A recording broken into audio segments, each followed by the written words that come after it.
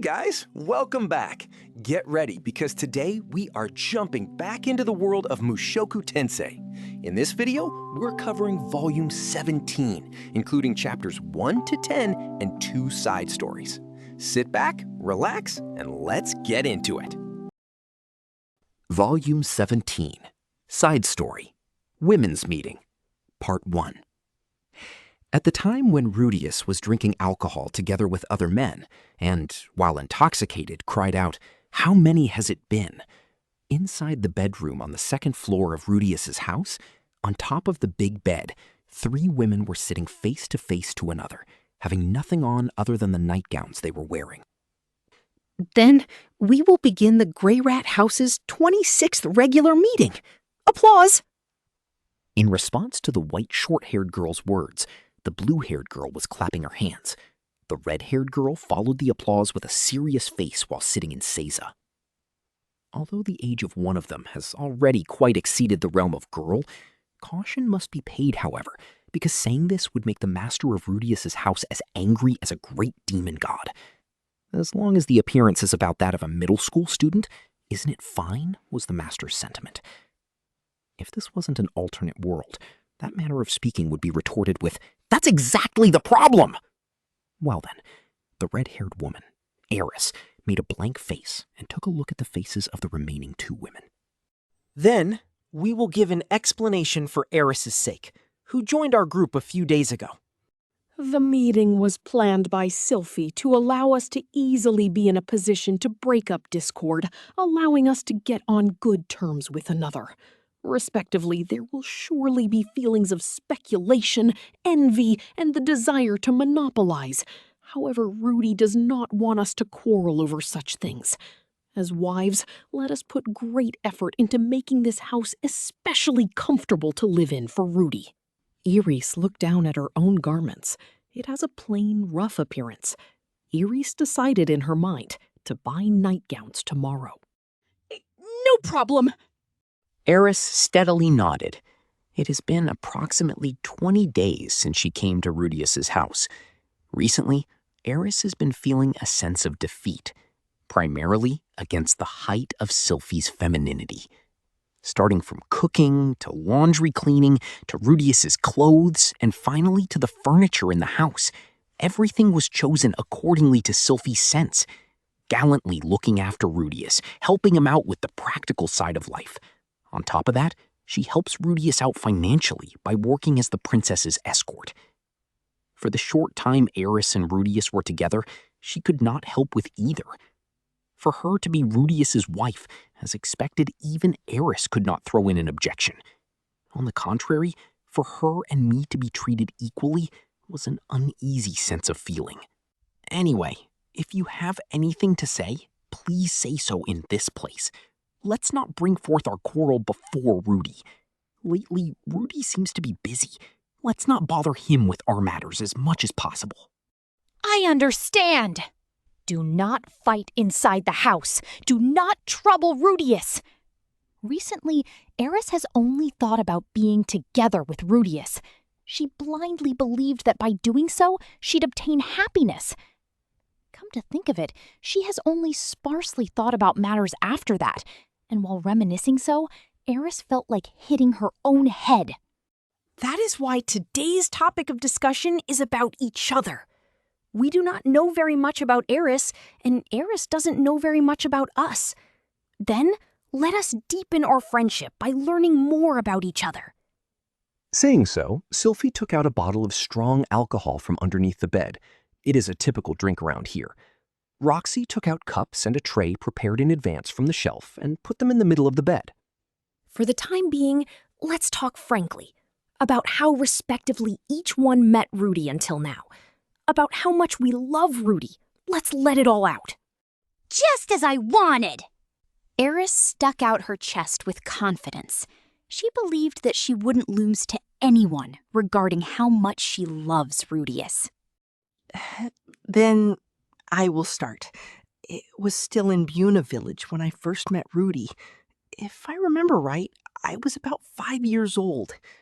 Thus is how the women's meeting in Rudeus's house was opened. Part 2. The women's meeting in Rudeus's house continued until late night. As Roxy was pregnant, she refrained from the alcohol, whereas Eris was at a level where she was slightly tipsy. The only one who was drunk was Sylphie. You know, that was when Rudy and I first became friends. Since then, I have always liked him. So nostalgic. You see, Rudy was hugging me so close. He didn't say anything, but he just hugged me. With her breath smelling of alcohol, such a Sylphie was clinging and hugging Eris. So what? Even I have been hugged by Rudeus. I heard it just now. Eris sure has it nice. We were together with Rudy at the best period. We even received his first time. How was Rudy's first time? My first time was somehow amazing. Nothing particular. It was normal. But Sylphie gave birth to Rudeus's first child. Even married him. Your situation is much more enviable.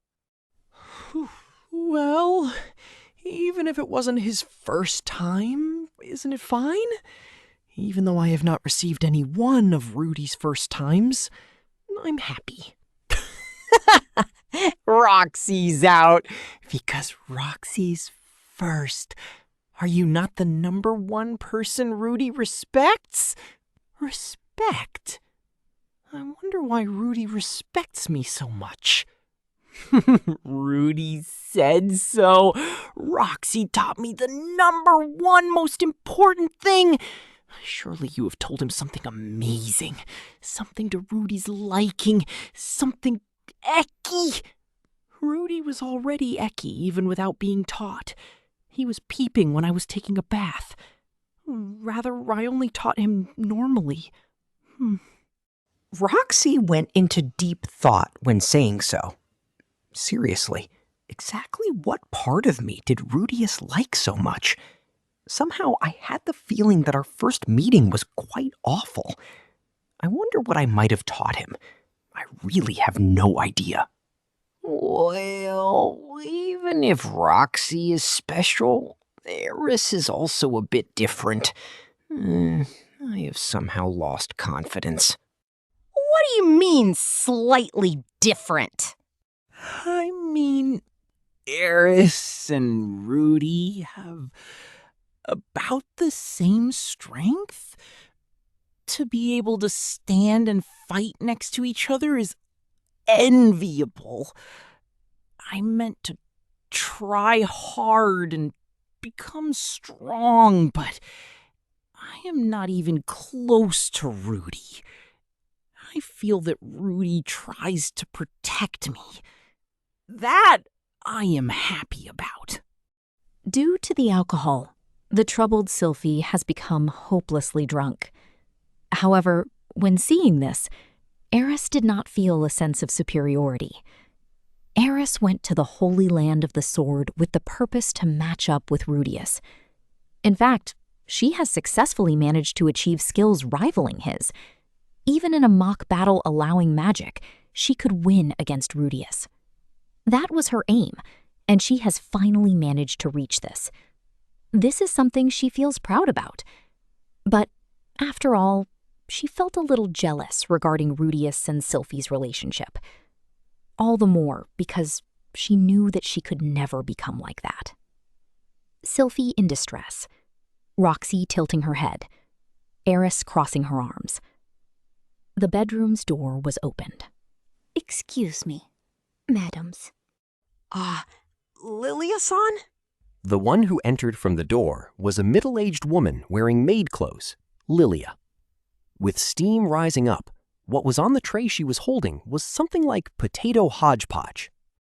I have brought you a late-night snack. This. Sorry to have troubled you, Lilia-san. No, Roxy-sama. Naturally, it is a maid's duty to be of assistance to the madams. So, thank you very much. No, Eris-sama. There is no need for gratitude. Since you have become Rudeus-sama's wife, you have also become my master. For Eris, she is a little bit uncertain regarding exactly how to treat Lilia. There were many maids in Fedoa Region's mansion.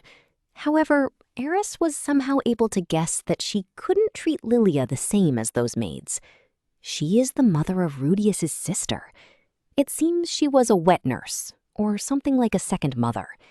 In Eris's mind, she was resolved to work hard to not be hated by Rudeus's mother. And it is fine to not be so formal.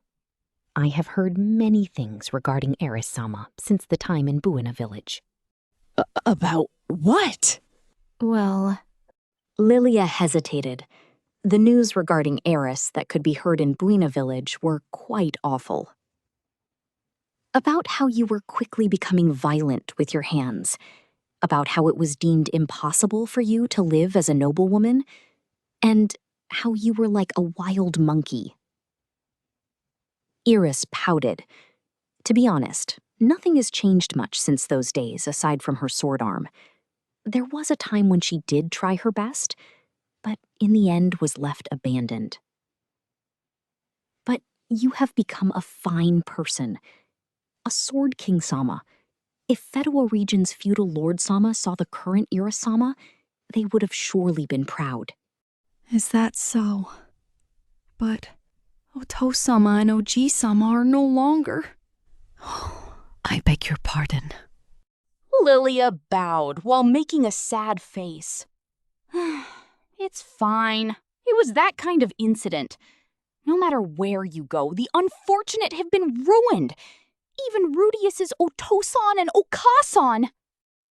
In an instant, the atmosphere inside turned sad. Only the steam from the mother's warm dish was rising. The one who felt the uncomfortable atmosphere was Sylphie. Come to think of it, Lilia also knows about the time when Rudy was born?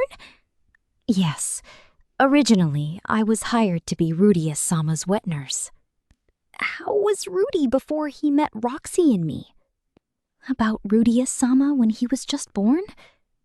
Having said so, Lilia remembers things about the past. Let's see.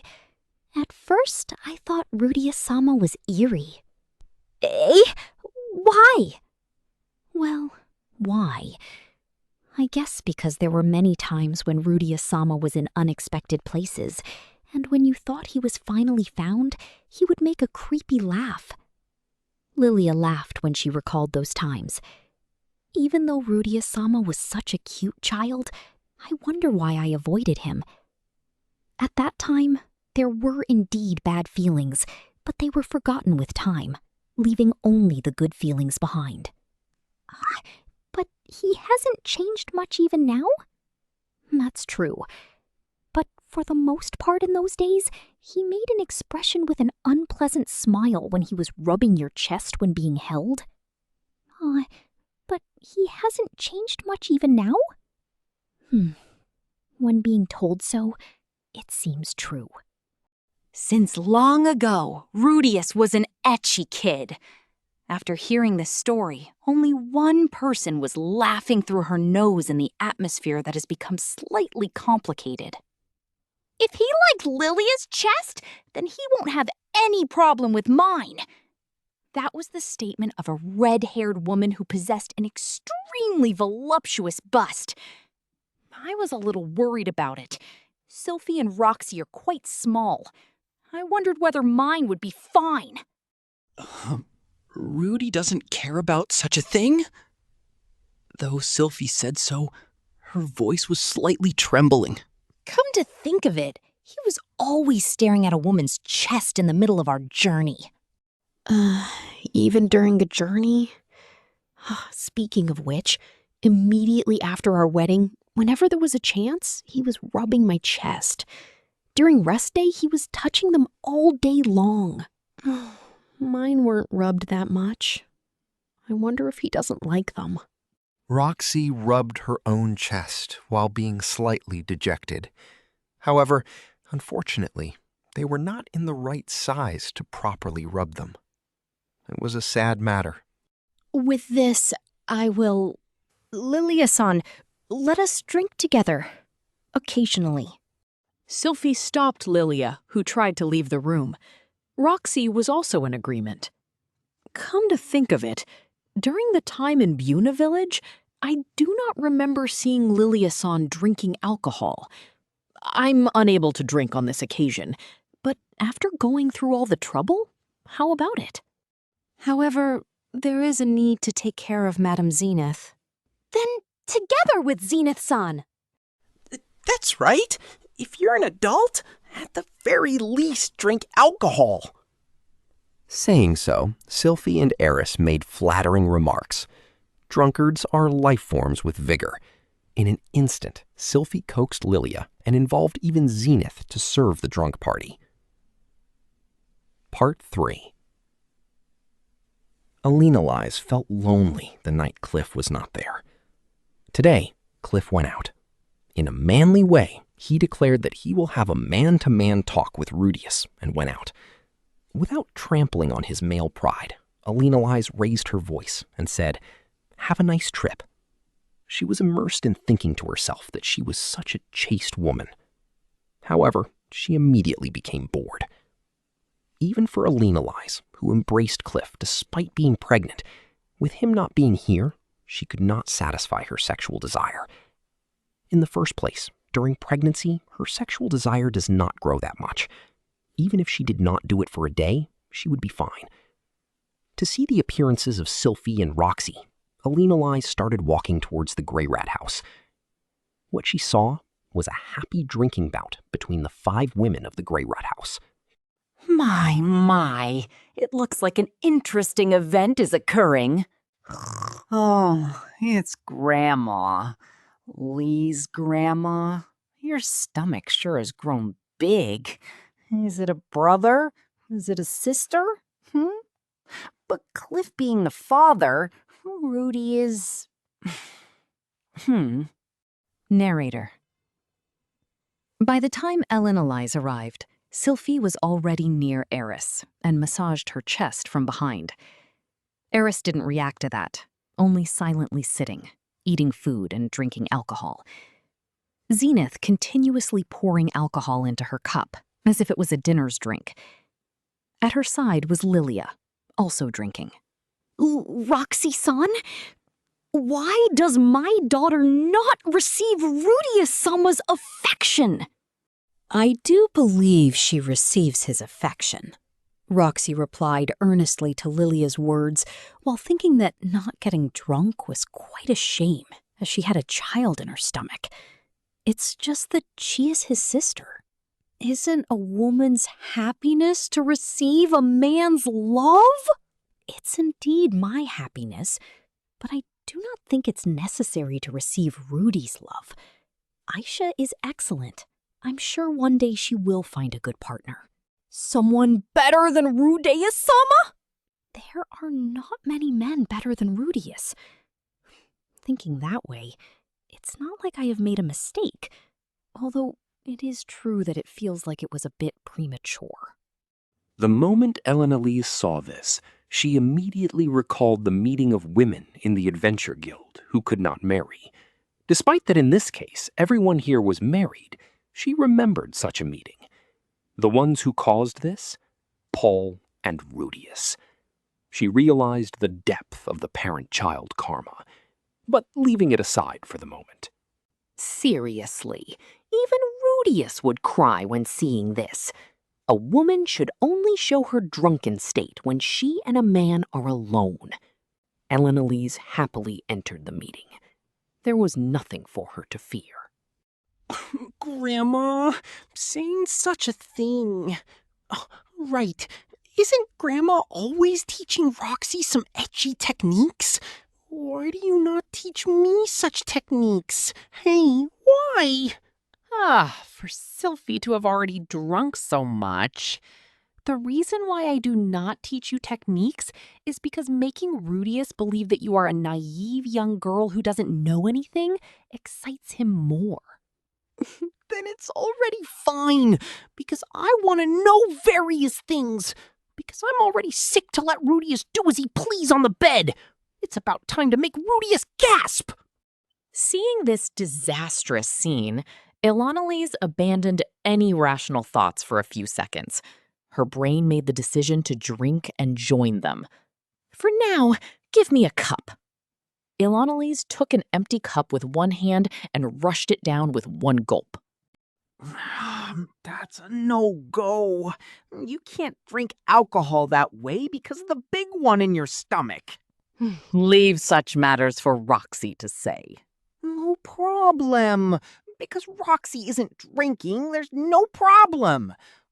Even if you drink, there's detoxification magic. There's no problem. It was something that the sober Sylphie would not say, but today she's drunk. Ilonalise joined the conversation and sat on an empty chair somewhere. Even I have learned about detoxification in school. I can do it without chanting. Ah, yes, very impressive, as expected of my grandchild. Rather than being Grandma's grandchild, it's thanks to Rudy's education. Whether it's magic or on the bed, I'm below Rudy by a considerable margin. But men are also aroused by such women? Right? It will be a different time for me to show Rudy my other side. It took approximately 1 hour for Ilonalise to completely catch up to the amount Sylphie has drunk. Part 4. That day, 5 women were intensely drinking. Drinking, and kept drinking, and threw out the matters in their minds.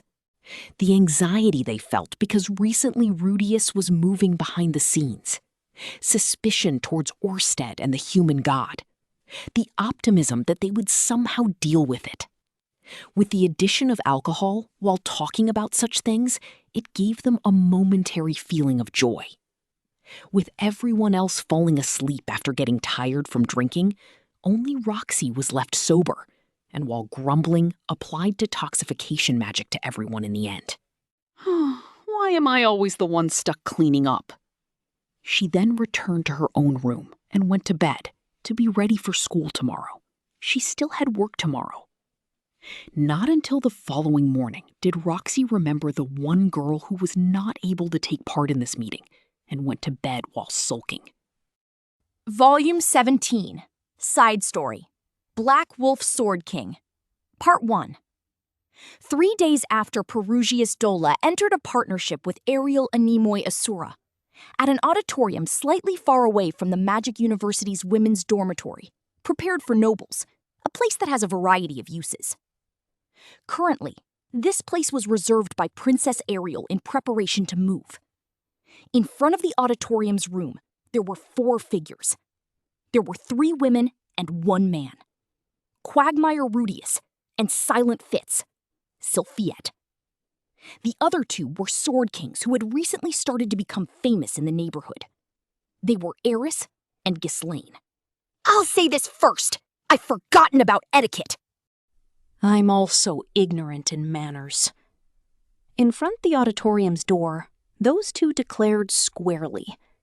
Before their attitude, Rudeus shrugged his shoulders, and Sylphie made a bitter smile. ハリエル様はそんなにしきたりにこだわる人じゃありません。エスコートを携える人物なら最低限のしきたりがあれば十分です。アズ・スルフィそう言ってエリスの肩に見える糸をつまみ取り除いた。その態度の前でエリスの口はへの字を描き腕ならをした。But I'm also Rudeus's wife. If my attitude is strange, won't I trouble Rudeus? Hearing Eris's words, Rudeus was blinking his eyes in surprise. He did not think that such words could come out from Eris. I'm not particularly troubled. However, I want you to keep polite speech in mind. If not, Sylphie will lose face. No, I don't particularly mind. I've become accustomed to such things. Sylphie scratched the back of her ear while her mouth made a pout. Being bullied, having experience in dressing as a male escort, she got used to being called this and that by other people. Of course, even if she got used to it, it was tough. But after living together these 10 days, to expect such understanding from Eris was unfair. On the other hand, seeing this, Eris thought that after all, she should try her best. Her feelings regarding Sylphie were still complicated. Frankly, she did not yet hold an image of her place in the family. However, she did not identify her as an enemy. The feelings of being comrades, or rather the feeling of being compatriots, was closer. While Eris's face made a frown, she looked down at her attire with no self-confidence. There were no funny places. It was not formal attire, but Nina assured that it was not an attire that would bring shame to a Sword King. However, she was a stubborn Sword King. The attire is not weird? Yes, it's fine. That form is very cool. Having received Sylphie's approval, Eris nodded with a sense of relief. Somehow, having Sylphie say it's all right was enough for approval. Or would a dress be better?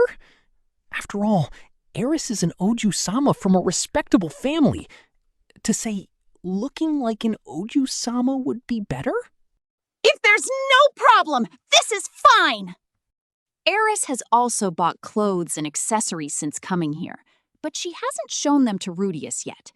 So far, the opportunity to wear them wasn't there. Somehow, they did not feel suitable. Not once were they put on. What was shown was only a negligee for night use.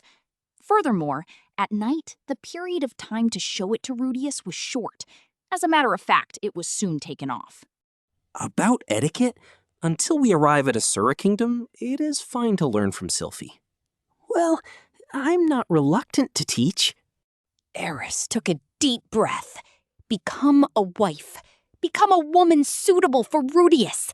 While thinking she had persevered well, after all, just training the sword was not good. All right, let's go. Following Sylphie's words, Eris and Ghislaine nodded deeply. Sylphie knocked at the door in front of them and raised her voice. Arya-sama, Rudeus Greyrat and Ghislaine Dodora-sama have come for introduction. Please enter. Sylphie opened the door and entered inside. Due to packing, the inside of the room was more messy than usual. Ariel was seated in the middle of the room. Sylphie moved to stand next to Ariel. Rudeus stood in the middle between Ariel and Eris. Rudeus first placed his hand to his chest and bowed, then gestured with his hand towards Eris. Ariel-sama, this person is Rudeus Greyrat. I'm sure Ariel-sama already knows. She is the swordswoman with the alias Mad Sword King. For this journey, she will accompany me, Rudeus Greyrat, as an escort. Rudeus said so far, then called her out in a low voice. Hey, Eris. Eris noticed her arms being folded, placed her hand to her chest, and bowed. It is an imitation of Rudeus. Rudeus Greyrat. It was an attitude that could be considered poor, but Ariel smiled gently. I am delighted to make your acquaintance, Eris-sama. I am Asura Kingdom's second princess, Ariel Anemoy Asura. I have heard many things about you since a tender age. Anyway, surely they weren't good rumors. Hearing those words, Ariel laughed slightly. Indeed, the rumors reaching the royal palace were certainly not good rumors. However, I do not intend to judge a person based on rumors. Rumors are, after all, just rumors. Above all, standing next to Rudeus-sama is evidence enough. People who gather near Rudeus-sama tend to have one or two peculiar traits, but they are not bad people.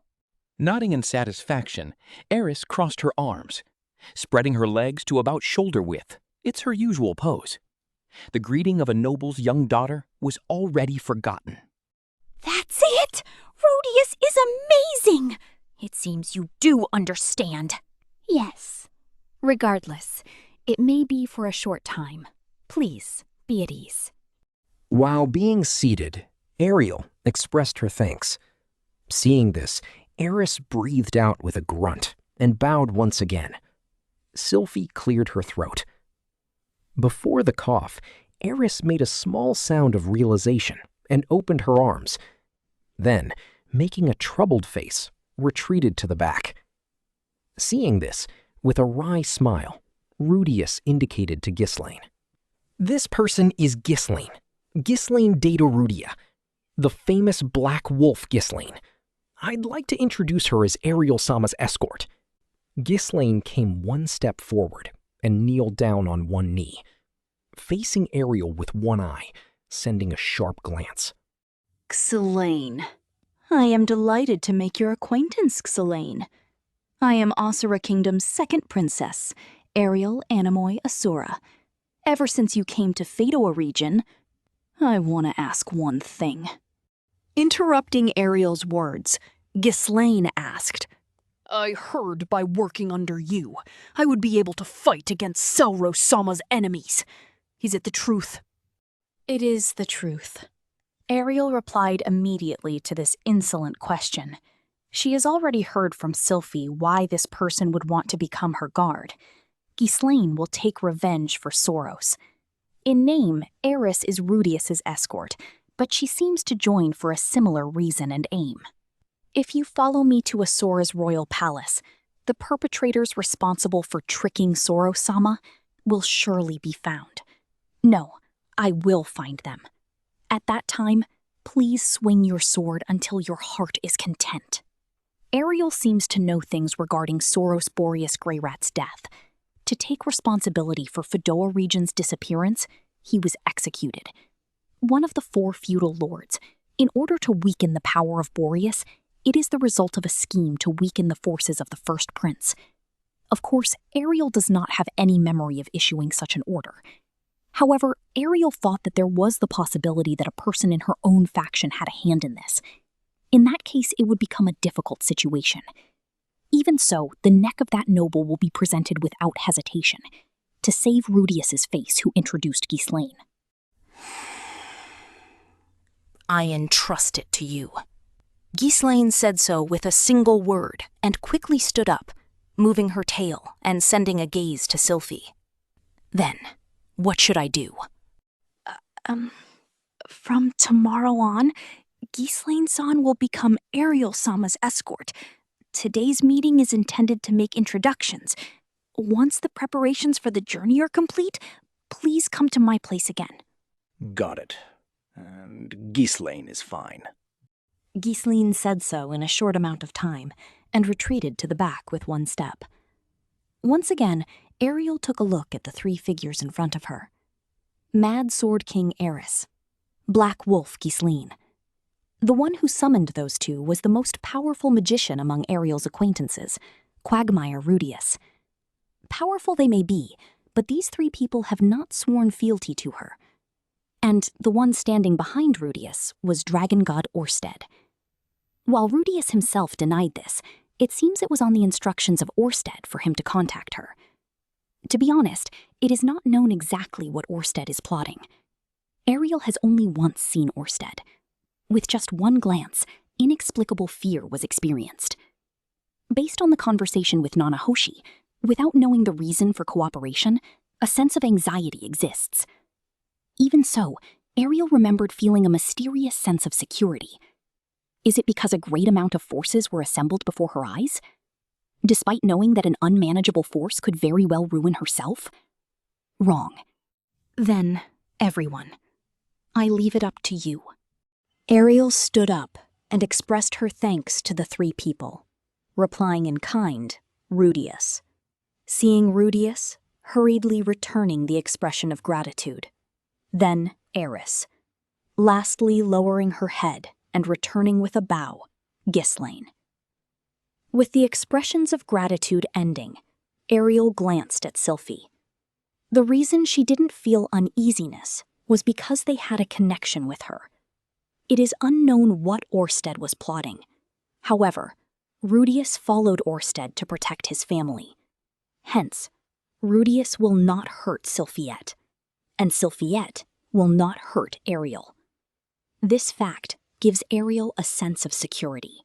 Special thanks to you, Sylphie. In her heart, Ariel lowered her head to the peerless best friend standing beside her. Volume 17, Chapter 1, Summon, Part 1. The letter addressed to me read as follows. To Rudeus Greyrat. Ever since then, how is your physical condition? Has your magic recovered? I wish to talk about the future. I will wait inside the hut located in Sharia City suburb. Due to our circumstances, I wish for you to come alone. Orsted. After I read that letter, I asked Aisha to prepare some food. After getting the food, I went back to my room and changed clothes. Choosing the best clothes possible, I showed them to Aisha and asked her to confirm whether there were any weird spots. Then I left the house, taking with me Aqua Hartia and the diary from the future. On the way, I called out to the baby Treant Beat and the playing Zenith. Mother, I'm off! Zenith was waving her hand as if saying, take care. Next to her, Beat was also shaking his leaves and branches. I did not call out to Sylphie and the others. If they did, they would probably insist on coming along. The letter said to come alone. Thus, I would go alone. This time was not to go to fight. I had no intention to destroy the hut Orsted was in with magic, because if it came down to a fight, I would definitely lose my life. If I was asked whether I trusted Orsted, it would be a difficult question. But from the letter, I could somehow feel his consideration. Even Nanahoshi emotionally felt that it was better for me to avoid fighting Orsted. And personally, I also think that he is someone who can be trusted more than the human god. But after all, I'm nervous. While talking to myself, I took the path to Shariah. On the way, I found a pool of water and confirmed multiple times whether there were any weird spots on my face. I decided to work under Orsted. In other words, Orsted is my boss. It was unpleasant to appear before the boss in a weird fashion. I wonder if it would be better to apply perfume or not. Perhaps I should have cleaned myself with hot water, since there might be Iris's lingering scent from last night. I wonder what the president would think if an employee was called to his office with an erotic smell. While I might not suddenly be fired, his view would definitely not be favorable. I wish to give Orsted a favorable impression. Orsted, someone capable of fighting and winning against Human God. Apparently, with the help of my descendants, he will kill Human God. Well, I feel sorry for the Human God, but I was the one who was first betrayed. He's somebody who laid his hands on Roxy and Sylphie. Sympathy cannot be shown. I will wag my tail at Orsted, wagging my tail like an electric fan, while bearing fangs towards the Human God, doing what will definitely protect my family. All right. Renewing my determination, I head towards the suburb, while being careful not to get splashed by the carriage with dirty water. Part 2. A weird atmosphere was drifting around the hut in the suburb. Somehow it was different. It could not be expressed in words, but something was different. Surely something like sound effects and other effects seen in manga will come out from the hut. With one glance, I understood that Orsted was in there. I took a deep breath and knocked at the door. Rudeus Greyrat! Entering! Quite early. Even though I knew he was here, I shivered when I received a reply. As expected, it seems my fear towards Orsted still remained inside. May I please come in? Orsted. Why do you ask for permission? Isn't this the hut you have prepared? Yes. Please excuse me. When I opened the door and entered, Orsted was inside. Sitting on one of the chairs inside, he was glaring at me. No, he wasn't glaring at me. He was just looking. It was quite the scary face. I closed the door and moved towards Orsted as briskly as possible. standing right in front of the chair and taking an attentive pose. Orsted was making a suspicious face towards me. I thought you would come with a large number of comrades. 2 people, huh? Yes, I came alone. 2 people? Hearing those unexpected words, I doubted my hearing. Unless Orsted had presbyopia and was seeing me doubled, I should have been only 1 person. Orsted shouted, "Rudeus Greyrat, come in if you want." As Orsted shouted, she vigorously blew open the door. It was Eris. She had drawn the sword that she was carrying and released Bloodthirst. Orsted, if you lay a hand on Rudeus, I will kill you, she declared while pointing her sword at Orsted. With tremendous determination, enough to cause you to wet yourself. Orsted was composed before her. I do not have such an intention. You can't be trusted! I suppose so. Being told that, Eris positioned herself in a corner of the hut and crossed her arms. While I became stiff with Eris's appearance, I compared Eris with Orsted. I guess I should give an explanation, that I did not bring Eris with me, that I came alone, that I'm not an enemy. But how should I explain Eris, who appeared with a sword? What should I do? How can I do it? What are you doing, Rudeus Greyrat? Sit down. Let us talk. Yes, please excuse me. Even if I sat down on the chair, I was still concerned about Eris. Eris who was holding a drawn weapon. Eris is... Orsted, I can tell from your behavior. It seems like you have been tailed. Rudeus Greyrat. Yes, it's that kind of feeling. So, before the talk, can I have a quick word with Eris? I don't mind. He didn't seem angry. While being seated, I turned towards Eris and beckoned her. What? Eris, why did you come here? Because Rudeus dressed up. I was just wondering where you were going.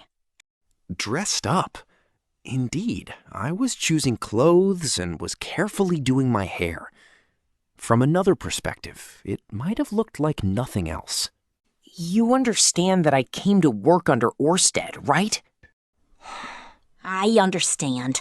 But with that kind of guy, who knows what he's planning? It's possible that he might deceive Rudeus. Maybe, but it's still too early to judge that. If possible, it would be good if you're quiet and don't disturb us.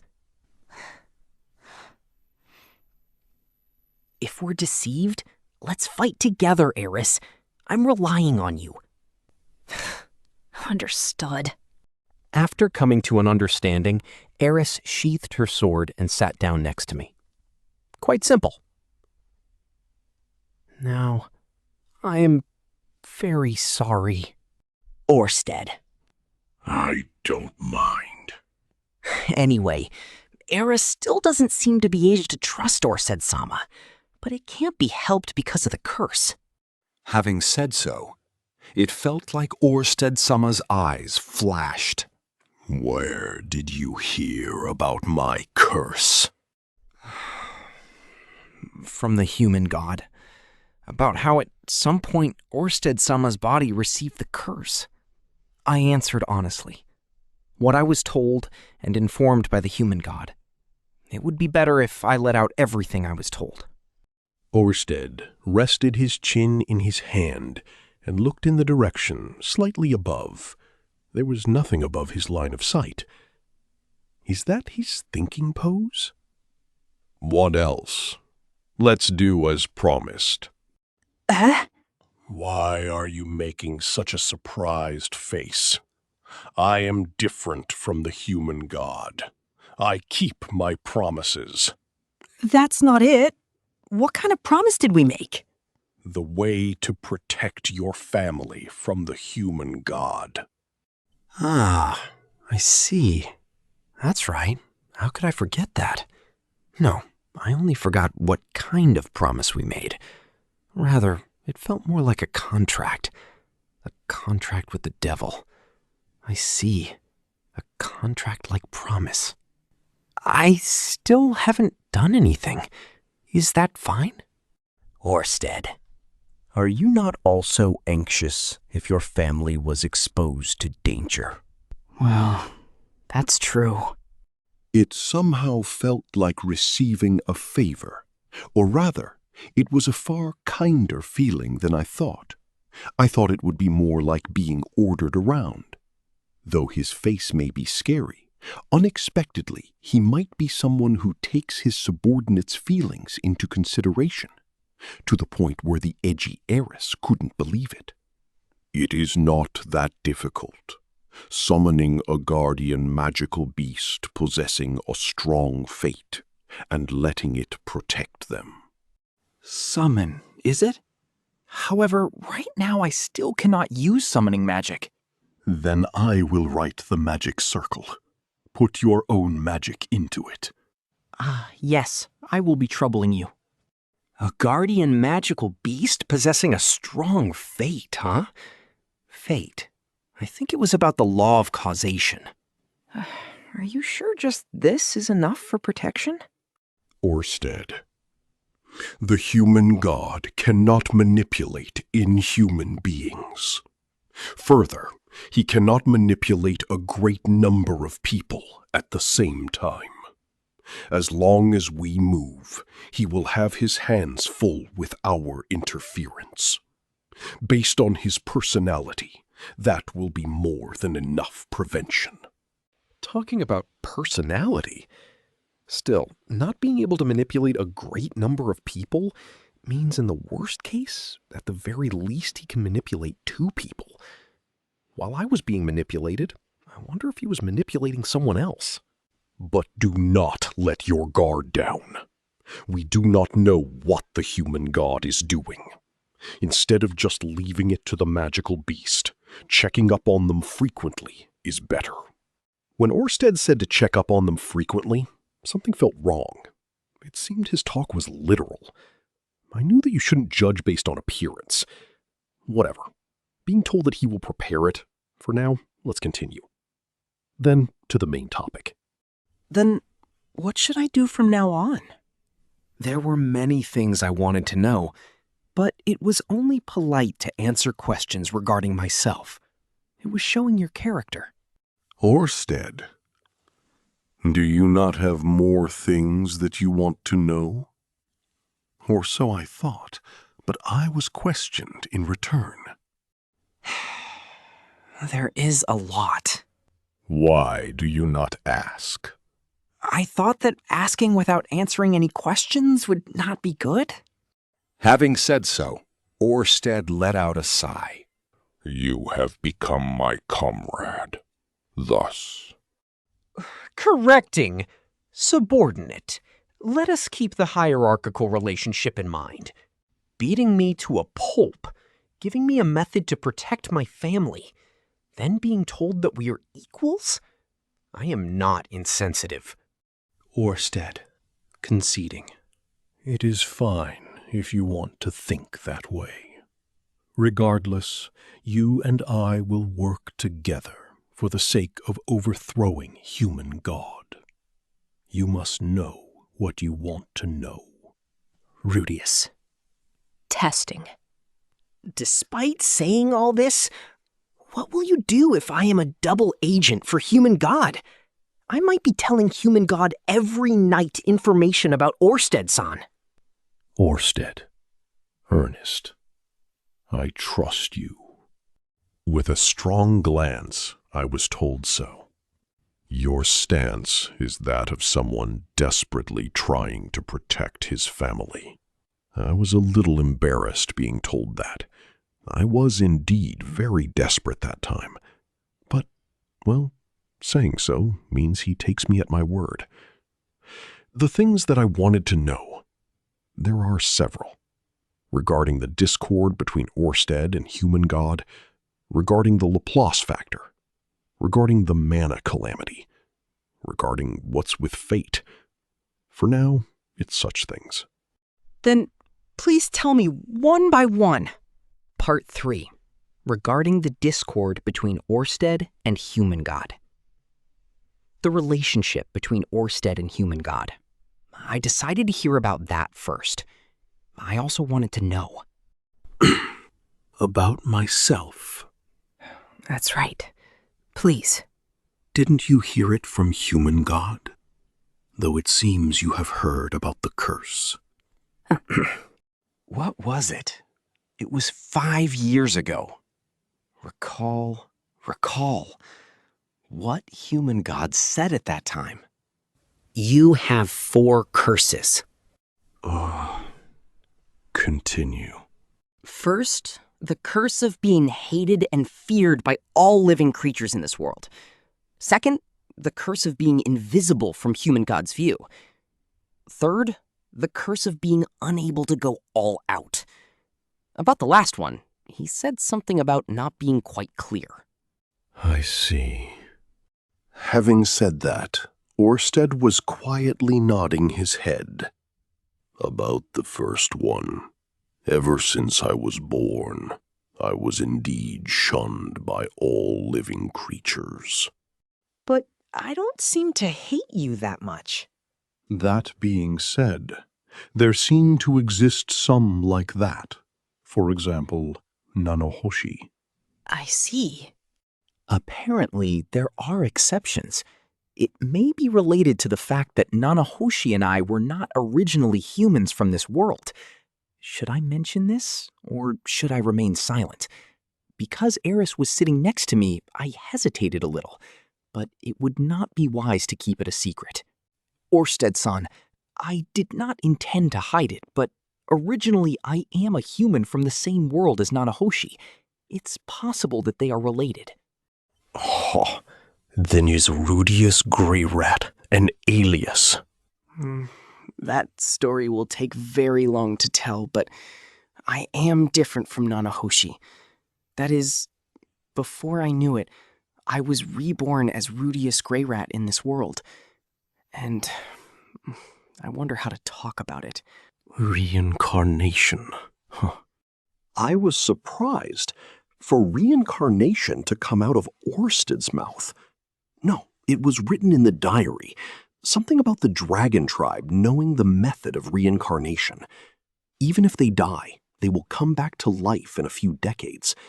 To them, reincarnation would be something major. It is probably related to your reincarnated body. As for why you do not fear me. Are there any other people who do not fear you? Except for special exceptions. Only those who have the blood of the ancient dragon tribe. So, such as Perugius. No, I remember that even Perugius was quite scared. Or is it not related to the curse?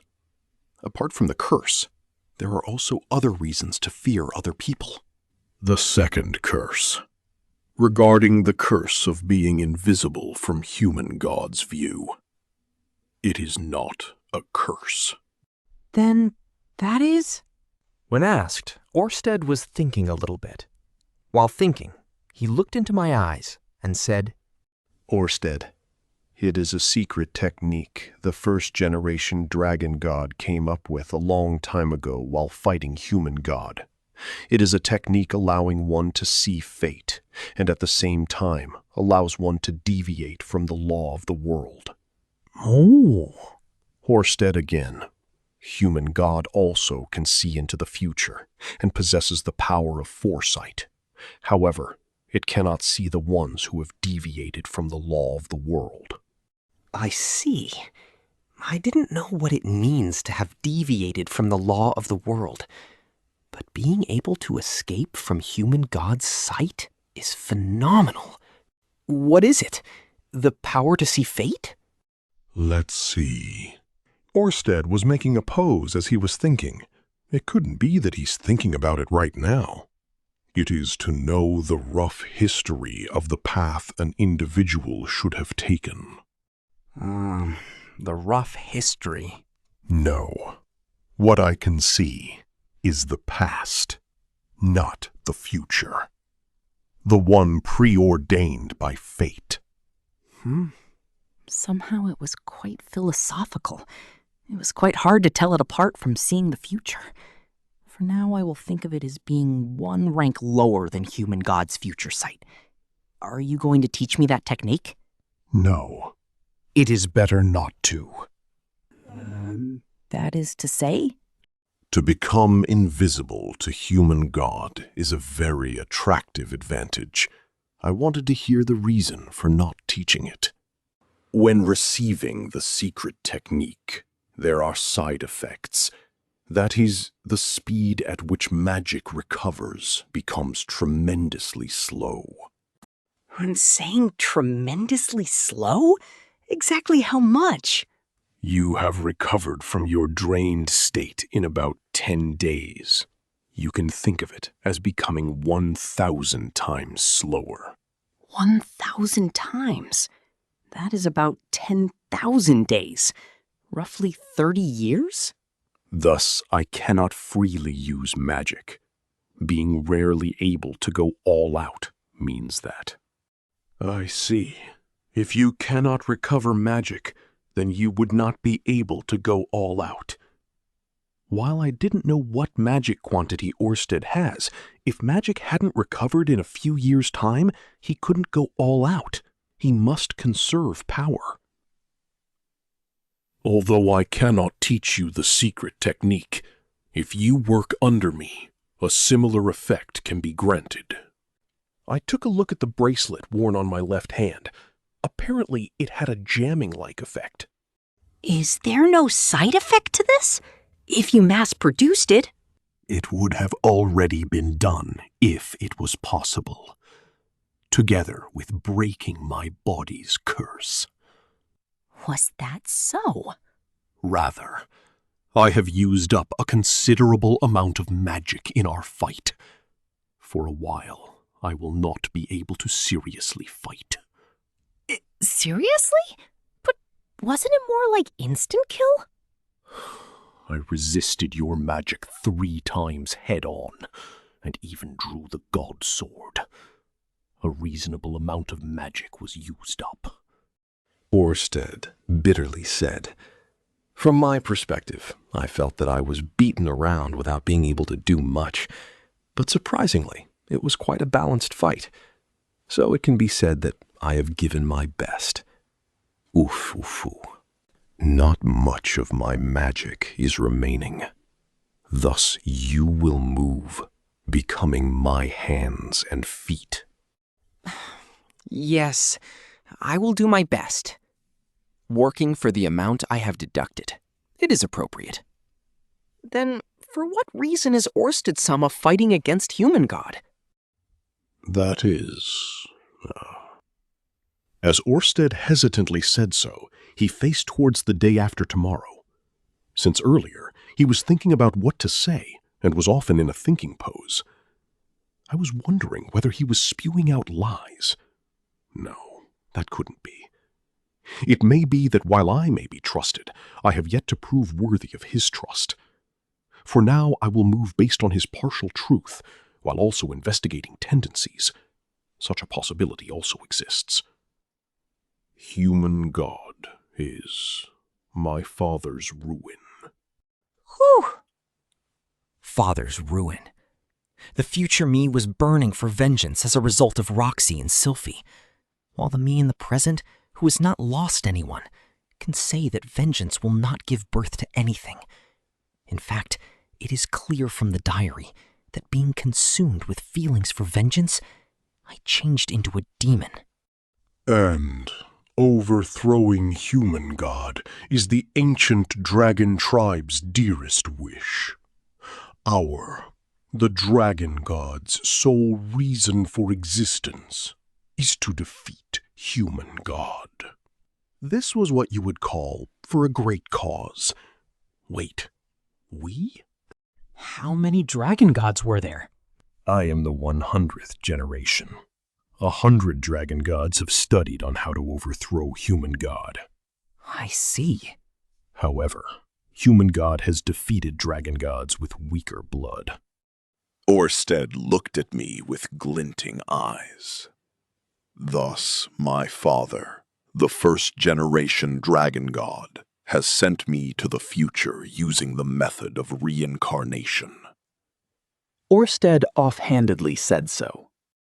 Volume 17, Chapter 2, Explanation, Part 1. Let us reorganize a bit.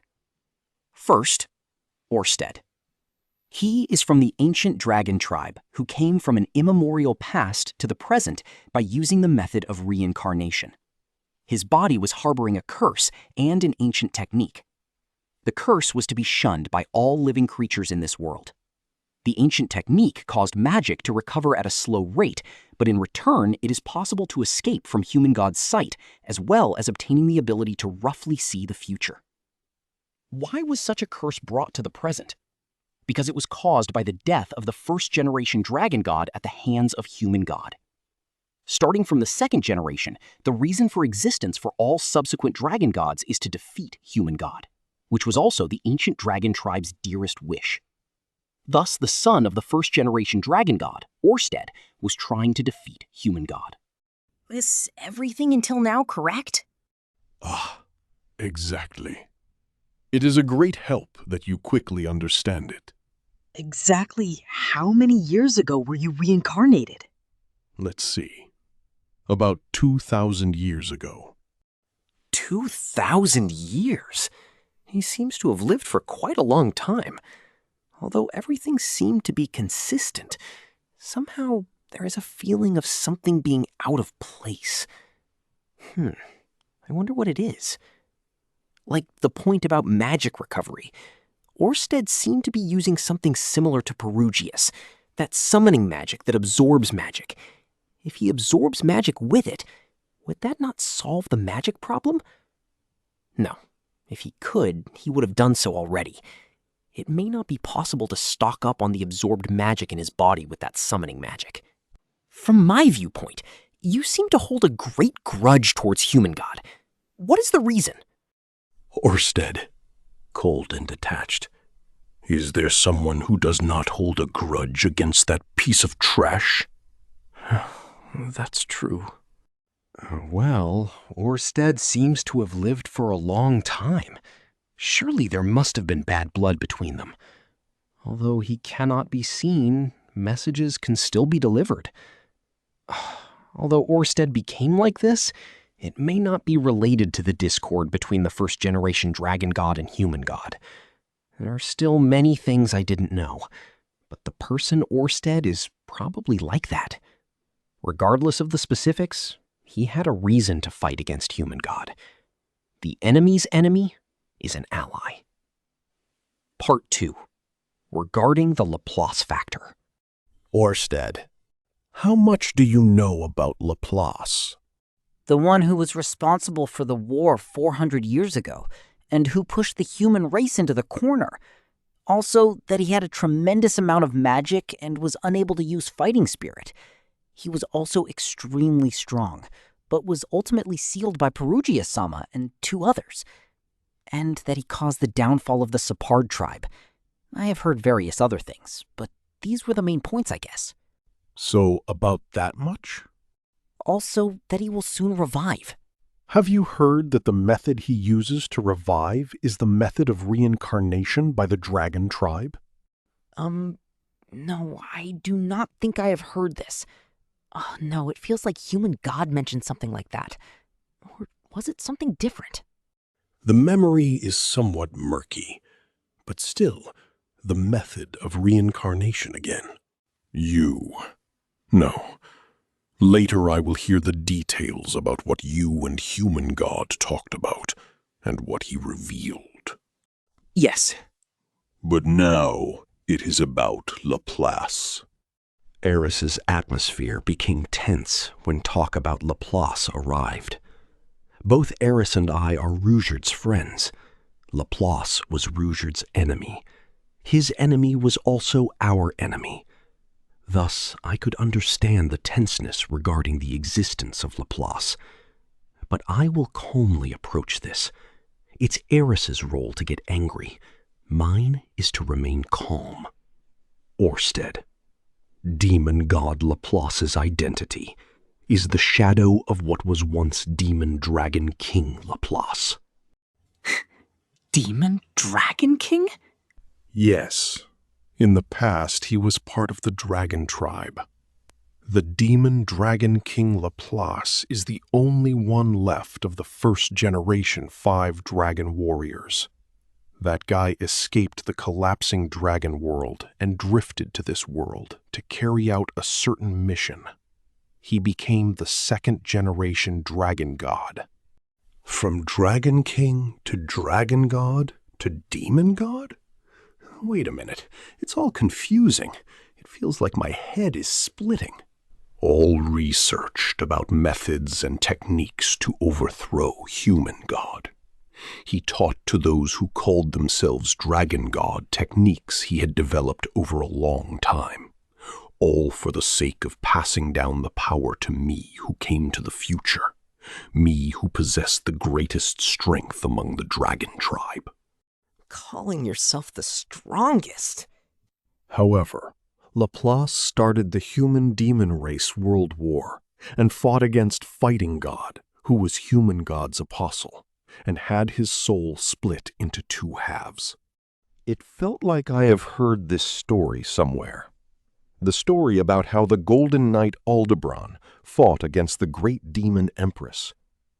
According to Kishirika, there was a story about how Dragon God and Fighting God fought against each other. So the Dragon God was Laplace, and the Fighting God was Aldebaran. So Laplace was fighting on the demon side. Laplace, who was split in 2, lost his memory and became 2, the human-hating demon god and technique god, whose aim was to overthrow God. That means technique god was also Laplace? Indeed. Somehow, I felt I just heard an unbelievable story. I wonder if it was good for me to have heard this story. There was too much information. It became confusing. Orsted was the son of the first generation dragon god, and Laplace was the second generation. In other words, it's like this.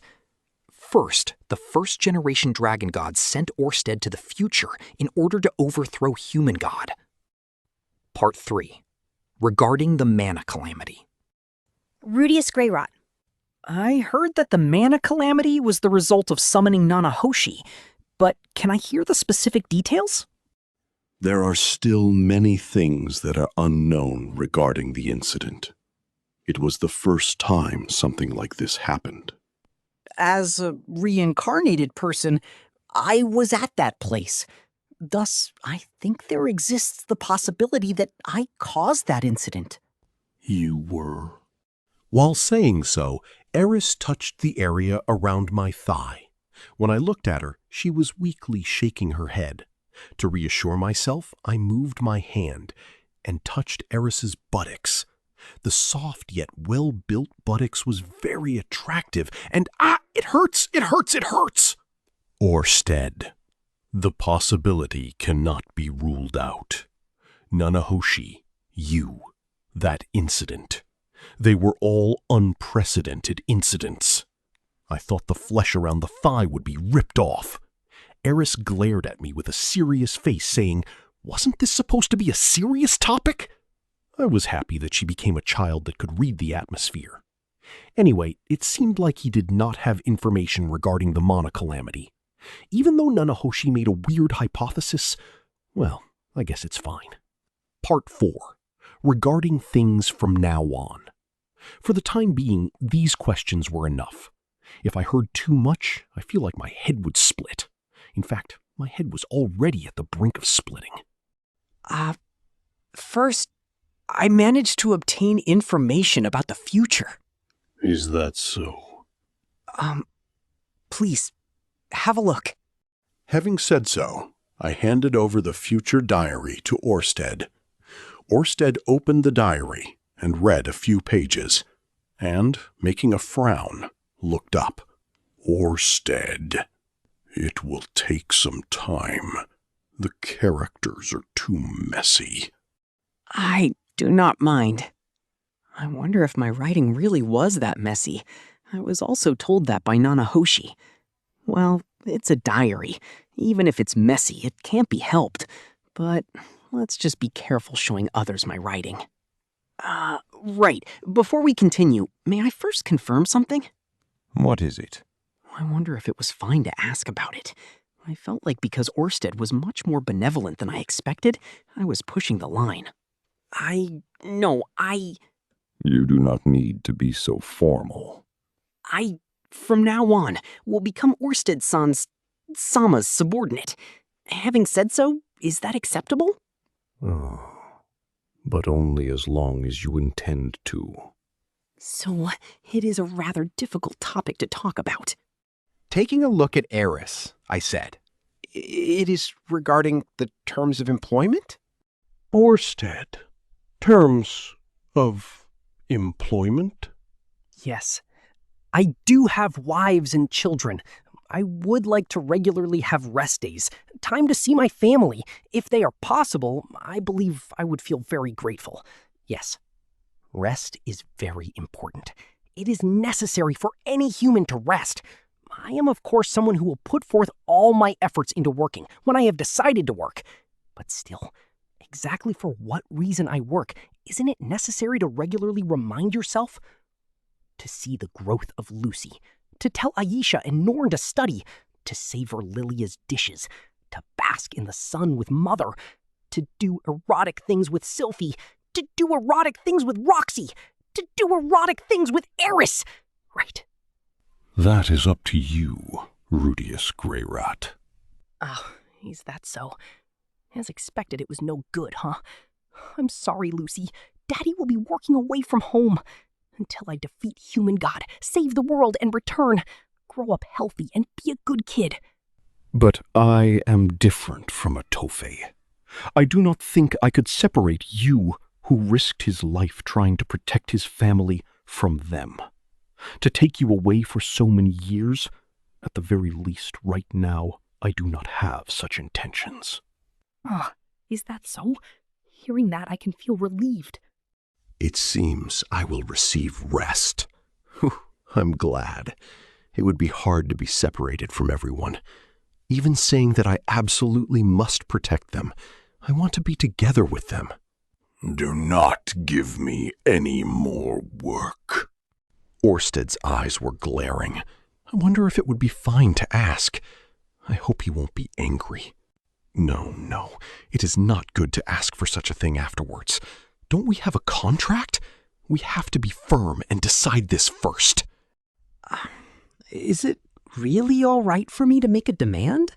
I plan to make it as convenient as possible. Are you serious?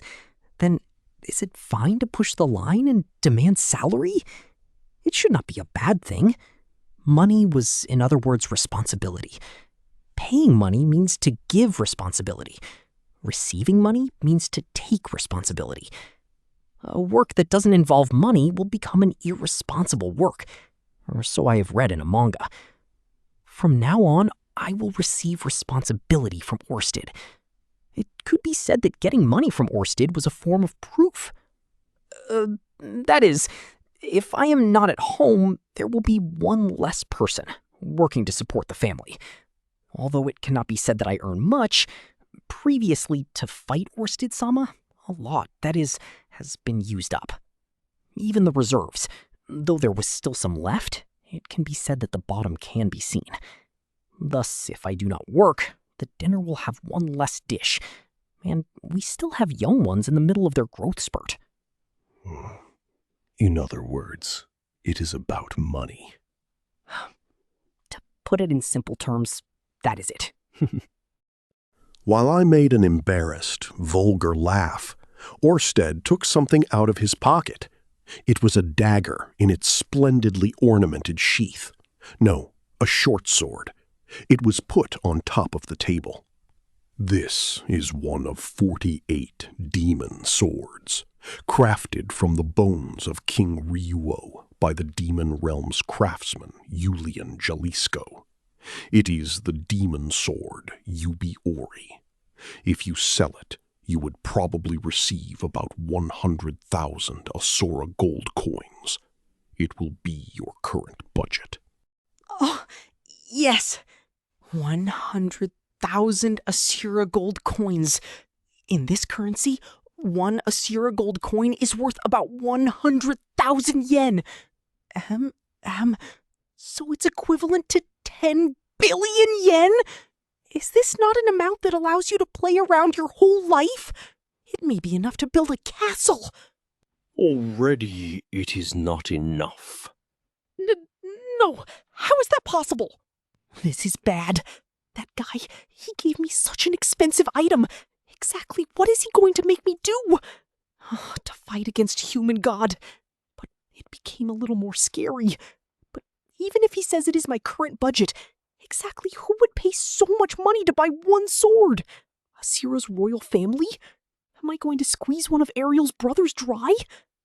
But it would be extremely hard to turn this into money, I think. I see.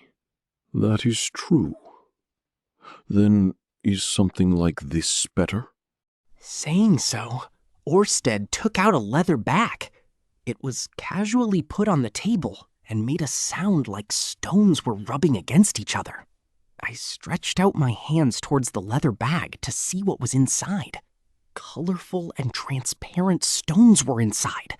They were blue, red, green, yellow, black, and white. These are gems? Orsted. They are magic stones. They may be small, but I have chosen ones dyed in a color. If you sell them at the Magic Guild, they will become a large sum of money. Colored magic stones, and so many of them. Unlike the demon's sword, you wouldn't be able to build a castle, but it would be enough to play around for 10 years. I wonder if it's all right to receive something like this. While I was thinking, I took a glance at Orsted's face. Do you still need more? No, for the time being, this is enough. The magic stones and the short sword were placed in the pocket while answering. Somehow it felt like receiving dangerous items. It was itching. I think I will have Eris take the short sword. Then, I will read this diary. But what will you do? All right. I will wait. It will take a day. Then what to do? Today is still early. Is it better to continue the story? No. If you believe that this diary is important, it would be better to read it first. Though, whether it was important or not was difficult to say. I felt that it was better to read it at least once. Orsted can roughly see the future. Thus, if he took a look at my diary, he may come to some kind of realization. Then, I will come again tomorrow to this place. Do you intend to sleep here? I understand. Saying my farewell, I left the hut and returned to the house. Part 5. On the way home. In the evening, Eris was walking one step ahead. Somehow I ended up hearing about many difficult-to-understand topics. My head felt heavy.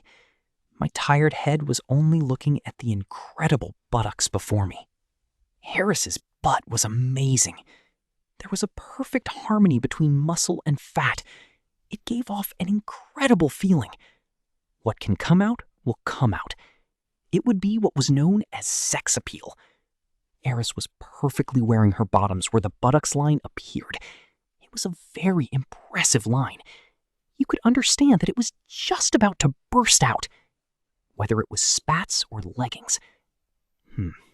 Exactly what leather was the material made of? I don't think I have seen such an odd animal. No, that elasticity may come from the cloth.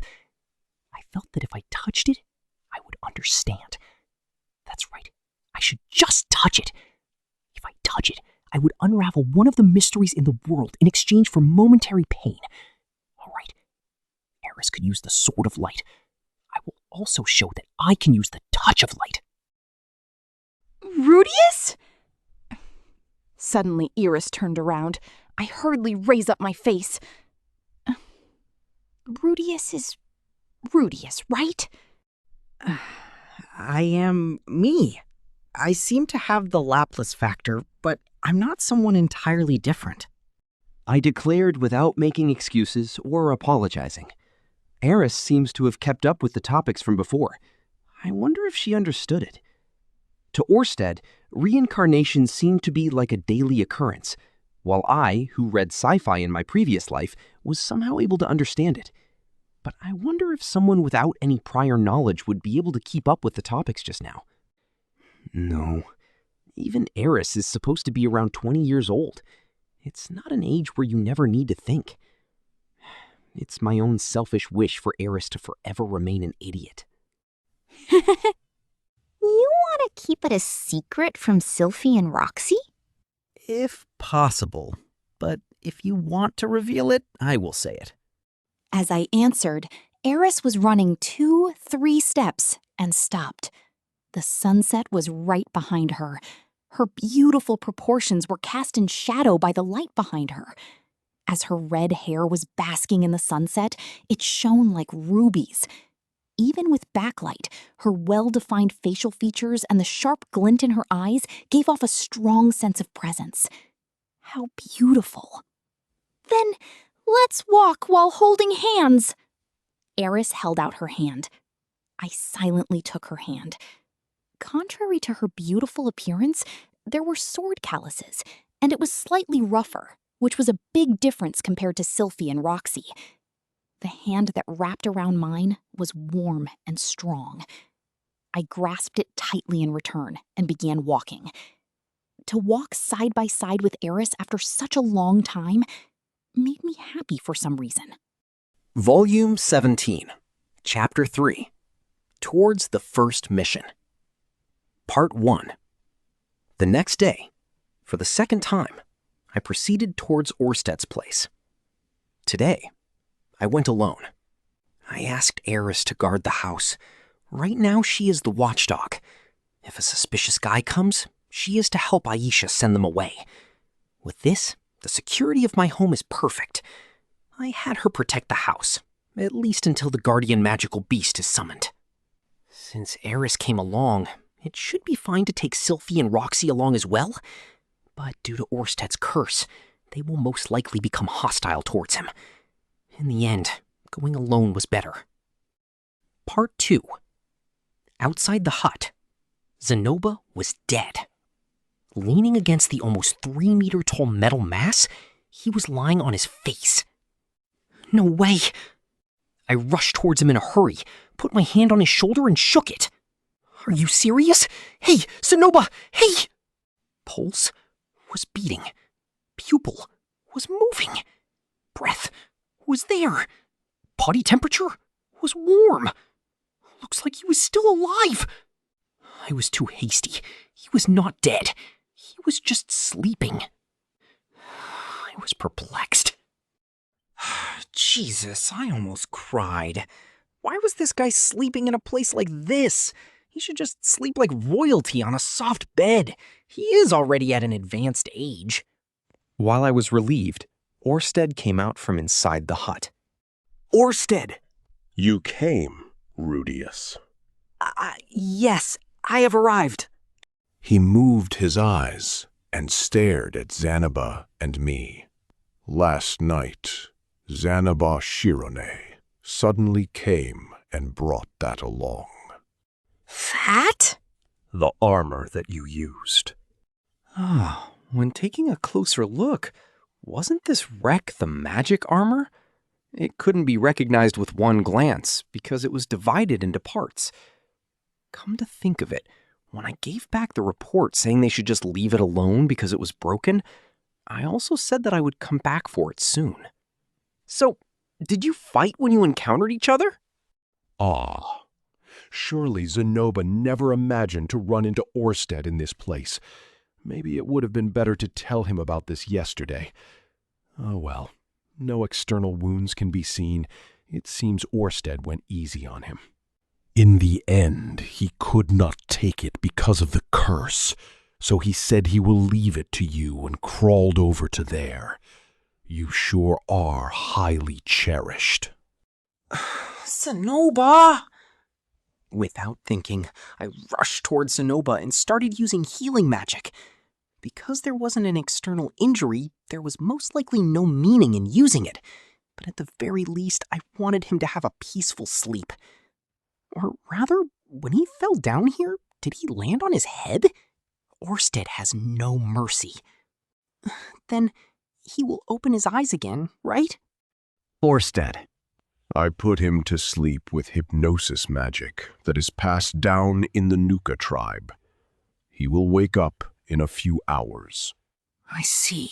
With hypnosis magic. I wonder what kind of magic it is. Could you freely manipulate your opponent with it? For example, if I gave Sylphie the order, roll up your skirt, would she do exactly as told? No. Even if hypnosis wasn't used, she would do so. Then again, to make that order, Sylphie has to first wear a skirt. A miniskirt would be great. A miniskirt like those fairies wear would surely suit Sylphie. Though in this country they do not sell something like a miniskirt. But, well, if you could freely manipulate others, Orsted would use it more often. It looks like the best it could do was to make others fall asleep. Let us go inside and continue yesterday's conversation. Orsted immediately went inside after saying that. After putting a jacket over Sonoba and creating a roof with magic, I went inside. On the way back, I will bring him to Ginger's place. Part 3. Then, it may be sudden, but let us move to the main topic. Hearing Orsted's words, I sat at the table. Orsted took out the diary from his breast pocket and put it on the table. It was a rather interesting diary.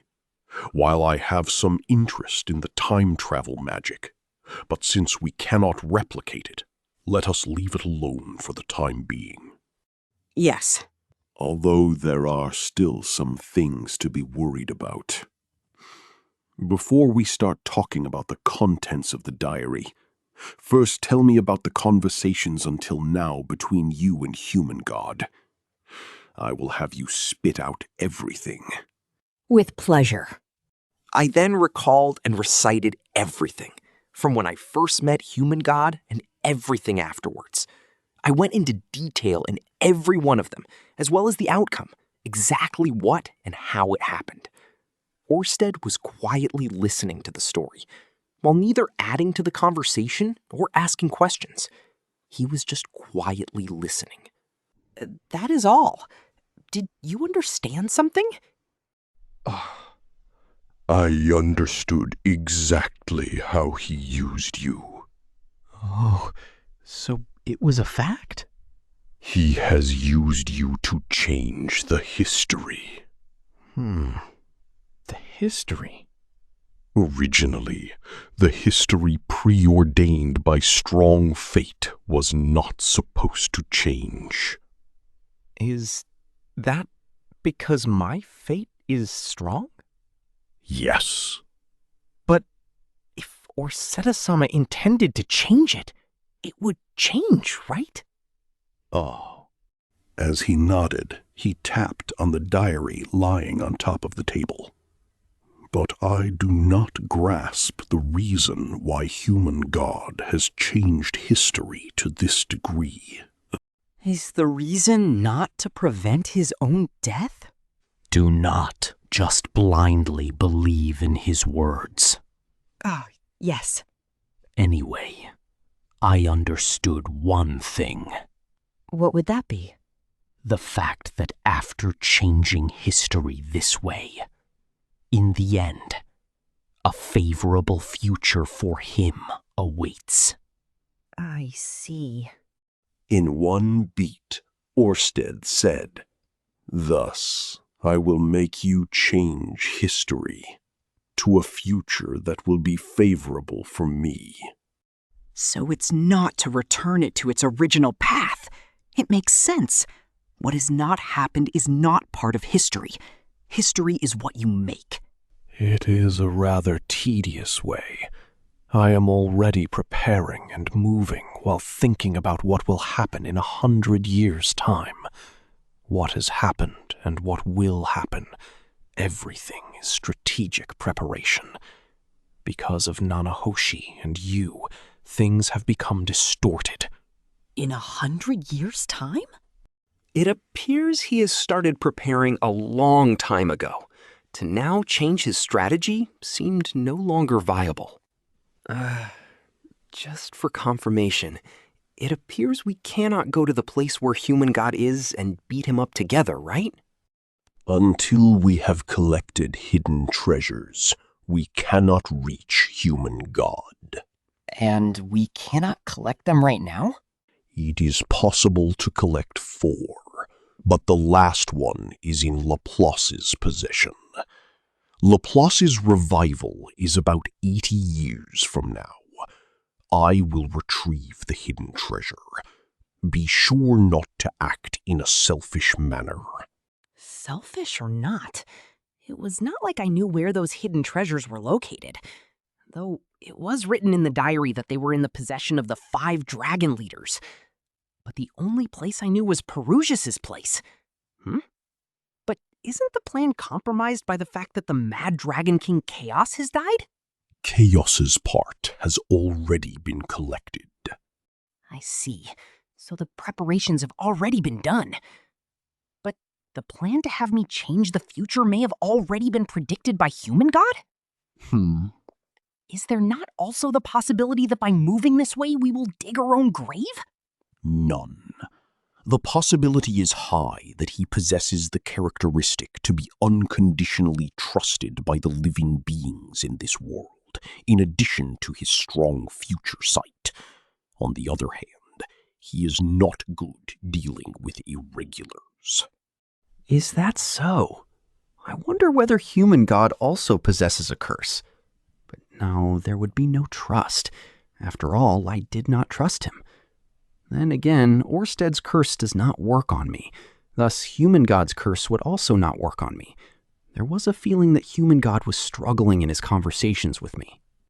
But thinking back, in the beginning, I did seem to trust his words a lot.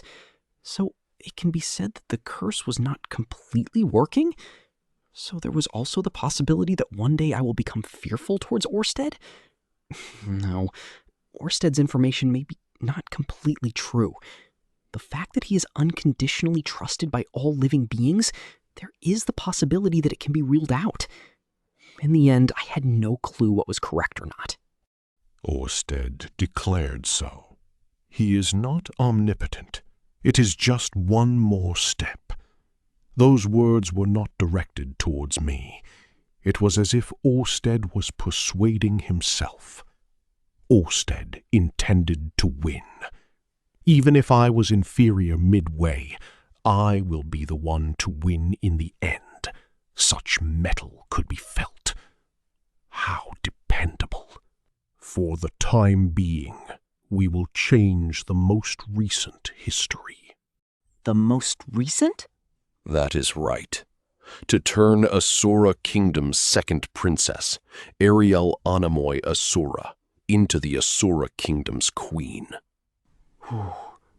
If it is necessary, we will manipulate her like a puppet. Like a puppet? How to say, they were words that caused a bad feeling. I wonder if that Ariel-sama can be so easily manipulated. Even though I said like a puppet, it is not such an exaggerated thing. It is enough if there are ties to the Asura Kingdom in the future. I see. When saying ties in the future, it is in anticipation for the next 100 years. If we started something now, the results will show themselves in a 100 years' time. For example, to help regarding the study of magic. For example, to strengthen the armaments. For example, to extinguish the spark that will lead to the collapse of the kingdom. I wonder if doing something like that will be all right. All right. In the first place, in the history that I know of, Ariel was supposed to become queen. Oh, is it possible to hear details regarding that history? Orsted nodded and began to narrate. Part 4. According to the original history, Ariel Anemoi Asura should have become queen. This was protected by a considerably powerful fate. It was a settled matter. One would not think so if one saw the current Ariel-sama. I suppose. The fortune of Ariel as of late has started to wane. Even I could see and understand that. She was getting nowhere when speaking with Perigeus. It may be because of that Sylphie seemed to be busy going here and there. Though they gave their best, it felt tough. Or, to make Ariel queen, the power of 3 people are required. The first one is the guardian magician, Derek Redbat. Guardian magician Derek. He was the magician that acted as Ariel's escort before Sylphie. He seemed to have died because of the mana calamity. He was a shrewd man, possessing a strong ambition. If the mana calamity had not happened, Ariel was fated to encounter Perigeus, and the one who at that time would have persuaded Perigeus was Derek. That is to say that if that Derek fellow was alive right now, the situation right now would not be like this. Even after this, Derek would have remained as Ariel's advisor and would eventually become the Prime Minister. Prime Minister. No wonder he was such an important person. Such a person disappeared due to the mana calamity? That is right. Though he was supposed to have been protected by a strong fate, he died. Even with fate, it didn't seem to be infallible. It would be better to not think that because I possess a strong fate, I could not die. In other words, it would be fine to find another person. Orsted. No. If we are to manipulate, a prime minister would become a hindrance instead. He is not needed. Without a prime minister? Will Ariel be able to do it? With Ariel coming to the Magic City Sharia, there has been a change in talented personnel. There is no problem. Then it's fine. If we tried to follow that path, it seems it will backfire. Well, that being said, it's better if I didn't become the Prime Minister. I was not particularly smart. Orsted. The second one was Rudeus Greyrat. Rudeus Greyrat? I wonder how she was related to this. Apart from being nobility from Asura, they don't have anything else in common. Orsted. Originally, after training her sword arm, Eris was supposed to enter the Asura chivalric order. There she would meet Luke, and they were fated to marry. There was a tingling sensation in my chest. Wait a minute. The image of Eris and Luke marrying does not seem possible. Orsted. For Luke, it was love at first sight. You serious? So Luke was that, huh? The descendant of a hero or something? No, it wouldn't be weird for him to fall for Eris at first sight. She was incredibly beautiful. Her chest was huge. Her body was quite erotic. It wouldn't be weird for someone to be suddenly deceived by her appearance. No matter how many times he was hit, against Rudeus Greyrat's relentless attacks, Rudeus Greyrat eventually gave in. But after marriage, they were a rather happily married couple. A happily married couple? Have you properly looked deep enough? Even Eris has some cute spots. But there was a feeling of being NTR'd. Right, once I'm back, let's rub Eris's breasts from behind. I will most likely be hit, but everything has its price. To touch those breasts, even becoming punch drunk would be fine. To you it would be an unpleasant topic. To be honest? I see. Then let me summarize it. I do not know about any other history. The history where Eris and Luke stuck together did not exist. In the current history, the one receiving Eris's love is only me. Eris is mine only. Unlike now, the Eris Boreas Greyrat I knew was a swordswoman, whose sword arm had the potential to become saint-ranked. Because she was from a good family, had beautiful looks, and coupled with her harsh personality, she was called the Red Lion. The Red Lion. If I remember right, since young, Eris was called Wild Monkey or something like that. If I compare them, she seemed to have risen up, though she was known as Mad Sword King right now. Wait, in the end she was still a beast. Together with Luke, Eris protected Ariel from assassins countless times, and helped pave Ariel's road to become queen. So, it is the position Sylphie is in right now. That's right. And in that history, what was supposed to happen to Sylphie? Though it wasn't related, let's hear it. Sylphiette became Roxy Megordia's disciple and became an adventurer. Due to her green hair, she seems to have been disliked. But she eventually managed to conquer several dungeons and became world famous as a dungeon traveler, dungeon explorer. Oh, incredible, Sylphie, as expected from my Sylphie. When I return, let me lick your ears. And who did Sylphie marry with? Orsted, the reason I talk is not to satisfy your intellectual curiosity. So I was declared directly. I'm sorry. But when I became dejected, Orsted let out a sigh and continued. To my knowledge, Sylphiette and Roxy Megordia did not marry anyone and lived their lives as singles. So. Thank you very much. I see. So Sylphie and Roxy were singles. So those two only belonged to me. I was somehow happy, especially after being told that Eris and Luke were supposed to be married. So this is what's known as possessiveness, huh? Those two belong to this one. I will definitely not hand them over to anyone. Orsted, is there anyone else from your family that you want to know the history of? Refocusing. No, let us continue with the story. Though I want to hear a story about a world where I didn't exist.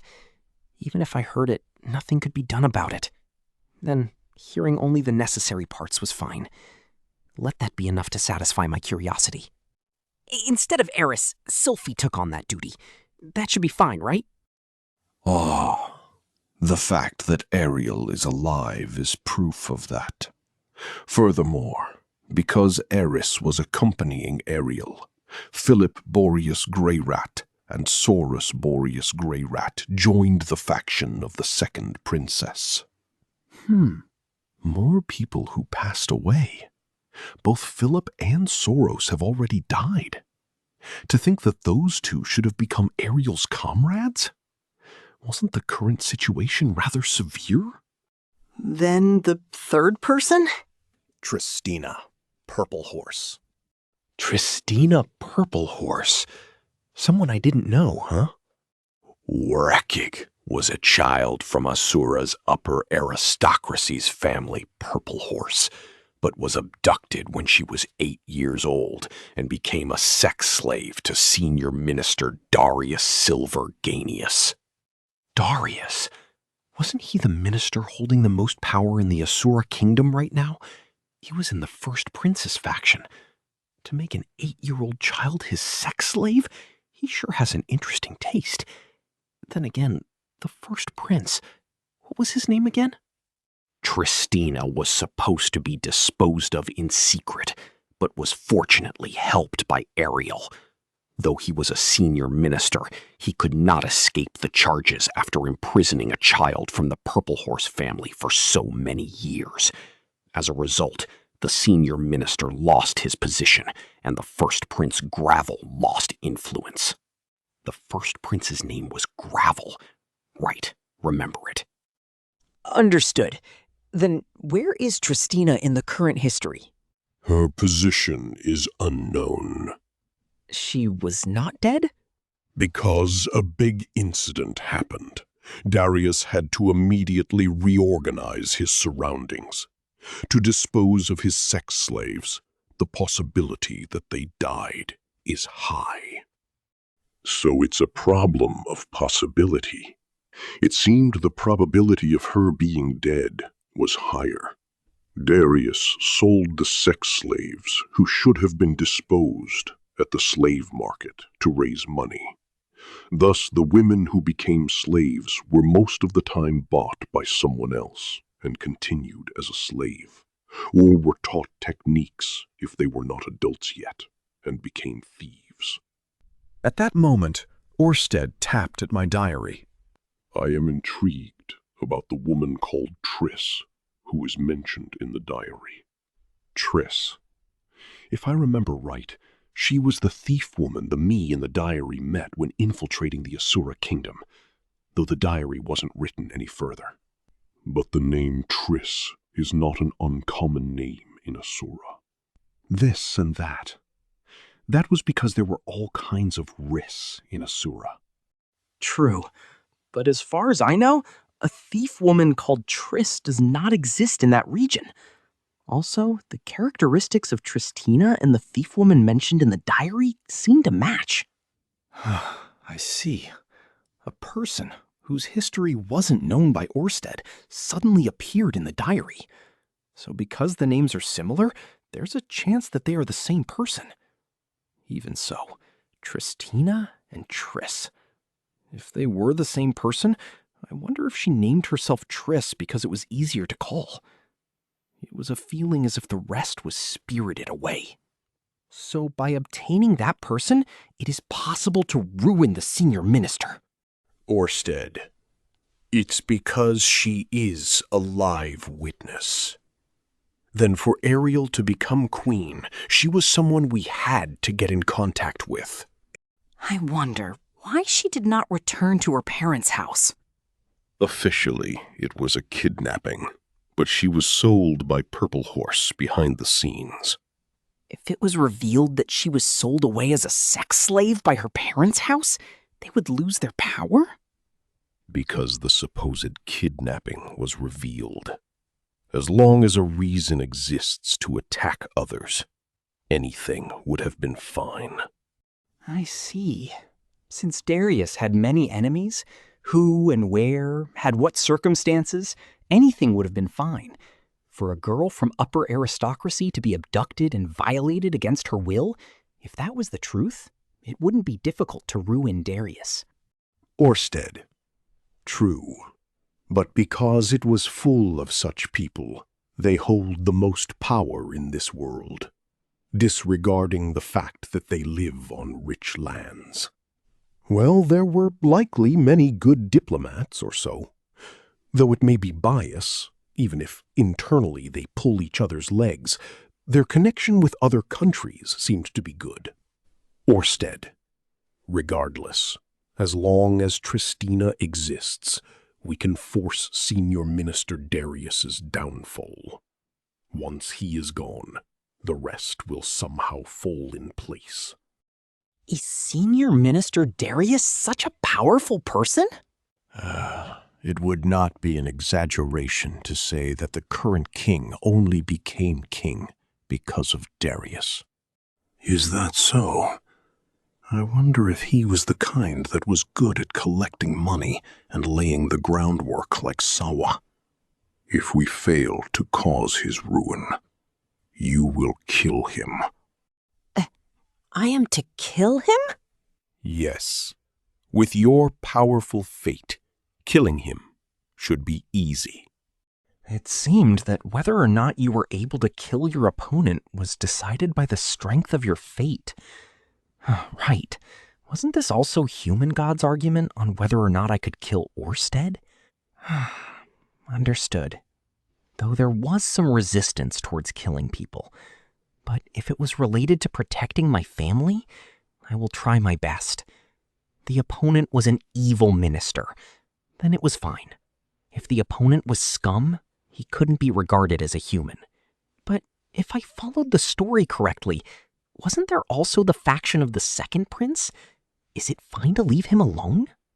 Orsted, dismissive. The second prince Halphaeus. A path that would lead him to become king does not exist. If he was not a possible candidate to become king, there were few who truly thought of him becoming king. However, nothing is certain this time. Even if the chance was low, he may become king. The second prince. Halphaeus was the name. I neither knew his face or personality, but if he was considered as a candidate, he should be excellent. We don't know what could happen. There is no problem. If we happen to fail, we will succeed next time. Next time? Is it about the next move? That is right. What will become of Ariel? She will die. Having been alive for 2,000 years, I wonder if 1 or 2 failures are tolerable. After all, in a long, thought-out plan, not everything can be successful.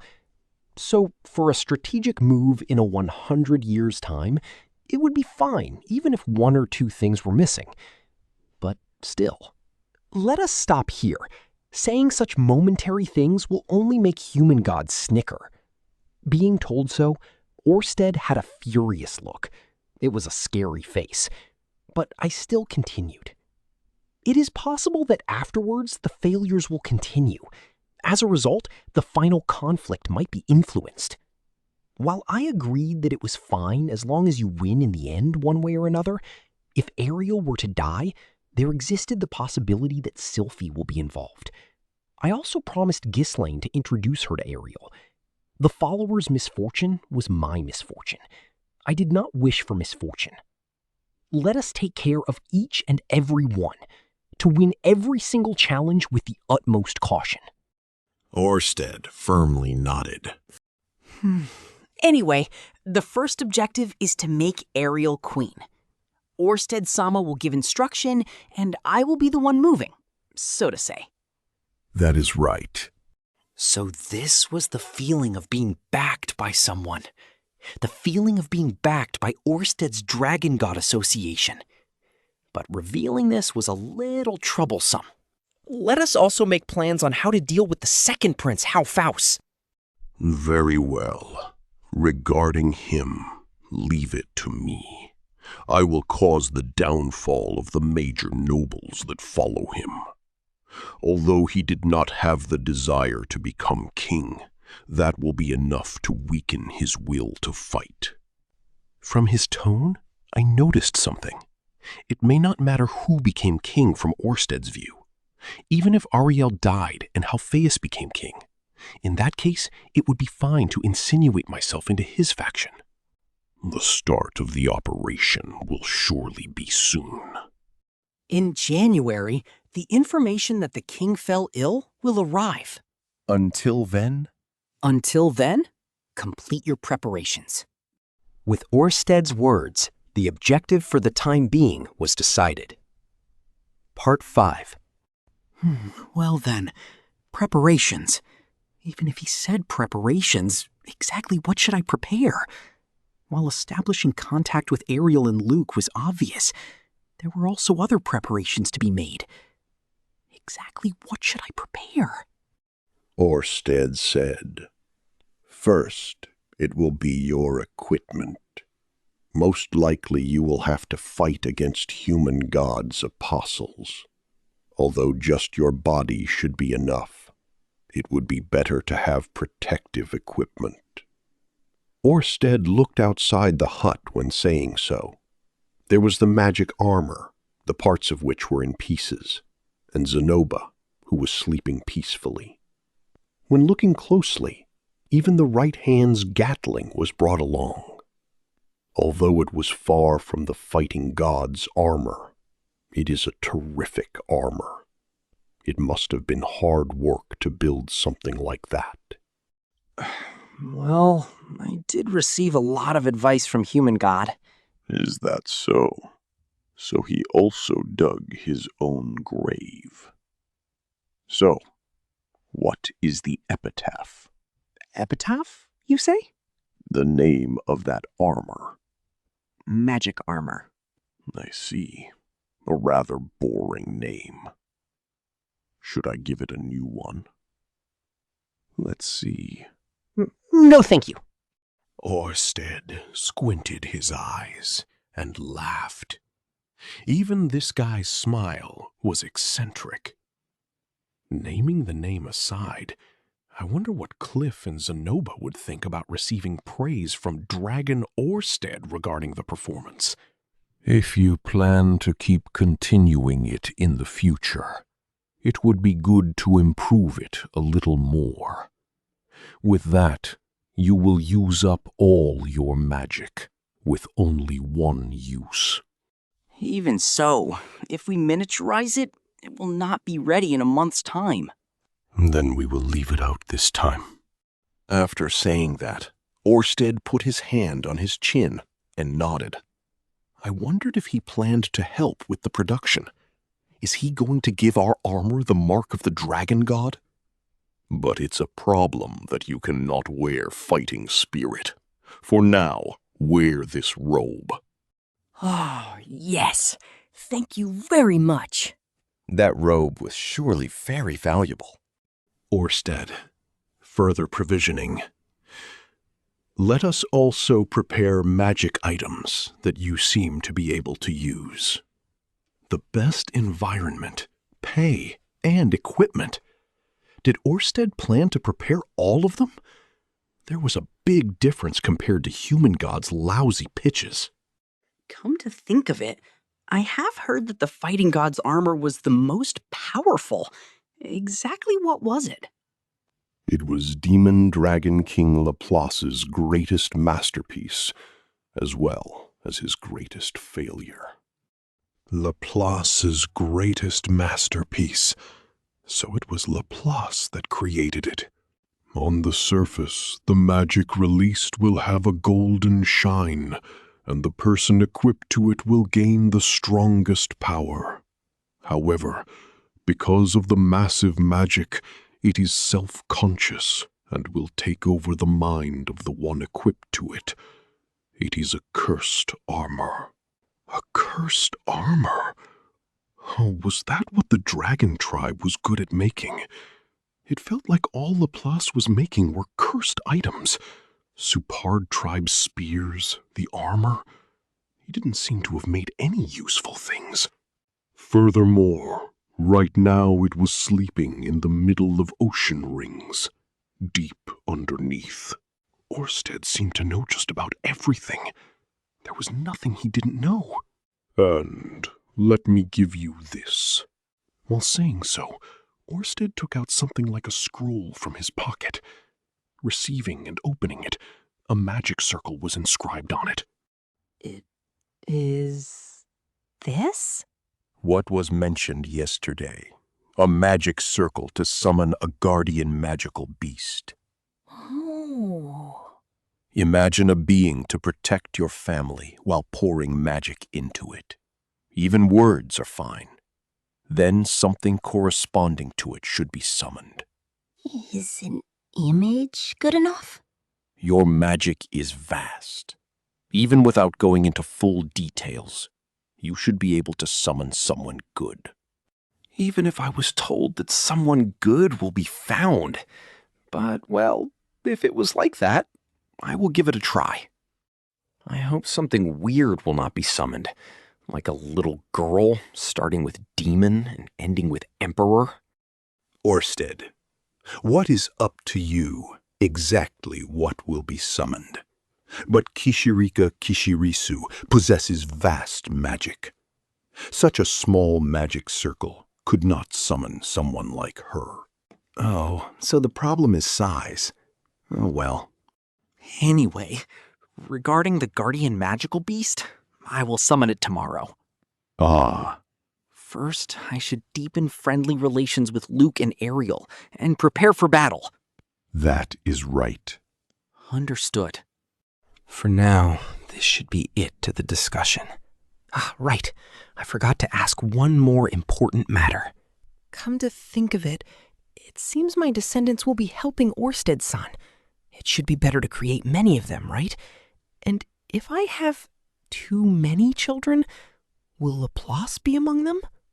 Orsted granted permission, dismissively. Laplace will not be born amongst your children. Do as you like. Rudeus accepted the permission joyfully. Understood. I will do as I like. Then let's give birth and increase our forces a little bit.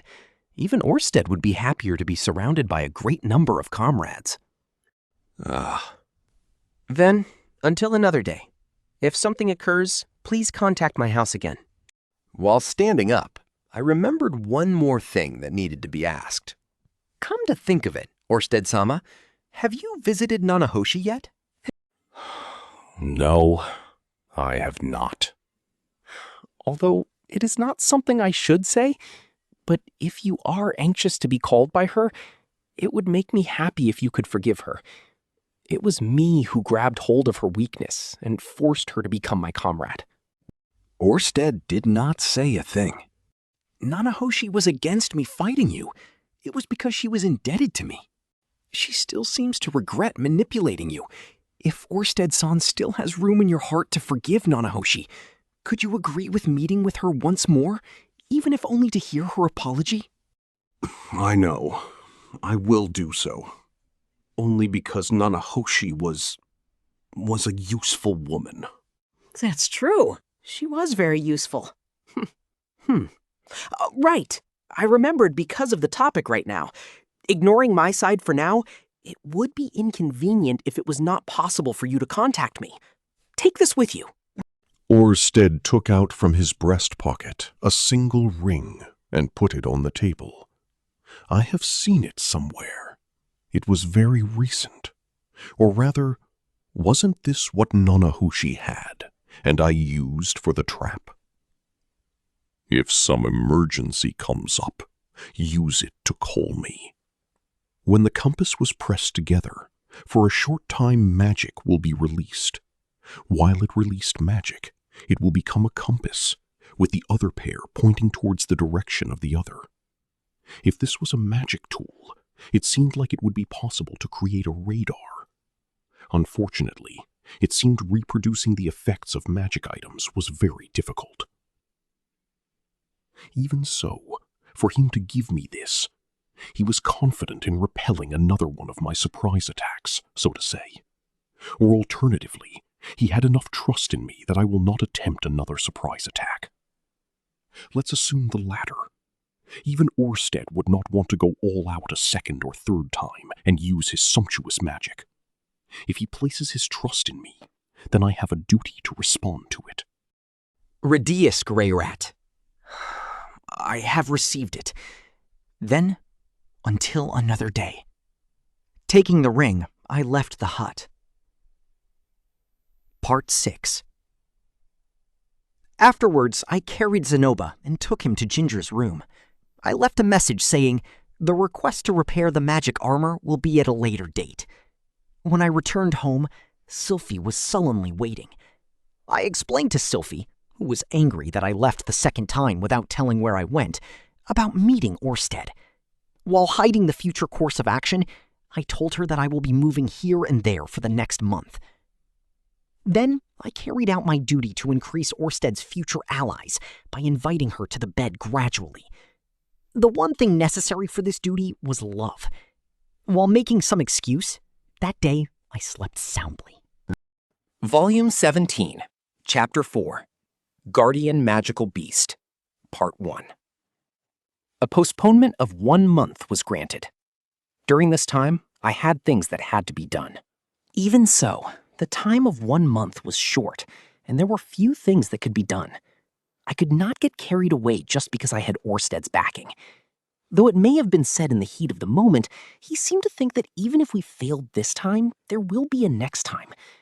Maybe he was even thinking of developing a magic to return to the past after reading my diary. Alternatively, he may have already experienced a time slip himself. In hindsight, when Orsted used the word next time, he made a face as if saying, damn it. Not just once or twice, the possibility existed that he repeatedly time slipped. If that was true, why didn't he reveal it to me? Even so, the me who has kept various things hidden from my family could somehow understand. Things that were hard to explain would be hidden underneath lies and deception. In fact, he may be hiding unfavorable things from me because he still doubted me. So even if he was betrayed, I could not do anything about it in the current situation. For now, I wish to conduct myself in a way to not be hated by him. Thus, let's first forget his secrets. Even if Orsted had a next time, I did not have that. You only get one life. Though I said that, it wasn't very convincing. I have listened to the story of the me who came from the future, and in the end, read the diary. I could feel with my skin that it was a life filled with regret. I did not have the feeling that as long as I could redo, it was fine. Or rather, if I thought that way, I felt like I would betray everything I have done so far. So let's put forth as much effort as possible. Exactly what to do in specific terms? Strengthening the body, training your magic. After that, continuing with what I have always done. It was not as if by increasing the amount of training, I would suddenly get stronger. Continuing would become strength. Let's do what I have always done. Apart from that, it was agreed to have mock battles. Until now, I have thought that something was missing. Although practice and training were important, to learn how to effectively use the techniques, mock battles were necessary after all. In sports, it would be called sparring, an outdoor match called a fighting game. Although it was only a simulation, such a thing will become combat experience. The opponent was Iris. Iris was a sword king, and in close combat, she was already overwhelmingly stronger than me. There was nothing to complain about. Well, there may be some dissatisfaction with me being Iris's opponent. By having Iris frequently fight against tricks like Quagmire and Dense Fog, I thought I would give my best to have them become her experience. She seemed to be somewhat weak against tricks. By the way, she had almost forgotten everything that she was taught a long time ago, though she was still able to use simple beginner magic and could also speak demon god language. But language, mathematics, science, and etiquette in society did not remain in her head. In the end, there were only things she liked to learn, so to say. Though I thought it was enough to have at least one merit: sword technique. Anyway, training proceeded in that way. It would be terrible to be attacked when taking a bath in the bathroom, because holding mock battles with Eris was very tiring. But for now, there was no problem. But still, Eris was a mysterious woman. Even though she herself would excessively touch me, when I was touching her, I would get hit for some reason. It was illogical. Regarding equipment, I asked Zenoba and Cliff to repair and improve the magic armor, like miniaturizing and making it more efficient. Performance-wise, it would be detuned. Although it would not be completed within a month, I will look at it in the long term. There was also some talk about Orsted providing some technology. They will somehow manage it within a few years.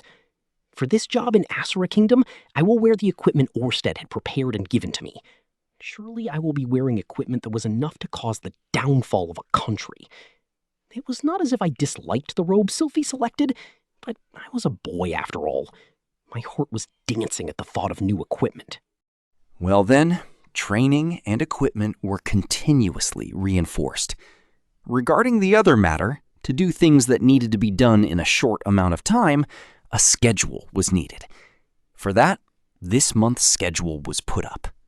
On the first day, I was thinking of calling the guardian magical beast, and then to see for a week whether the guardian magical beast was useful or not. If it was all right, then I would contact Cliff next. In addition to improving the equipment, there was one more thing I wanted to ask him. It was mainly about curses, something like experiments.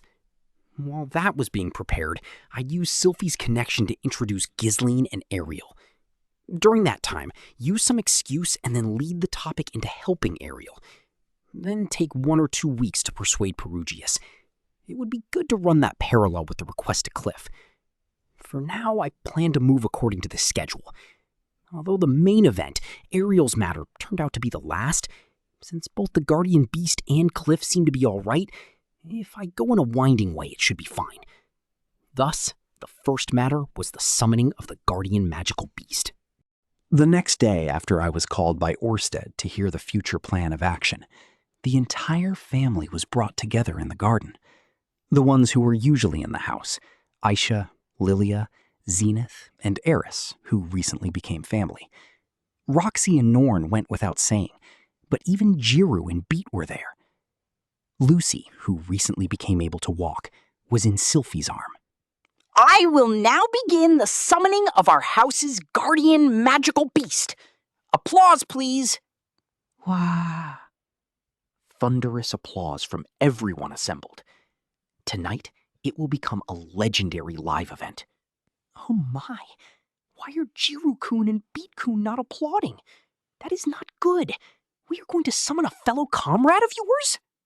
Regarding this time's summon, it is unknown exactly what will be called forth, but there is no doubt that we are going to summon something powerful. That being will then protect the safety of the family.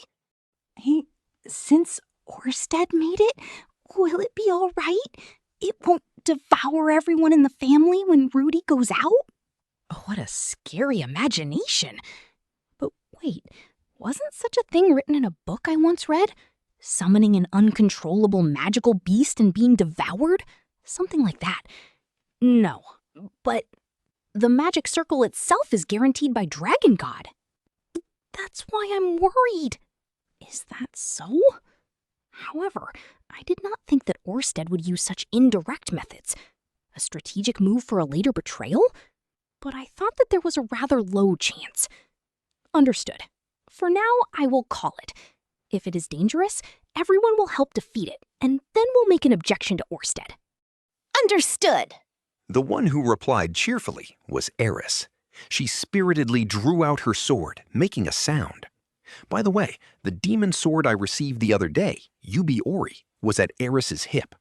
2 she originally possessed were at her left, 1 was at her right hip. I wondered if it was heavy. In that case, let us fight against Orsted together this time. We're not going to fight, only to complain. If we fight, we may be wiped out this time. Or rather, Eris seemed to be quite happy. Was she looking for an excuse to fight against Orsted? Though we are no longer fighting against Orsted, there are opportunities to fight together with him from now on. Until then, please keep storing your energy. How boring. Being told so, Eris was making a face as if saying, how boring. It was fine if you wanted to fight anyone else, but Orsted was off limits. I never want to fight such a hopeless battle a second time. At that time, I may piss myself. Regardless, will that magic circle really be all right? Wouldn't it be better to show it to Perugius-sama and get confirmation first? Roxy's words. She was probably wary because Orsted was the one who made it. The curse Orsted was under was truly powerful. I could easily conclude that the curse was authentic, judging from the too sensitive reaction of the surroundings. Let's take another look at it. From the looks of it, it was a normal summoning magic circle, but I didn't feel anything strange about those. It would be good to show them to Nanahoshi. No, in the first place, Orsted drew this summoning magic circle up because I couldn't. What will I do if I doubt it? It's all right. If Rudy says so, I will believe it. But just a minute. I will be taking out my staff. Roxy seemed to be doubtful. Though she said she will believe me, she went back to the house and took out her favorite staff. While I don't know why the sisters are so cautious, Nissan, is it really not something dangerous? You're a fool, Nornane. Oni-chan wouldn't use something truly dangerous so close to us. Rudeus' trust struck me in the chest a little. When I truly thought about it, I did not know about the safety check in this magic circle. Was it really a good idea to use it? Even now, asking Perugius, is this magic circle really safe? Would have been better. When it comes down to it, I will become your shield. You can do it without reserve. Lilia said some dangerous words. Although I thought you shouldn't be doing such things, with the surroundings saying such gloomy words, it truly seemed like it was something dangerous. Is this really a good idea? But all right. Then, I will be using the magic circle. At those words, everyone nodded. I put the said magic circle on a table that I created with magic. Right. Gathering my spirit, I put my hand on the magic circle. Concentrating my mind, with a feeling like letting magic into my bloodstream, I sent out magic from my fingertips. Thus, I sent magic from my hand into the magic circle. I was not stingy with the quantity of magic used. After all, its existence was to protect my family. Even if too much, I was pouring all my magic into it. Incidentally, I also wanted Orsted to pour all his magic into it as well. But even so, pouring all that magic into it didn't guarantee that a strong magical beast will be summoned. Anyway, I will pour as much as I can. Orsted also said that imagination was important. An image to protect the family. Even having said so, it was rather vague. First and foremost, it should be strong. Strong enough to protect others, even if someone comes. It should also have strong feelings of loyalty. Someone not defiant. Also not someone vulgar, since he was to protect the family. It would be bad for my sisters and Lucy's education if some roper covered in viscous liquid appeared. Right. Someone noble to become Lucy's knight. Someone noble with high loyalty and strong. That's good. Come forth. Come forth, guardian magical beast! The magic circle unleashed dazzling light. Colorful lights were overflowing, not only white, but also green, red, blue, and yellow lights. Then, suddenly, there was a feeling as if the hand caught something. What was it? Anyway, I put in magic. Oh! How grumble could be heard somewhere. Was this the voice of the guardian magical beast that will protect my family? A bizarre voice like it was resisting something. However, I put in more magic to drag it out from the magic circle. Oh! His voice could now be clearly heard, and at the same time, the supply of magic stopped. The light was also dying out slowly. What appeared from the dazzling light was... damn. A yellow mask. A familiar uniform. White clothes. At his waist was a somewhat large dagger. He was on his knees on top of the earth table, in a pose as if both his arms were hugging his own shoulders. Impossible for me to be severed from Perugius-sama. In that pose, he looked at his surroundings. His eyes focused on me, even though his line of sight should not be known because of the mask he wore. What is your intention? He was whispering. I couldn't tell him. The splendorous Arumafi, Perugius's first servant, was summoned. A pose as if he was a fallen angel. He could be described as having fallen from nobility. Only splendor. Or so, I asked what your intention is, Rudeus Greyrat. He jumped off from the table and tried grabbing my collar, but in the middle of it, his body trembled and he suddenly stopped. Seeing this, Eris prepared her sword. For now, she controlled her hand. House Eris? But still, are you serious? Possessing both splendor and nobility, that Arumanfi was summoned. But this person was a spirit possessing a human form? So those could be summoned as well? I couldn't understand that. Or was I double-crossed by Orsted? Like, in fact, Orsted wanted me to kill Perugius? Do it yourself. Well, no. Even I don't know. The current situation was because the magic circle I got from Orsted-sama was used. Orsted's magic circle, was it? What is it used to summon? My house's guardian magical beast. Arumanfi picked up the magic circle on the table and raised a shocked voice when seeing its content. What a complex technique. What kind of techniques are they? It says to have absolute obedience towards you and to continue fending off disaster targeting your family. It looked like it was like a slave contract magic circle, but Orsted did not tell any lies after all. Anything else? The summoning target was decided by the summoner. Then it was me who summoned you. All right. A change, then. Change? Arumanfi-san, I messed up a bit. I will call someone else. Then quickly annul this contract. This Arumanfi is Perugius-sama's proud servant. Yes. But it wouldn't be bad to be protected by Arumanfi. It was somewhat staggering. He would be incredibly useful as a communication link if something happened. No, he was also useful to Perugius. It would quickly become a fight. How do you absolve it? Order me right now to go to Perugius-sama. Verse of Destruction will destroy the contract. I see. You must order it.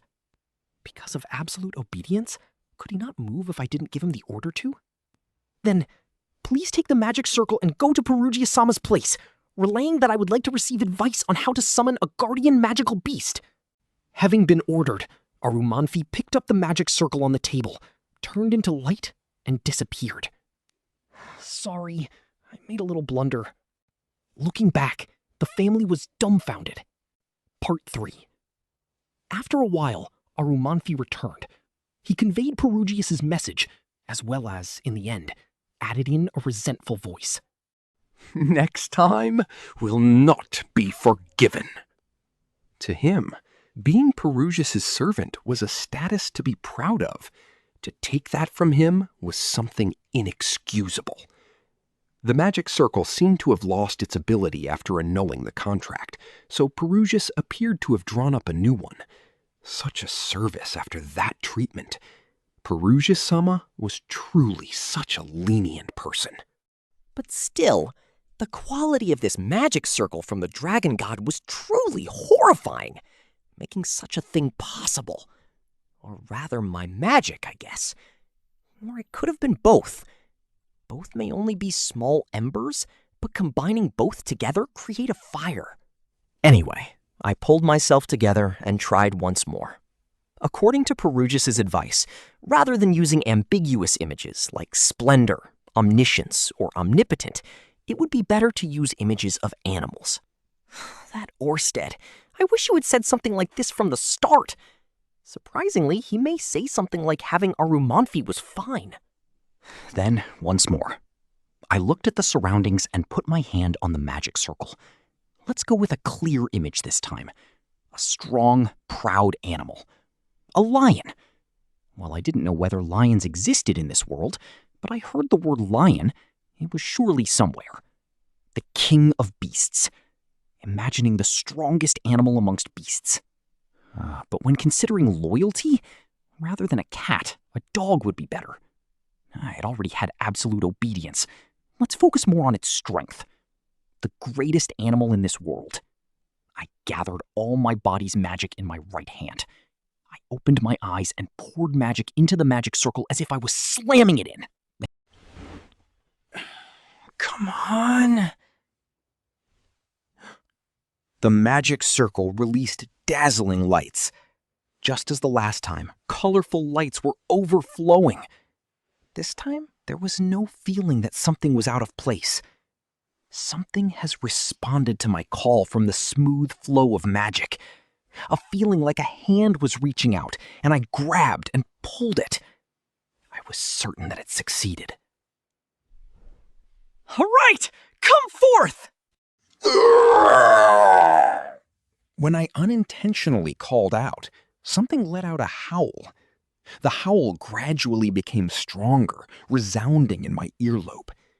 At the time as the summoning took place, a question emerged whether some voice must always be raised. Well, either way was fine. While I was thinking about that, the light subsided.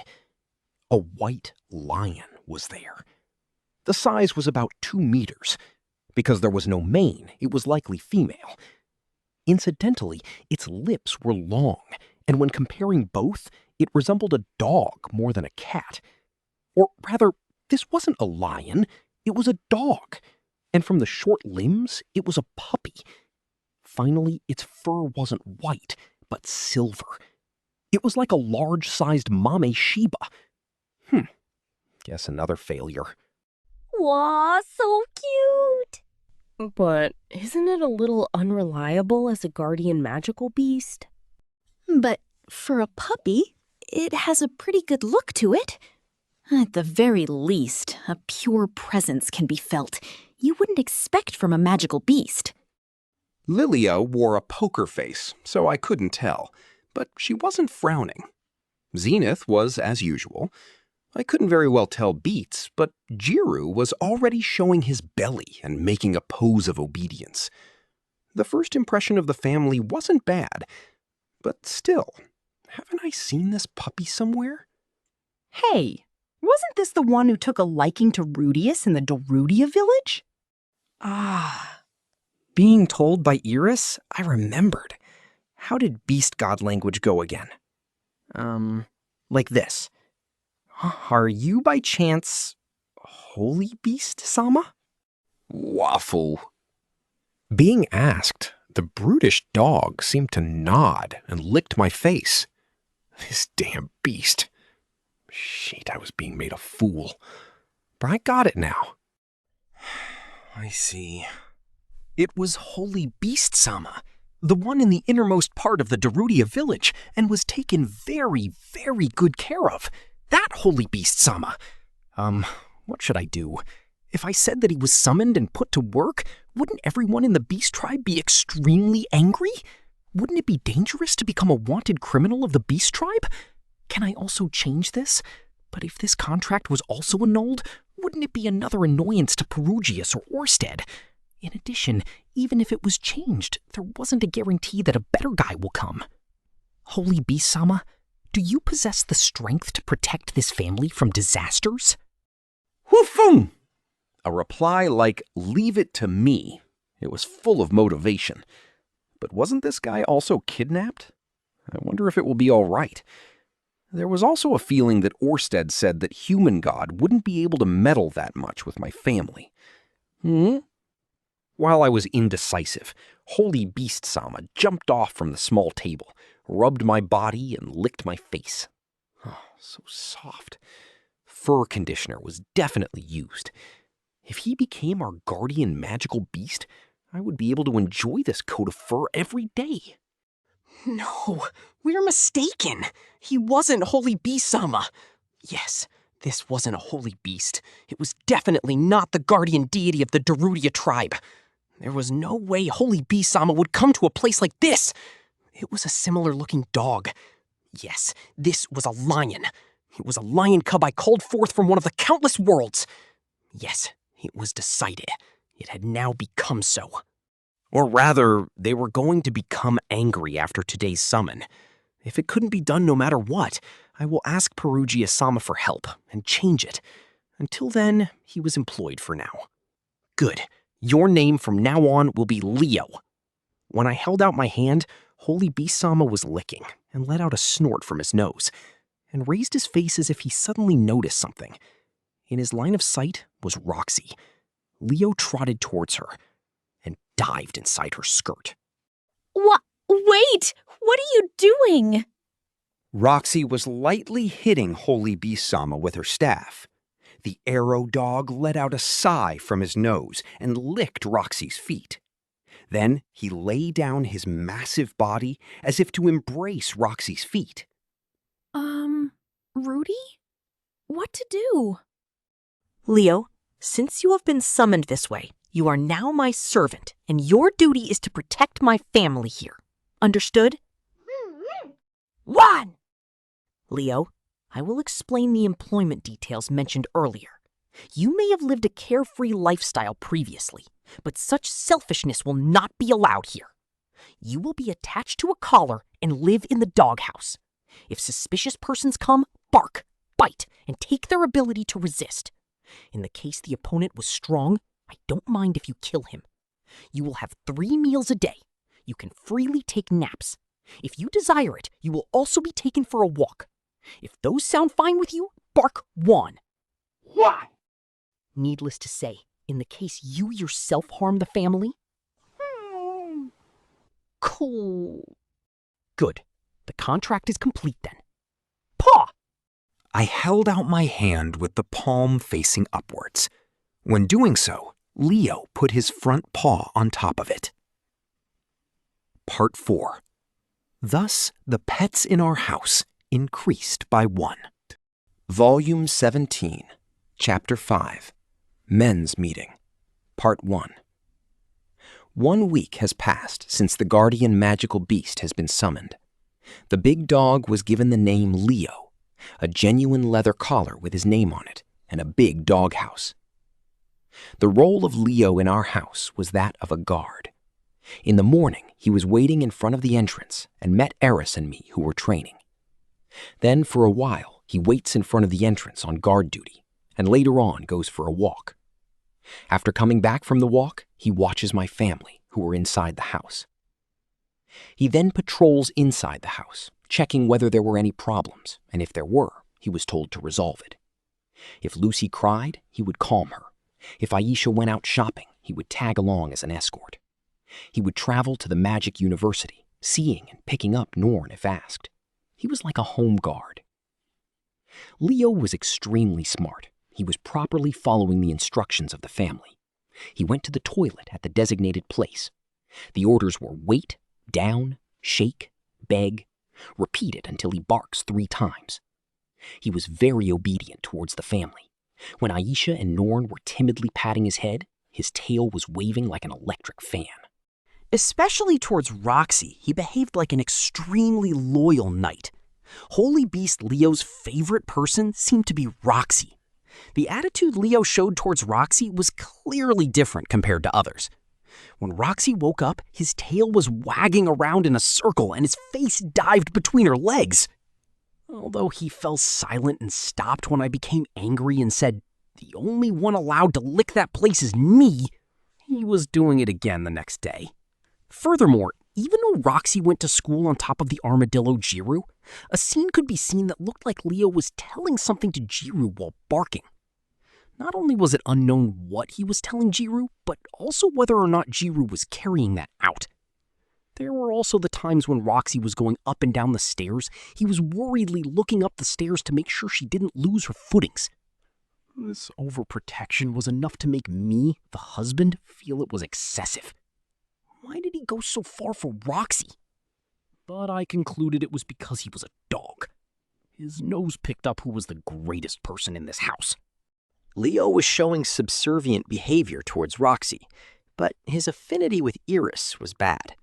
Though saying their affinity was bad, Leo gave off a feeling like he was aware that the other side, Iris, was difficult to deal with. Iris was fond of dogs and cats. She liked to bury her face into their soft fur with all her strength. That was why maybe Iris has enjoyed Leo's fur to her heart's content when I wasn't looking. The Mad Sword King's strength was extremely intense. I also had experienced that. To be hugged by Iris with all her strength reminded me of feeling hugged by a bear. I could feel the danger to my life. Though I didn't hate to be hugged like that by Iris, it wasn't like I couldn't understand the reason Leo avoids Iris. The only time Leo drew closer to Iris was during the time of the walk. It was only during this time he wasn't keeping clear from Iris and went out together, confirming their territory. The reason was likely physically related. Leo's walking range was wide. Its range was so wide that one might question whether the distance was 1 trip around the city. Considering emergencies, to finish this in a short amount of time requires a fast pace, and the only ones having enough physical strength to run at that pace are only Iris and me. It was at a pace where Sylphie could also barely make it.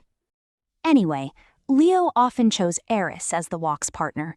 Otherwise, to Leo, Eris may also belong in the same category, being in charge of security.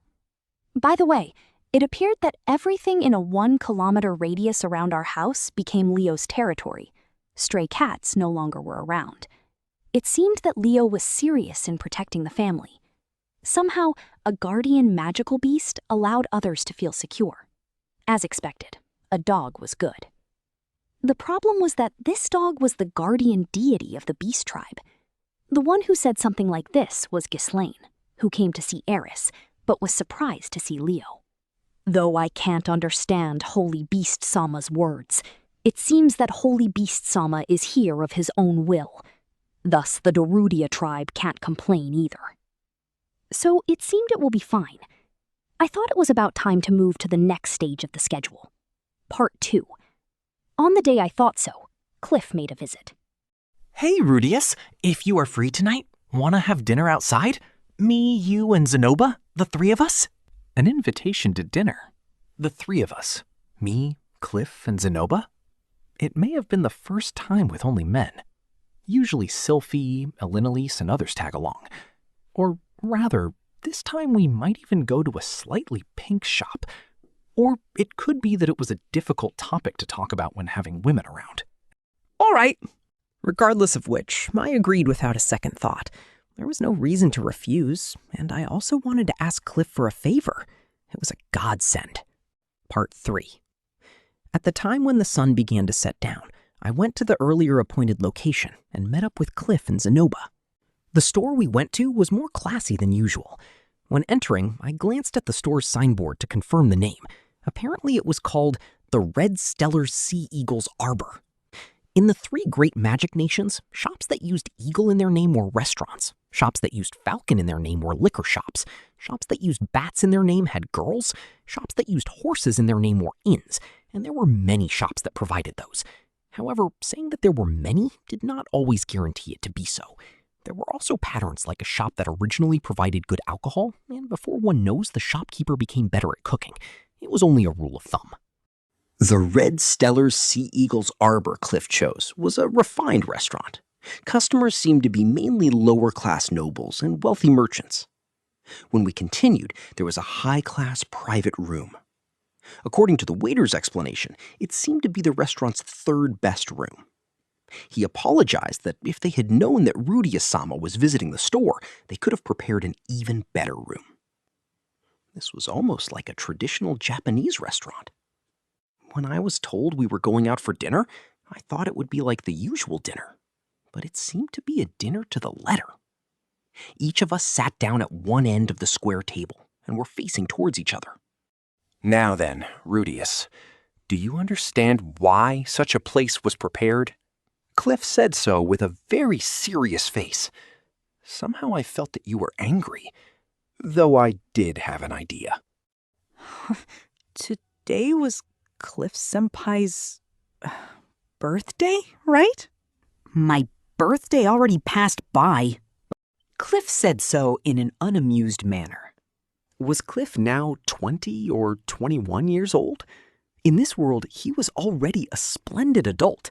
It wouldn't be strange for people to have 2 or 3 children. Though, due to his baby face, Cliff looked like a 15-year-old. That's not it! Yes. I straightened myself. It seemed like a serious talk. Actually, Cliff's talk.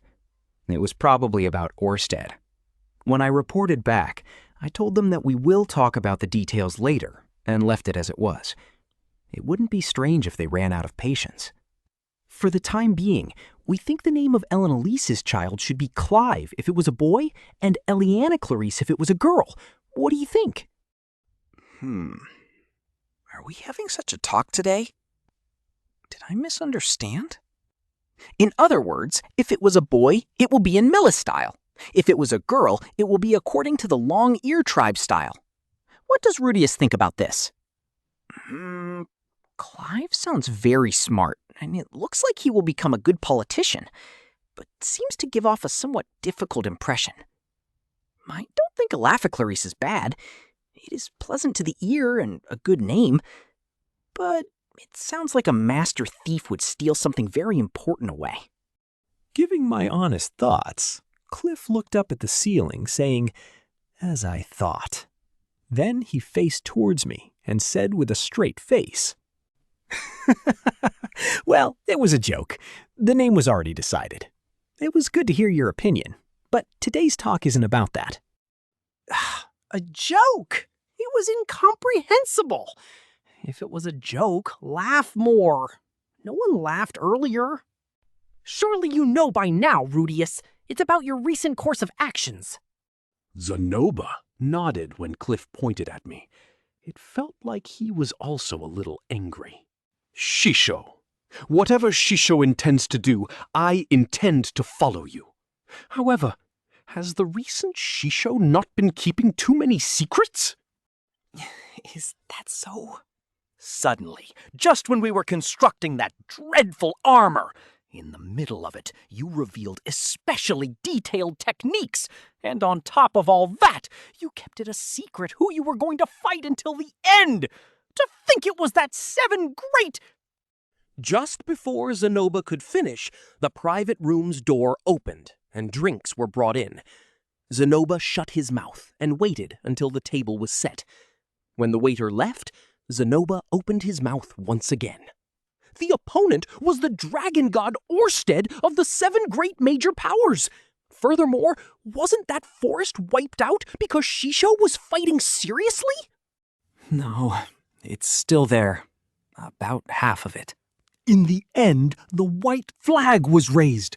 There was no other choice but to do that. He can't be thought of anything other than a monster, not killing but incapacitating Shisho, who wore that armor and went all out. Well, Orsted could be considered as a monster. Magic used from a great distance was nullified. In close combat, neither hand nor feet were of use. I did not think of myself as strong, but even so, I had the intention to do it. Because Shisho did not make a tragic face, I thought he was unexpectedly a nice guy. But that guy was... Zenoba looked down, his body trembling, then suddenly raised his face and cried out. Wasn't that guy? Wasn't he just like the devil himself? Just the other day, seeing his figure with those eyes was enough to confirm that he was an enemy. Just last week, Zenoba met Orsted and was put to sleep. At the time he met Orsted, he was under the influence of his curse.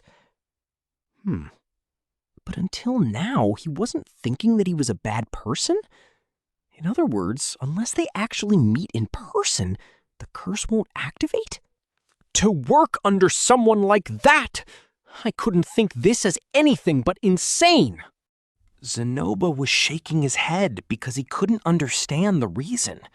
To say such things about someone you just met, the curse's effect was incredible. I don't know, because I haven't seen Orsted in person. But Zenoba, Sylphie, Roxy, everyone views Orsted as dangerous. Since their views of him are all consistent, he is surely an evil person. It was a declaration you would have never thought to come from Cliff, who doesn't listen to other people. Comparing this, however, means that after all, Cliff was outside of the curse's effect. To work under someone like that, it isn't an action you'd expect from the intelligent Rudeus. Though I wasn't particularly intelligent. However, I have been had. Receiving objections from all kinds of people about working under Orsted, it looks like moving in the future will become hard. But when I heard to repair that magic armor, it came to me. You're going to fight once more, right? Against that dragon god Orsted? First pretending to work under him, then defeat him when you see an opening? Wasn't it that kind of strategy? No, Orsted-sama was... It's fine if you don't reveal it to everyone. Asking to improve by controlling the amount of magic consumed? That means that we would also be able to use it? In other words, You intended to ask us to fight together with you someday. Am I right? No, you weren't. Though I wanted to say so, I had a feeling that this was somehow good enough. Leaving aside, we will someday fight, and this is preparation for that reason, I had a feeling that they will gradually understand that, in fact, Orsted wasn't a bad person. Cliff-senpai. But it wasn't good to shower someone who looked after you with care with convenient lies. While he may not believe me, I should tell him the truth at least once. What is it? Will you believe me if I said that Orsted was actually under the influence of a curse and is thus hated by everyone? Eh? Is that so? Will you believe me if I said that I was deceived by a certain evil god and that I had to fight against Orsted? Evil god? Then is it that guy that is deified through some bloodstained panties or clothes? I'll slaughter you. Eh? So, sorry, that was different. Yes, I got it. Please continue. Not good. I got fundamentally angry. But it's not good to belittle someone's beliefs. Leaving that aside, the result of having met Orsted, for some reason that curse doesn't affect me. And after talking to Orsted, we settled our differences. In return for being forgiven, I am to fight against that evil god together with Orsted. If I said this, would you believe me? Now that Zenoba said so. Because Zenoba stuck to his beliefs, Cliff was also confused. He crossed his arms and was pondering. Think of it from another view. The Zenoba who doesn't show interest in anything but dolls, that Zenoba was so adamant about someone else. Don't you think this is strange? This is the effect of the curse. Now that you mention it. But no, Zenoba does think properly when it's about you, and of course he will worry if there was someone too strange. Was it like that? Was he that worried? While I was thankful, on this particular occasion, I couldn't be candidly happy. Orsted was definitely still hiding something from me, so he may not be someone you could completely trust. Even so, I wanted to avoid making both of them my enemies by moving between Orsted and human god like a bat. No other choice. Let's tell a lie. All right, let's stick with Cliff-senpai's theory. My theory? What do you mean by that? It is exactly as Cliff-senpai has said. Before long, I plan to defeat Orsted. However, the time is not ripe yet. Thus, now is the time to endure, and I will do as he tells me to. Is this fine? What happened to the talk earlier? The talk earlier, my wish was that it would be nice if it were so. If Cliff saw Orsted, he would become like Zenoba. Then I will leave it like that. With that course of action, from now on, I wish to ask for Cliff-senpai's and Zenoba's assistance. Leave it to us, Shisho. Until the next time, let us create an armor that even Julie could equip. Oh, I leave it to you. Though I wouldn't allow Julie to fight, it is better to show at least that amount of spirit. And I have a favor to ask of Cliff-senpai in particular. What was it? Actually, Orsted is being protected by a certain barrier. Barrier? As in a magical-based barrier? No, as in curse-based. Hearing the word curse, Cliff frowned. When seeing Orsted's figure, anyone's body will be inhibited, and thus will be unable to bring out his usual strength. Was that so? Yes! I lost because of that! Even Zenoba. Right? It felt like I myself was defeated by something I didn't know. But now that you mention it, there was definitely a feeling when my body couldn't move. That was definitely his imagination, though I won't say it. I see. That curse seems to be difficult to deal with. It already is difficult to deal with. Thus, I want Cliff-senpai to do something against Orsted's curse. But my research is exclusively aimed at Ellen Eliza. Whether that will lead to Orsted? Well, if it doesn't lead to him, let us search for a different method. Since Ellen Eliza-san is pregnant, research isn't possible. During this time, at least please give it a try whether the effect can be weakened or not. Cliff was an expert regarding curses. It wasn't perfect yet, but he succeeded in weakening Eleniza's curse. If he was doing research in weakening Orsted's curse, it could be that the curse's fear might be mitigated. Or so was the plan. But will Orsted agree to this research? How will we deceive him? Orsted is a man who fights like he is a bloodthirsty wolf. In fact, he also laments about that curse a little bit. Are you sure? Doesn't that allow his fight to proceed in an advantageous manner?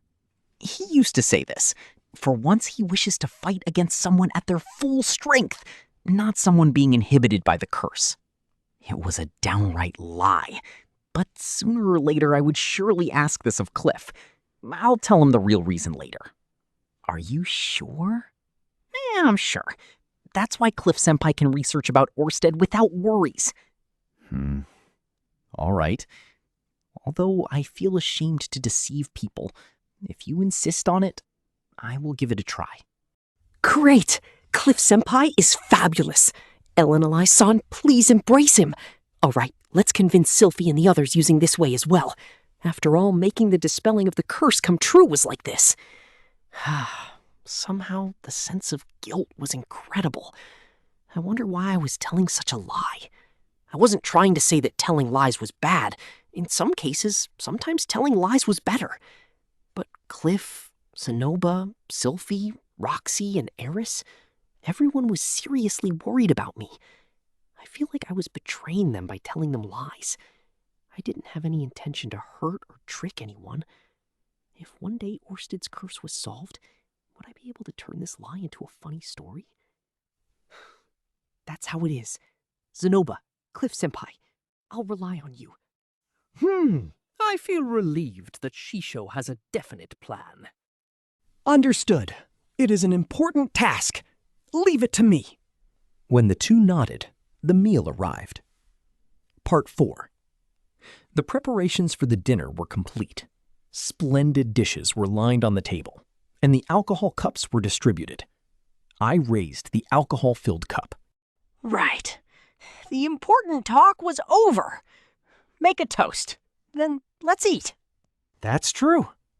Zenoba held a cup. What are we making a toast on? Cliff was also holding a cup and asked a question. Today there were no women around. To the friendship of men. Is what I was thinking. How about it? Was it too nauseating? Oh well. I knew about it. Both Cliff and Zenoba would not betray me in times of emergency. Even if it would turn him into an enemy of his home country, Cliff would help me. Even if I turned into scum, Zenoba would not abandon me. They were irreplaceable companions. Though I lied this time, I thought that I wanted to be their ally until the day I died. While thinking this way, just for a little bit, it felt like tears were coming out. It was fine, even if it was nauseating. It wouldn't be weird for my body to already let out the distinctive body odor of the middle-aged and the elderly based on age. Let's go with something appropriate for my age. Then, to our friendship. To friendship. Cheese! When they clinked their cups, a little alcohol was spilled. But friendship of men? What are you supposed to talk about in such a time? Shall we talk about erotic stories? Erotic? Speaking of which, Rudeus, you went and welcomed a new wife, haven't you? Yeah, for the time being, that would make Eris my childhood friend. Eris-dono-ha. How nostalgic. I wonder exactly how she became known as Mad Dog. When I greet her this time, I will ask her. In Shirone Kingdom, Zanoba didn't converse much with Eris. But, well, he still remembered that time. It wasn't possible to forget about Eris's existence. Thinking about it, Cliff-senpai knew of Eris, right? You were mentioned in the past. I just met her for a little while in the past. I don't have any lingering feelings left. I see. A little in the past. It was possible that Eris has forgotten about Clef. It was Eris. It couldn't be helped. Rather about that. It's about you, Rudeus. I said it before, but women aren't a collection to be waited upon by so many. After that, Cliff Senpai's sermon continued. When the three people were in a good drunken state, Zenoba began telling the erotic talk. Initially, it was about Zenoba's first marriage and his partner, but from the middle onward, it became a horror story, and in the end, it became the kind of complaint about how women didn't understand dolls.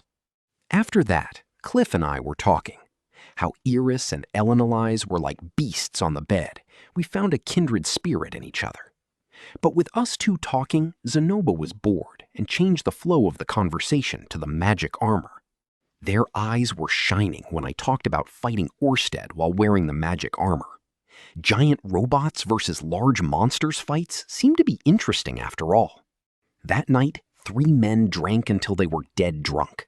And after the closing time of the shop, we purchased only alcohol, rented a room in the neighborhood, and continued drinking. Somehow, it felt good to only have a drinking party with 3 men. If there was another chance, I wanted to go drinking with 3 men again. Volume 17, Chapter 6, Luke, Part 1. When I woke up, I was hugging Zenoba. Though I obviously wasn't homo. It was the result of having drunk too much last night. Yesterday's alcohol was good. I honestly thought in my previous life, what would I gain by drinking with guys? But I was wrong.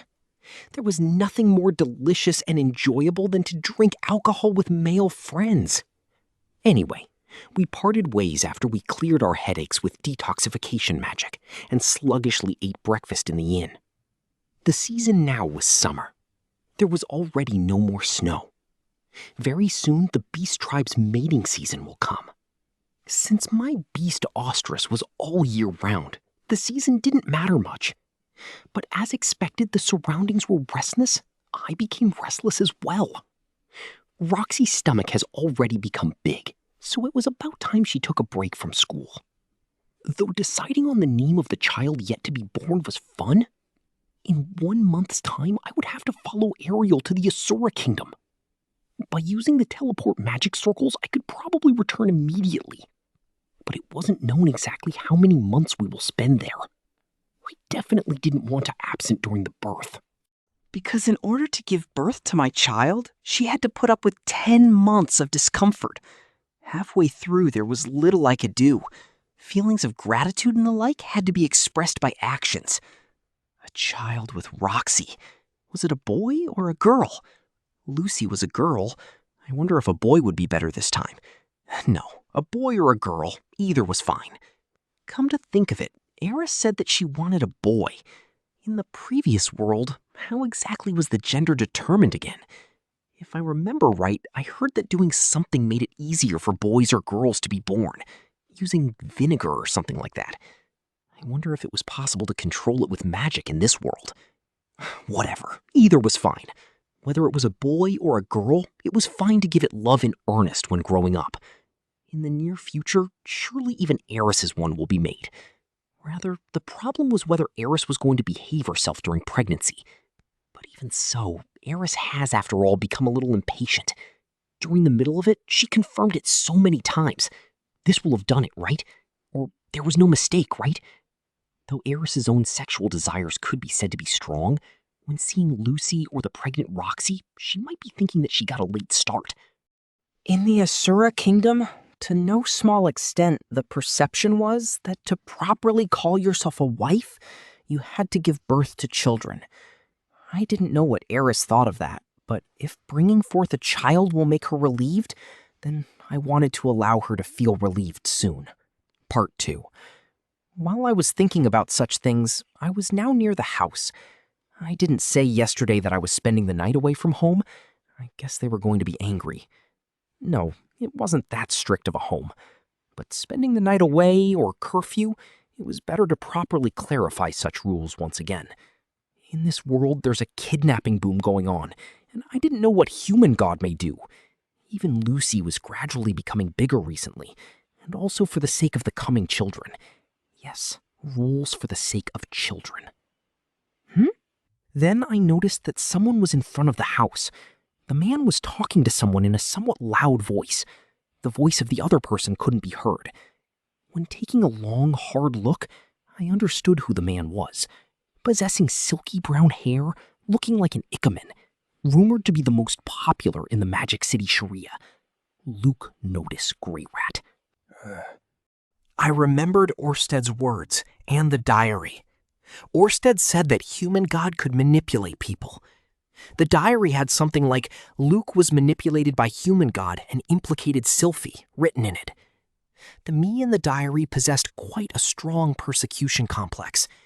But to implicate Ariel and Sylphie, it would be effective to manipulate Luke. Somehow, even Sylphie seems to trust Luke's words. In the fight against human god, it was without a doubt very important to discover human god's apostles and to ascertain their objectives. Thinking like that, I decided to wait and see for a little while. I lowered my waist, moved from shadow to shadow, and continued shifting positions until I could hear his voice clearly. To think such a wonderful person has come to this city. You are magnificently cute. These determined, beautiful eyes, the seemingly flowing hair. Truly an angel. No, it is as if a goddess of beauty has descended. I have fallen for thee when I first laid my eyes upon thee. I heard a voice that seemed to hurt my head. My head ached. Even I did not say such shabby things. But in this world, such words were fine. When told such things, Sylphie would blush and laugh bashfully while saying, even without such ardent seduction, I was already Rudy's. I beg your pardon. I am very sorry for my delay. I am Luke Notice Greyrat. I am the second son of Notice Greyrat, of the Asura Kingdom's 4 feudal lords. Assuming Luke was an apostle of human god, the possibility was high that his enthusiasm regarding courting women was human god's advice. After all, Luke was not someone who never got the women. Sylphie seemed to have recognized Luke as someone who regarded women as the same as facial tissues. Rather, who was he wooing? From the gate's shadow, the other person could not be seen. Of the ones inside who fitted the adjectival equivalent of angel, best was Sylphie, but Luke would not woo Sylphie. The one who fitted the expression of goddess precisely was Roxy, but this also didn't match. Thus it was... Aisha? If possible, would you not grant me your name, please?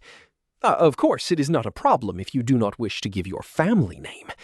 But please, I wish to hear and engrave your beautiful name into my heart, at the very least as a comfort. While thou wilt not tell me thy name, then at the very least, please grant me the honor of giving a kiss to this beautiful hand. With only that, Luke then lowered his waist and extended his hand towards the other person. In an instant, Luke's head shook. He stopped moving. Something happened, but I didn't know what happened. Hitagami attack? Maybe right now, in this moment, he received a revelation from human god? But while I was thinking that, Luke went down to his knees and suddenly fell down with a thud. He was not even twitching.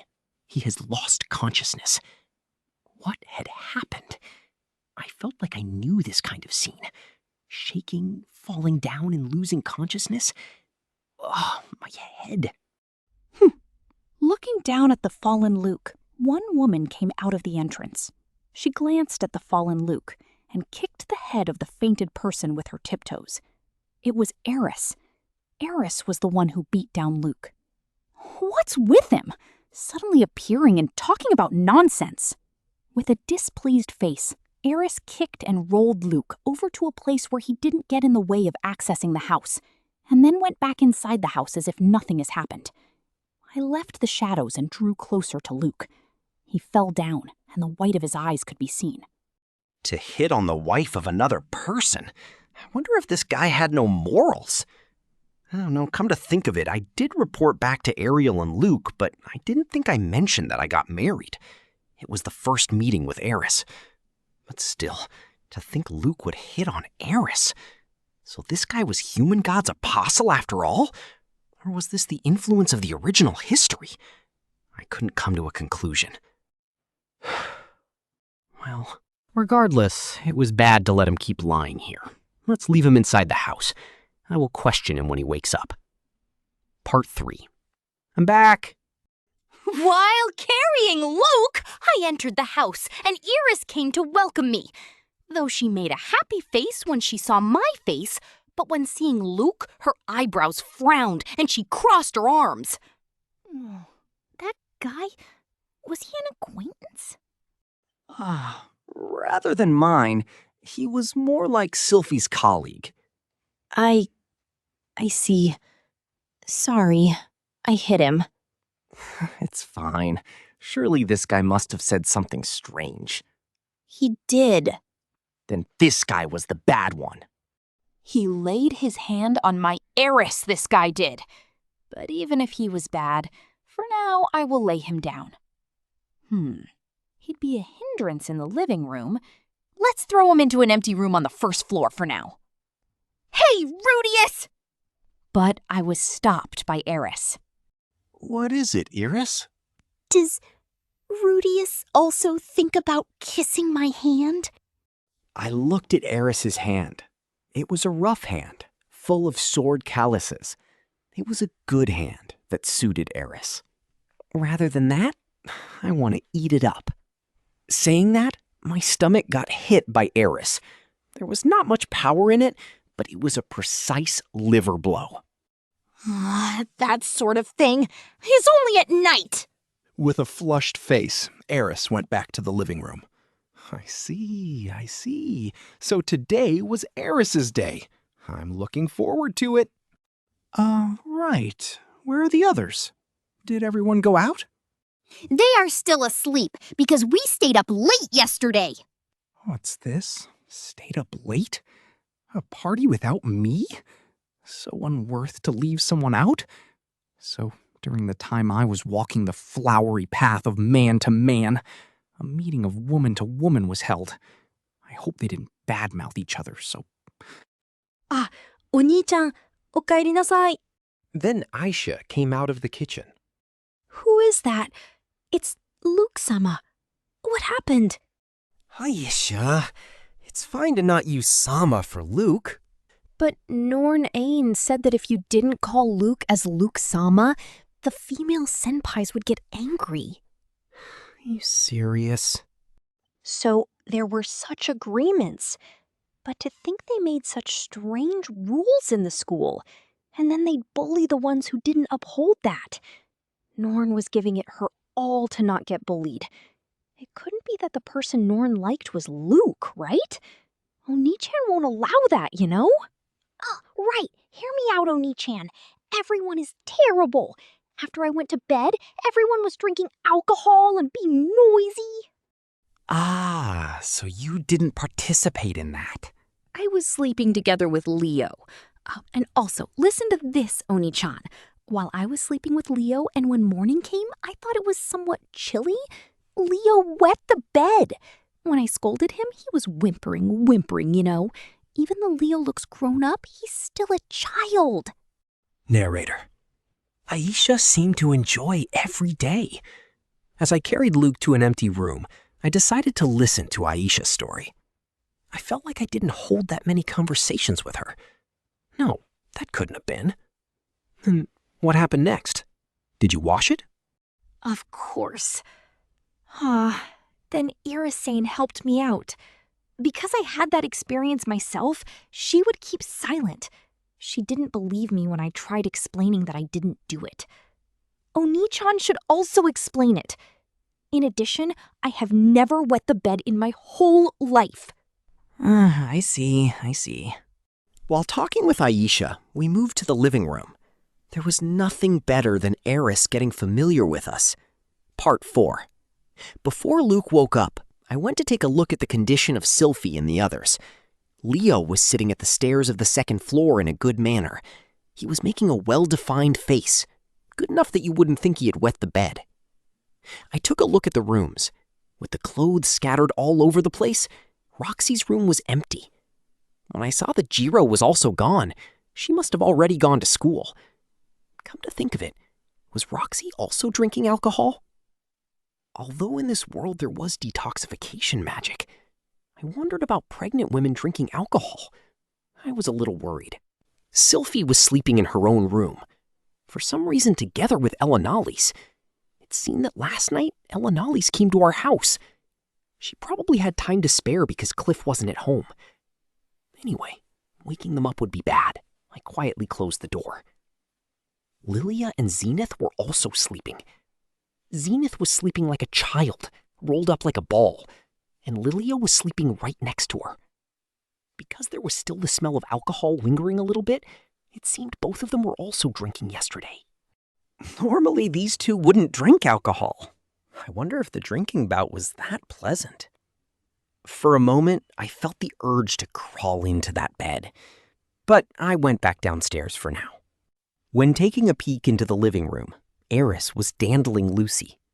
Lucy was standing on the sofa and tried to catch Eris's hand, while Eris was supporting her with a nervous look. After witnessing such a heartwarming scene, I returned to the empty room. Luke had already opened his eyes. I saw a dream about an angel with red hair. A beautiful angel, and although she was lovely, you could also feel her strength. She was indeed my ideal angel, and when I tried giving her hand a kiss, I woke up.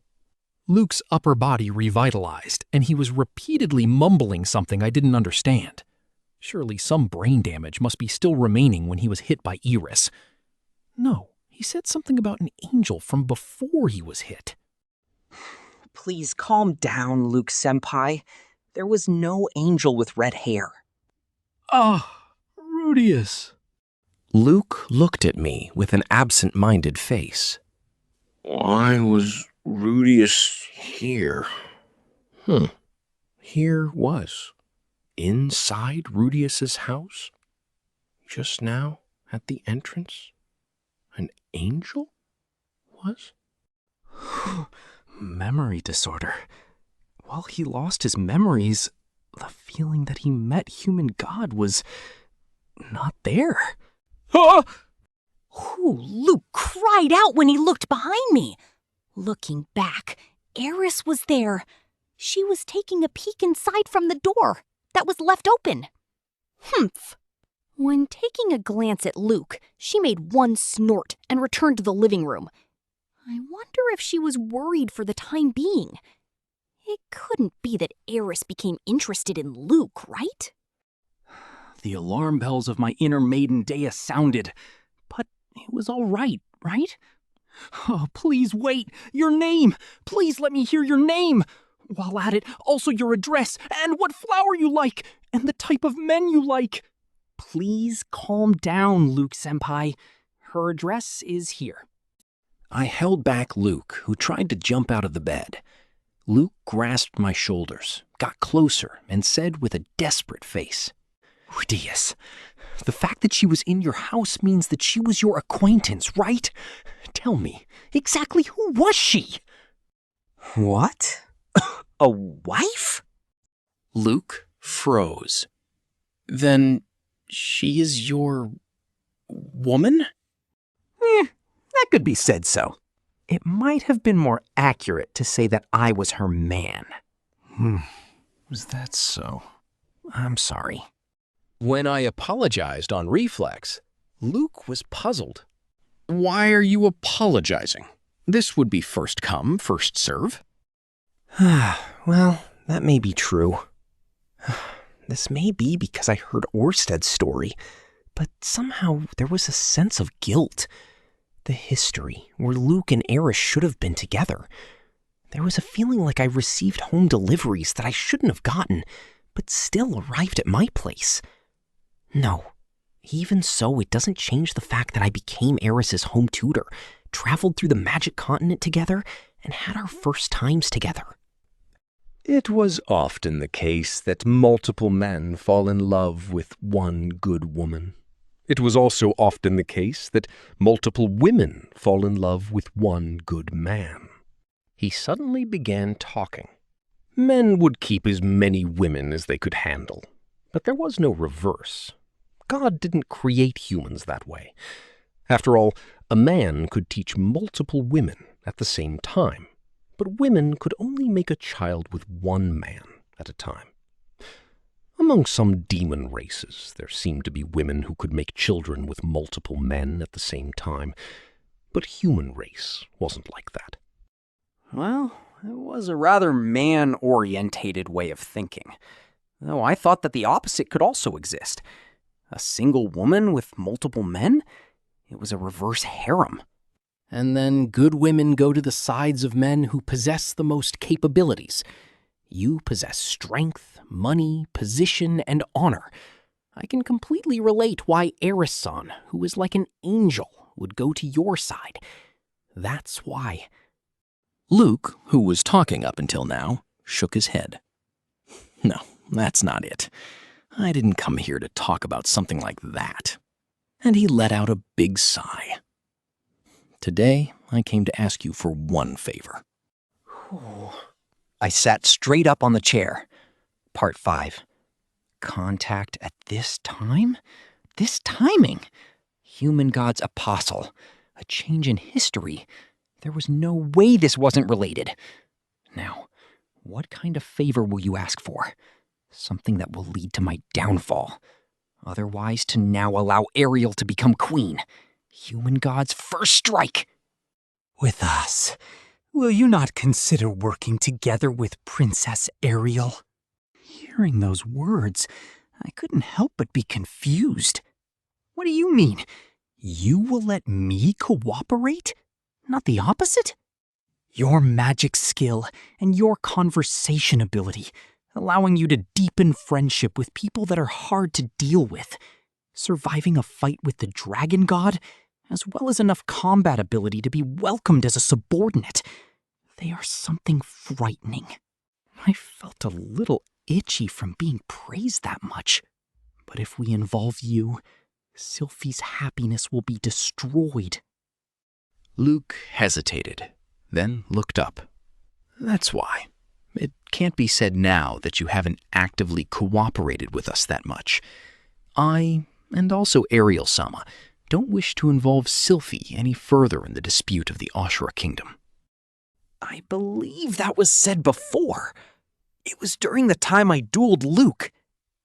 Luke looked down, the pose of an Ikemen's shadow. It seemed that somehow women would suddenly be deceived by it. Leak notice, Greyrat. Ariel-sama has given up on persuading Furugia-sama. Well, given the situation, I suppose so. Over these 6 years, by promoting ourselves in the 3 great magic nations, we have managed to win over many nobles and technicians. Among them are nobles from the Asura kingdom and those who possess great political power in the country. But it's not enough for a decisive blow. After all, they are people who were outside of the Asura kingdom. But Furugia-sama is a person who could become that decisive blow. He possesses overwhelming political power, forcefulness of speech, and combat ability in the Asura kingdom. If that patch existed, Ariel's path to become queen would make a great leap forward. Of course, it could still not be said with certainty. Luke was serious. At the least, I could not feel that he was deceiving or telling lies. A necessary person that was needed in order to make Ariel queen, Perugius was thought of highly. However, originally it was a plan that came down. Even without Perugia-sama, we believe that we can manage one way or the other. The time of preparation would take a few years more, but even so, I believe that the chance of victory was still there. I wasn't so sure about those words. According to Orsted's story, the news that the king fell ill should still take 20 days. If you had heard Human God's advice beforehand, I think the words "just a few more years" wouldn't have been said. And then, I want you to lend me your strength in order to become the decisive strength to ensure our chance to win. I have absolutely no understanding of politics. There's also the possibility that I won't be useful for anything. You are a man of a much larger caliber than we thought. I'm sure that just by being yourself, you will become an appropriate strength. I'm not that great of a person in particular. Even without being someone great, your military power is dependable, and you have personal connections. Perugia-sama, Dragon God, Demon Lord, a foreign prince, the grandson of Holy Millis Pope, Dorudia tribe, Silent Seven Star. Just your personal connections as an individual is quite something. I won't ask to allow us to use those personal connections, but a person with those personal connections possesses something. I want that something, no matter how small, to turn towards Ariel-sama. Was that? On whose instructions? Instructions? No, it is not Ariel-sama's will. Were you given advice by someone else? It was on my own judgment. Does the name Human God sound familiar? Human God? I heard it at Perugia-sama's place. What is that? Well, supposing he was Human God's apostle, he wouldn't honestly answer me. During my time, I didn't say a word to anyone. I wrote it down in the back of my head that Luke had a mysterious face. Indeed, it may sound contradicting. We also want Sufi to be happy. If we involve her in the dispute of the Asura kingdom, that happiness will be destroyed. If treated as an insurgent by the Asura kingdom, even the 3 great magic nations will probably not offer protection. That was also scary for me. In the diary, Zenoba was killed by the Holy Millis country. To make an enemy out of a country meant you didn't know what they might do. I was certain that I would be able to fight all right. If I hit them seriously with magic, I could annihilate a rather great number of enemies at once. If the magic armor's repairs are finished, to a certain degree, I would be able to overwhelm them in close combat. Even Orsted said that he didn't intend to go all out. Being stabbed in the back with a knife, being poisoned, or otherwise use money to apply pressure. If you couldn't defeat someone by using force, it was fine to win by ways other than force. The me in the diary was strongly linked with the country and had self-protection. Fortunately, I wasn't chased by the Asura kingdom, but when asked by Milas to hand me over, they were told no, because to an extent I was useful to the country. I wonder how it will turn out this time. Because Leo was here, I wonder if they will refrain from laying their hands on us, because other countries feared their relationship with the beast race would deteriorate. I wonder to what extent Leo will protect my family. But if it's you, I think that even if we involve you, who has the backing of the Dragon God, wouldn't you be able to keep Sylphie happy? I wonder about that. Orsted had weak influence in various places. Even though all people living in this world knew of the existence of the 7 great major powers, they didn't seem to completely understand exactly how strong or amazing they were. Even if I have the backing of the Dragon God, there still exists personal danger to my life. Well, that's true. Luke said in a single breath. He looked straight into my eyes. That's why. Right now, this is nothing but an appearance for appearance's sake. I want to make Ariel-sama queen, even if Sylphie's happiness will be destroyed. Luke was staring at me with glaring eyes. I received his gazes without averting my eyes. Strangely enough, I didn't think of it as unpleasant that Sylphie was slighted. Luke's eyes might have been unexpectedly strong. From the strength of his glinting eyes, that was enough to make you think that to achieve his objective he would throw everything away? I could feel a sense of ghastliness that reminded me of Ruijerd. I ask of you, will you not lend Ariel-sama your strength? Since there wasn't a talk about what would be awarded if Ariel became the queen of the Asura kingdom, it was probably because this talk was not through Ariel, but based on his own judgment. That's why it was ask of you. Thinking back, for example, even when I was manipulated by Human God, I was still myself. On top of receiving advice, I also desperately thought to go towards a better direction. Luke might be the same. In his own way, Luke might be frantically giving his all. Thinking about it, I do want to lend them my strength by all means. But what I'm fighting against is neither the Asura kingdom nor Ariel. It was Human God. If I went to Ariel's side, there was the possibility that it was according to the expectations of Human God, and in that case, I must definitely consult with Orsted. Let me consult with my surroundings for a bit. Having said so, Luke made an expression as if he wanted to cry and laugh for an instant. He must have thought he would be refused. And then he slowly stood up. Understood.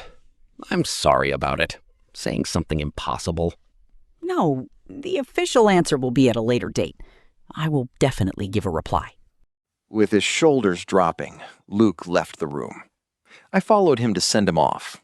From the small room, passing through the corridor to the entrance. On the way, I looked up the stairs to see Leo, whose position hadn't really changed much since earlier, sitting at the stairs of the second floor and making a small growl, as if saying you wouldn't be allowed to pass here. As expected, Luke was black, though I didn't know if Leo's sense of smell could discern whether or not someone was Human God's apostle. Probably because she heard the growl. Eris's face appeared from the living room. When Luke saw her, he promptly placed his hand on his chest and made an elegant bow. Madam, even if I didn't know, please forgive me for earlier. May the day come when we meet again. Oh, Eris grasped the end of her skirt and intended to lift them, but noticed she wore trousers, made an awkward face, and crossed her arms. Next time, I will properly provide hospitality for a guest. Thank you very much. Now then, please excuse me. Eris, everyone is still sleeping. Don't let out such a loud voice.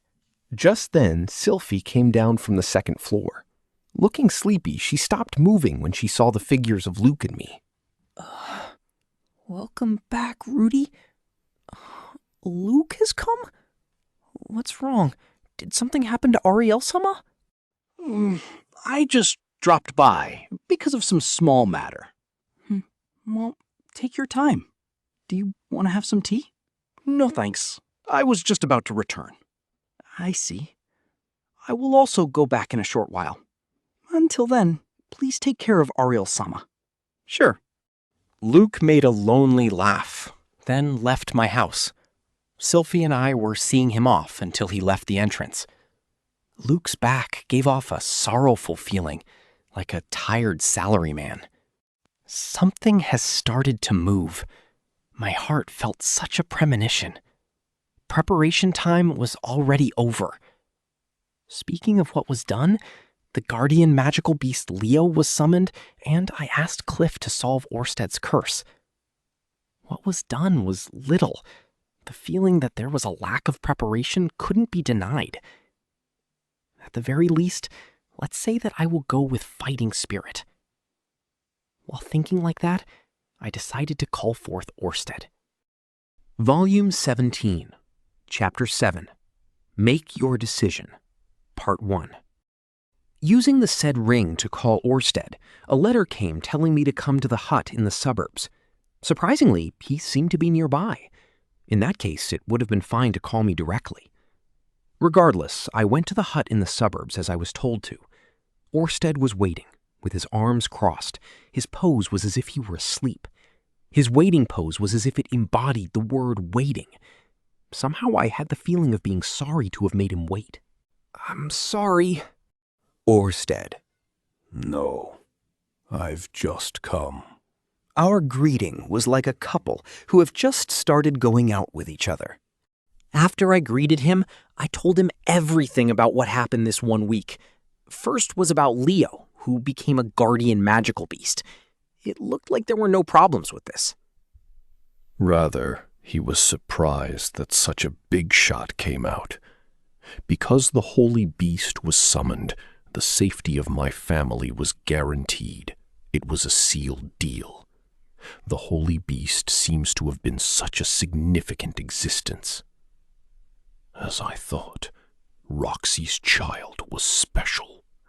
After being told that your own child was something special, I smiled a bit. I also told him about asking Cliff to solve his curse. Orsted also gave me his approval regarding this. Every once in a while, Cliff will come to this hut to develop a magic tool for Orsted's curse. While I didn't know whether results would come out, with the curse still remaining, I told him about the pose I will assume. I'm forced to follow Orsted because he took my family as hostages. Orsted, approving. While Orsted's expression did not change, he let out, "I see," and gave me his approval. I received quite a scolding because I had no contact with Ariel over these last 10 days. That I was worried about Eris and Leo, as well as that I intended to wait for the right timing to introduce Ghislaine. Using that as an excuse to get in contact sounded like nothing but excuses. Because there was a 1-month postponement, I seem to have taken it too lightly. I will admit that I was careless. During the time I had been careless, Orsted seems to have visited Perugius in person one time. Though he asked him for cooperation to make Ariel queen, it looked like he was refused. In a stubborn attitude, Perugius said that until he ascertained that Ariel was worthy of becoming queen, he himself won't move. Amazing, Perugius-sama. Although he should have been quite scared of Orsted, to think he would clearly refuse him. I admired him a little bit. But leaving that aside, I also talked about how during the time, Luke came to my house to make contact with me. That Luke came to ask for support. The possibility that Luke was Human God's apostle. About how he uneasily asked for me to support Ariel. Considering these 3 matters, when I asked whether there were any changes regarding our future actions, Orsted replied decisively. There are no changes regarding our objective to make Ariel queen. After the theory that making Ariel queen was within Human God's expectation was denied, it looked like it was very important to Orsted for Ariel to become queen.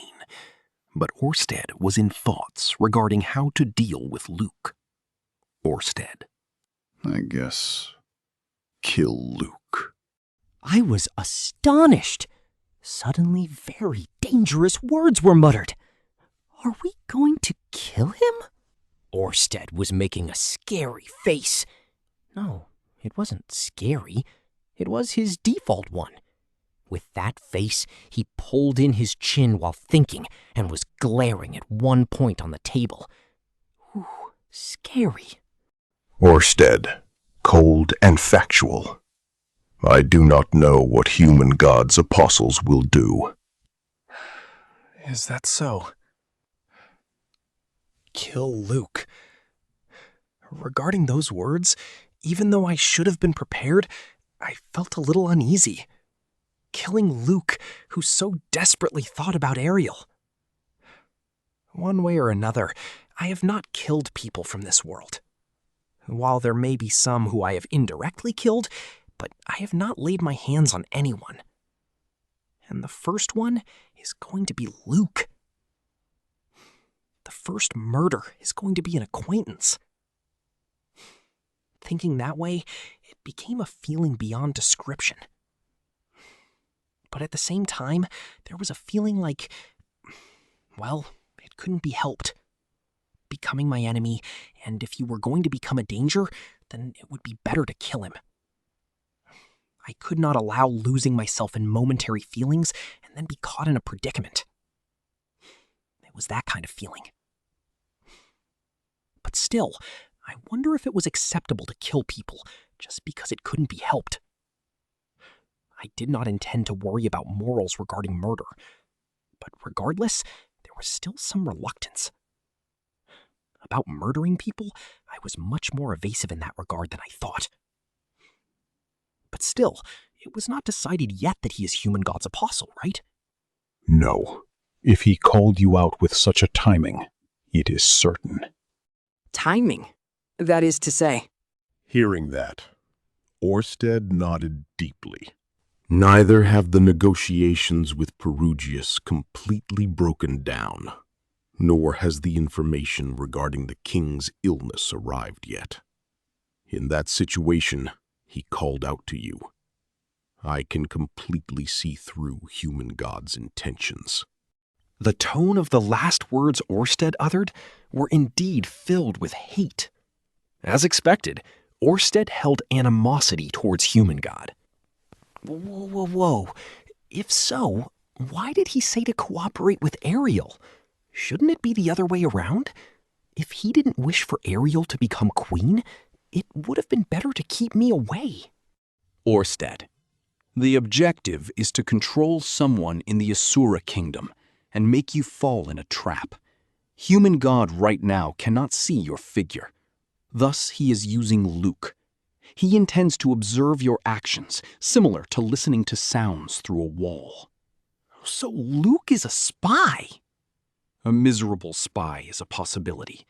When thinking about the risk of something happening while traveling, it would be better to leave out Luke.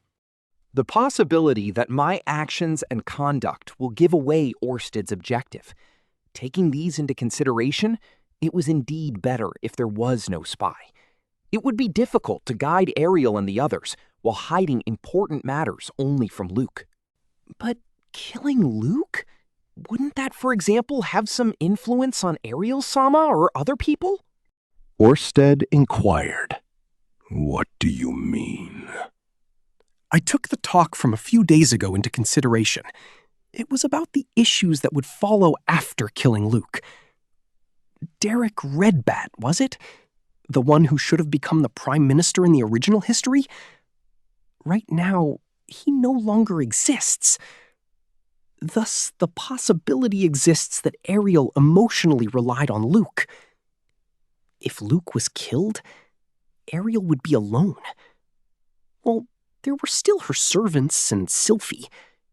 It indeed felt like Luke's portion was the biggest one. It wasn't love or affection. It was rather close to the feeling between Zenoba, Cliff, and me. They were guys who, no matter what happened, would never betray me. When making Luke into his apostle, Human God may have already taken into consideration that it would be found out, and is either daring Orsted-sama or me to try and kill Luke. If Luke died, there was no knowing what would become of Ariel. People are weak. They may look strong, but there were also times when they suddenly turn useless. I knew many cases who became like that. If she was manipulated as a puppet, that was still fine. As it thought so, I read Orsted's facial expression. That possibility also exists. To the Ariel I knew, Luke was also a useful person. If he wasn't there, Ariel may not have managed to become queen. It seemed that Orsted was troubled if Ariel became a good-for-nothing puppet. Perhaps, for now, it would be better to let Luke go free. Of course, there was also a feeling of not wanting to kill. Luke was also Sylphie's close friend, and he was also my cousin for the time being. The relation may be weak, but he wasn't someone I wished to see dead. But at best, they were just words. Regarding my own feelings, the part where I shirked from killing people was strong. That is true.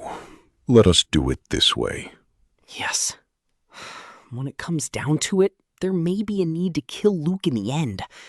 If I killed him, I wonder if Sylphie will resent me. I wonder if she'd force a divorce. Just thinking about it, my stomach hurt. But if it came down to killing him no matter what, I will be prepared for it. For now, this was enough regarding the matter about Luke. You have told me before that human god cannot manipulate a great number of people, right? I dug deeper into the matters I wanted to hear. That is, exactly up to how many people can he manipulate? Previously, Orsted once said that human god could not manipulate a great number of people at the same time. In other words, doesn't it mean that he could manipulate more than one person at the same time? Orsted, it is not certain, but in the past I once fought against 3 apostles at the same time. Thus, it is probably up to 3 people. 3 people? It was surprisingly few. The possibility that the number of people he was manipulating beyond that?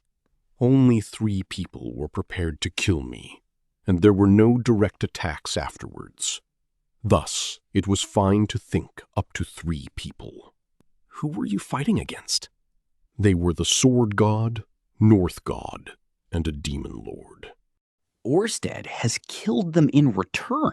2 in the 7 great major power class and a Demon Lord. Even after he amassed such war potential, they were unable to eliminate him. Human God could only give up. Honestly, if something like that was sent, I would stand no chance. Well, I intended to do what I could. Just like in my case, he would have to spend a long time to change fate. Human gods seem to like Pythagoras switch.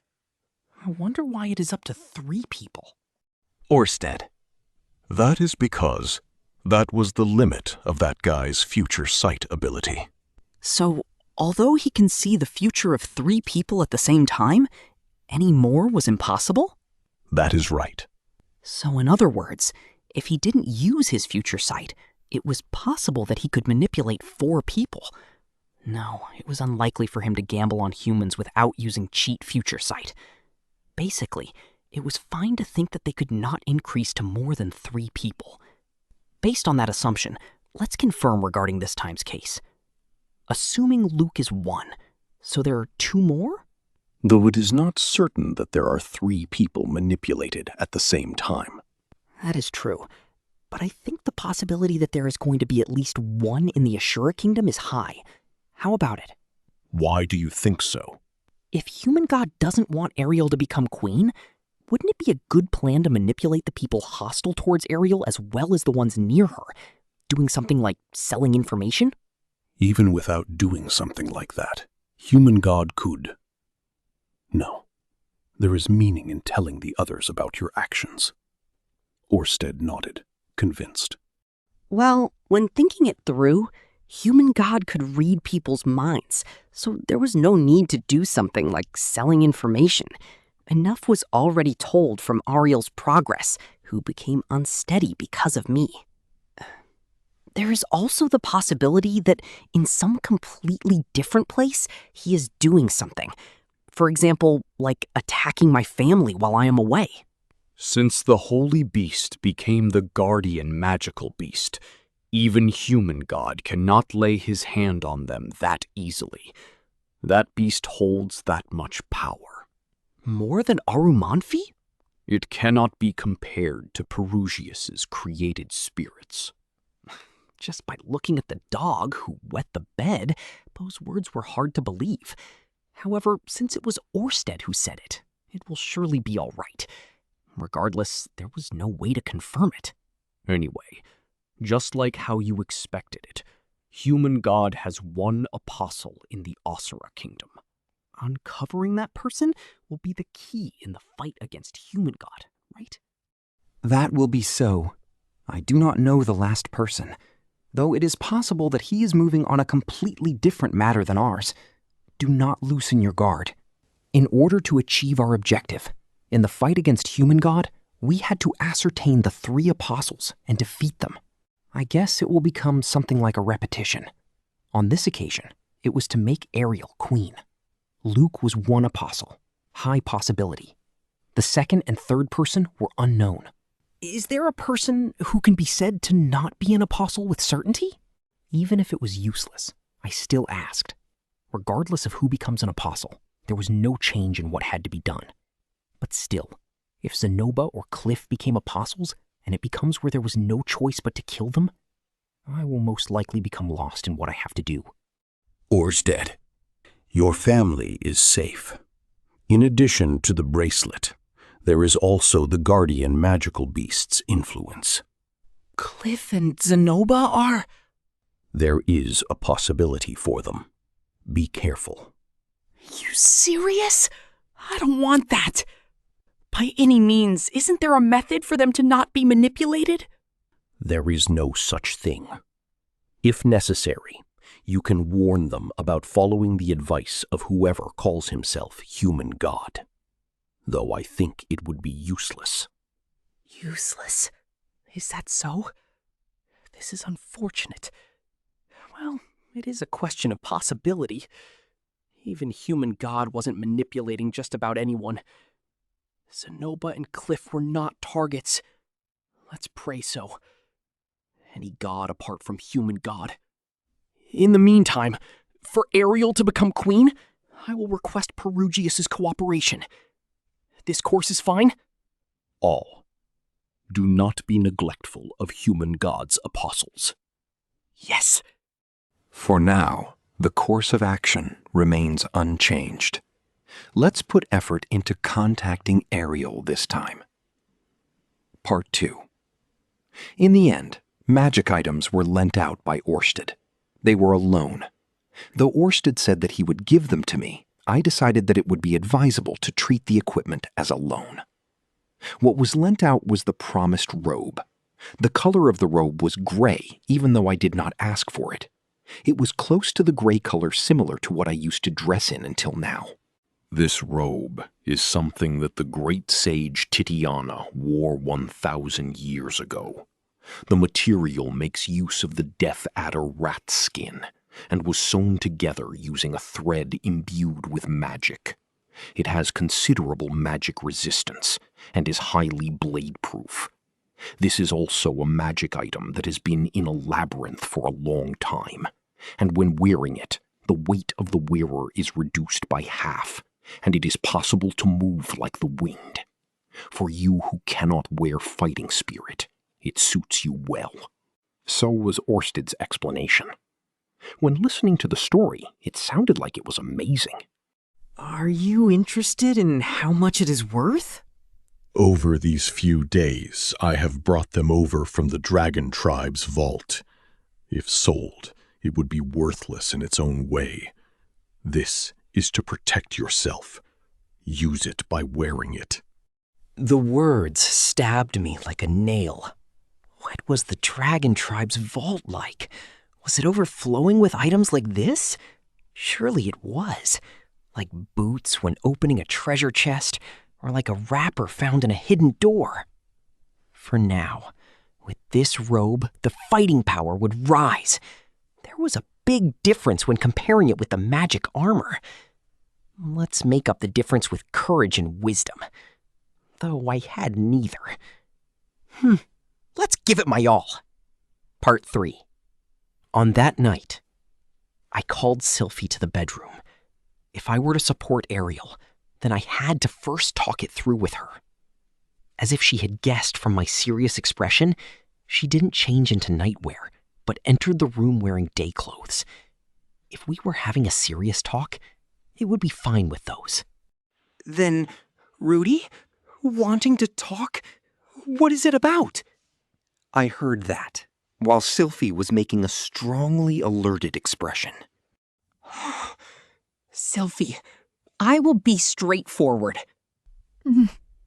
It was decided that I will provide help to make Ariel-sama queen. Hearing those words, for a moment, Sylphie made a puzzled expression. She then laughed happily, but made a puzzled expression again.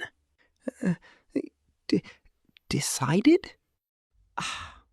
In other words, it isn't Rudy's will? It was Orsted's order. After saying that, Sylphie's complexion clearly changed. As I thought, it would have been better to not have mentioned Orsted. No, the other way. Maybe I should tell everything. That depending on the situation, there was the possibility of killing Luke. But should that be said? The possibility is at an early stage. When hearing that, What would Sylphie think? Wouldn't she recognize Orsted as an enemy after all? Sylphiette, what do you think is the objective of Orsted by making Ariel-sama queen? Doing something like that? Is there some benefit for Orsted? Through me, he can make a connection to the Asura kingdom. It looks like there was nothing in particular he wanted to receive right now, but there seems to be something he wants help with. But it's the dragon god? He is someone who can beat up Rudy when equipped with the magic armor? Even if Asura Kingdom was the world's strongest country, would he want to enter a partnership with it? Authority is something that can resolve things that brute force cannot. Even Orsted would want that. To use it someday. This time's case was a strategic move. Making Ariel into queen would pay off in the future 100 years from now. Though I said that, it was difficult to explain. Orsted knew the rough history. Following that history, I didn't know how Orsted would use Ariel's existence, or whether he would use her at all. From what I understood from the diary, at the very least it was unfavorable for Human God to have Ariel become queen.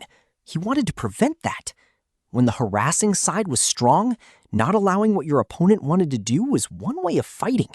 For Orsted, it had a great meaning, but there wasn't much of a meaning for me. By helping Ariel become queen, there was no doubt that I will be affiliated with Ariel's faction, and then I will be dragged into the muddle amongst nobles. There was demerit. To be honest, I didn't think there was much to gain from balancing Asura Kingdom's connection with that demerit. According to my own feelings, I didn't want to help Ariel. But let's be positive this time. Ariel becomes queen, Ariel Banzai. When her best friend achieves her objective, Sylphie Banzai. Hampering Human God's purpose, Orsted Banzai.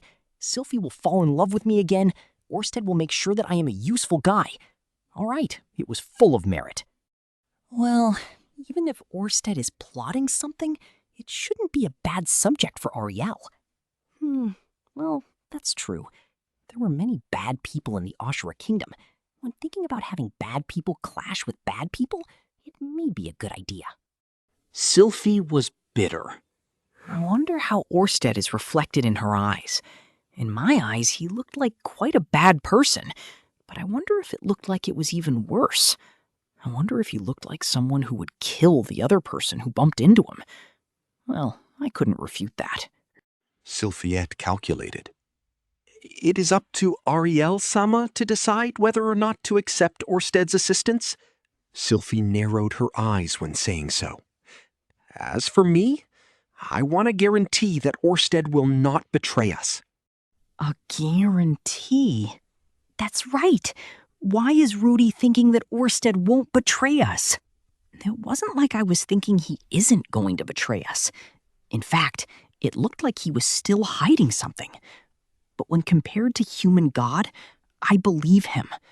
When calling him, he will come immediately. I don't think he won't betray us, but Orsted's correspondence was sincere. He will not turn into an enemy if I continue showing him no hostility and prove that I am useful. Is that so? Sylphia was still making a slightly incomprehensible face. Understood. Whether Orsted could be trusted or not will be seen on this occasion. Is that fine? Because even if we argue now, there is no point to it. It looks like Rudy decided to trust him. Well, true. Then it will just become repeated arguments. Sylphiette took one deep breath when saying so. She straightened her back and looked into my eyes. Rather than that, it would be good to talk about the future from now on. Rudy, no. How does Orsted intend to make Ariel-sama queen? She said that with a sharp expression. This was usually a face she didn't show before me. It was the face of Ariel's escort. Making such a face, her boyish look was fully brought forward and became very dignified. First, he intends to convince Perugia-sama. Dragon God and Dragon King? In that case, Dragon God. In other words, I think Orsted's position is higher, but he intends to convince Perugia-sama? Orsted-sama's influence in the Asura kingdom is great, and he also has political influence. In comparison, Orsted doesn't have influence in Asura kingdom. Rather, I was echoing Orsted's words. But Perugia-sama will not give in that easily. He doesn't listen to anything Ariel-sama says, and it was also useless for Luke and me to convince him. So it seems. Even though Orsted made a request, Perugius didn't seem to honestly do as he said. Because he is rather scary, I thought Orsted's words would be sufficient. As expected, there was something he was thinking about. But Sonoba seems to have successfully gained Perugia-sama's favor. Rudy also seems to be well-liked. What's the difference? Regarding differences, maybe it is that neither Zenoba nor I aim to become king. Aiming to become king? Did that offend Perugia-sama? This way of thinking was probably too narrow, but it felt like Perugius had his own opinion regarding the existence of a king. I wonder if from the beginning, Perugia-sama never had the intention to support Ariel-sama? No, if he never had the intention from the beginning to support her, he would have firmly refused her. He is testing Ariel-sama about something. Is that so? Sylphie folded her arms and tilted her head. Anyway, over the next days, I would like the opportunity to talk with Ariel-sama. Would that be fine? Understood. Then I will arrange the setting. I'll also tell Luke. I will share a table with Luke. Is that okay? No problem. Just, can we keep quiet regarding Orsted, as well as make it appear as if Luke and Sylphie persuaded me into supporting her? Why hide the matters related to Orsted? Rudy became Orsted's subordinate, and if you say that you were following orders from above, Ariel-sama might feel relieved? The Dragon God's backing. But I didn't want to give Luke, Human God's apostle, more information than necessary. Though it wasn't confirmed yet that Luke was Human God's apostle. Because it isn't known where Human God's men could be listening from, I want to keep Orsted's instruction and objective hidden as much as possible. Orsted is fighting Human God, right? Is Human God such a bad guy? Leaving aside whether he was bad or not, he attempted to kill Roxy, as well as targeting Sylphie, and tried to kill me by making me clash with Orsted. He is an enemy. I was also targeted? Saying that, Sylphie looked at the surroundings. Even now? I wonder, but I don't think he has given up. Then it's best to watch your back.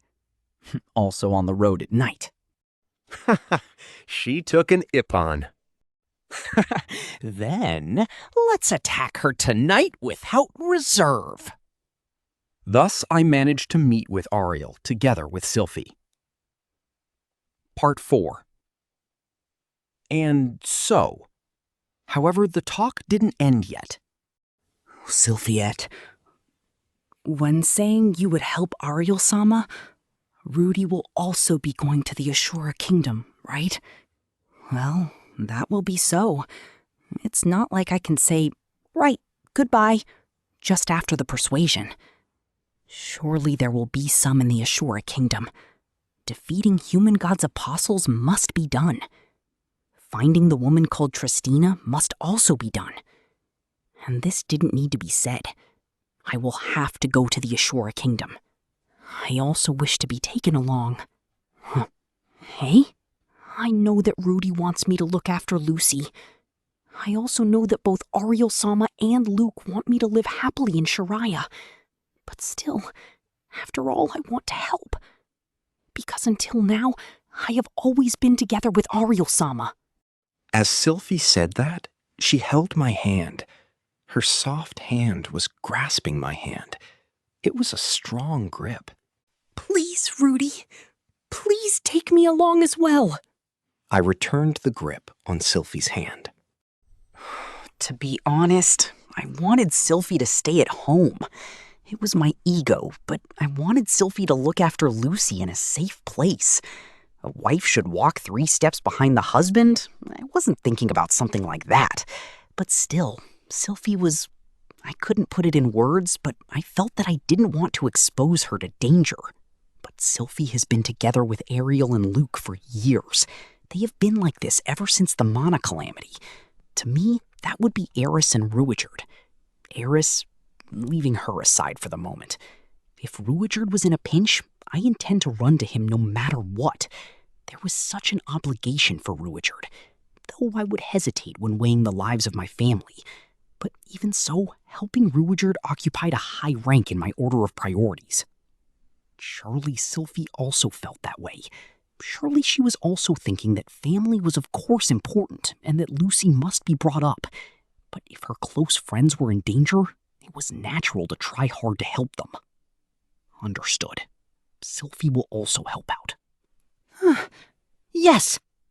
Sylphie smiled broadly and nodded happily. Seeing that, I suddenly recalled what Human God said. The talk about how Sylphie's fate was to die in the Asura kingdom. Though I didn't believe it. If Sylphie was going to help out, wouldn't her lifespan be shortened? I wonder if I'm thinking too much. History has changed. It will not necessarily unfold as the diary said. But after all, it would be better to say it. Sylphie. Sylphie, what? Human God hides his appearance. He will manipulate someone to try and hinder Orsted and me. Like how Rudy and Orsted were made to fight each other? Ah. Then we also have to be careful of the one being manipulated. Also, it seems that a familiar person is being manipulated. A familiar person?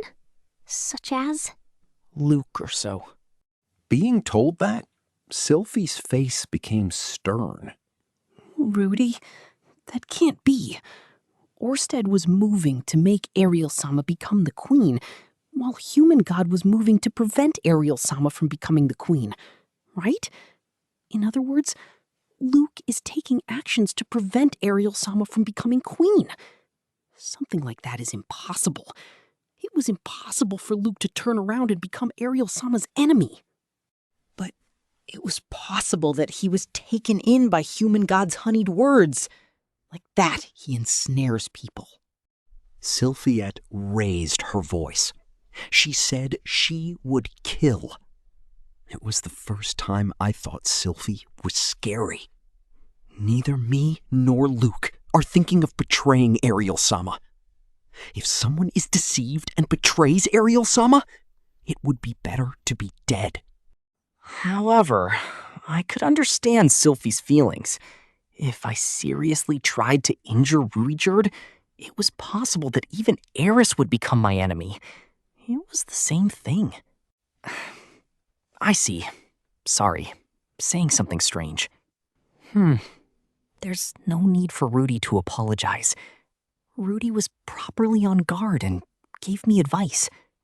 Seeing that smile, for some reason inside me, my stomach tightened. If the time comes when there is no choice but to kill Luke, at that time, I couldn't let Sylphie do it. I will do it. Volume 17, Chapter 8, Organization of Cooperation, Part 1. When I arrived at the Sky Castle, Ariel was having a tea party in the gardens. Silveril was hosting, but Perugius was nowhere in sight. Instead, Nanahoshi was sitting across from Ariel. Ariel was having the tea party in a composed manner. That was my initial impression, but that wasn't the case. Ariel was wearing the look of an exhausted salaryman. She looked weary from top to bottom. On the surface, she may appear as graceful as always. However, the faint signs of bags under her eyes could clearly be seen. She really looks cornered. In that condition, she was sending an aura saying, "Won't you ask me? Ask me what's wrong," to Nanahoshi. As for Nanahoshi, she was ignoring Ariel. She just looks very uncomfortable. Most likely, she didn't refuse the invitation to drink tea together, but she didn't want to have to deal with the complicated sentiments between Ariel and Perugius. She's like an apathetic type protagonist, yet she stayed. Maybe because Ariel also lent her a hand during her illness?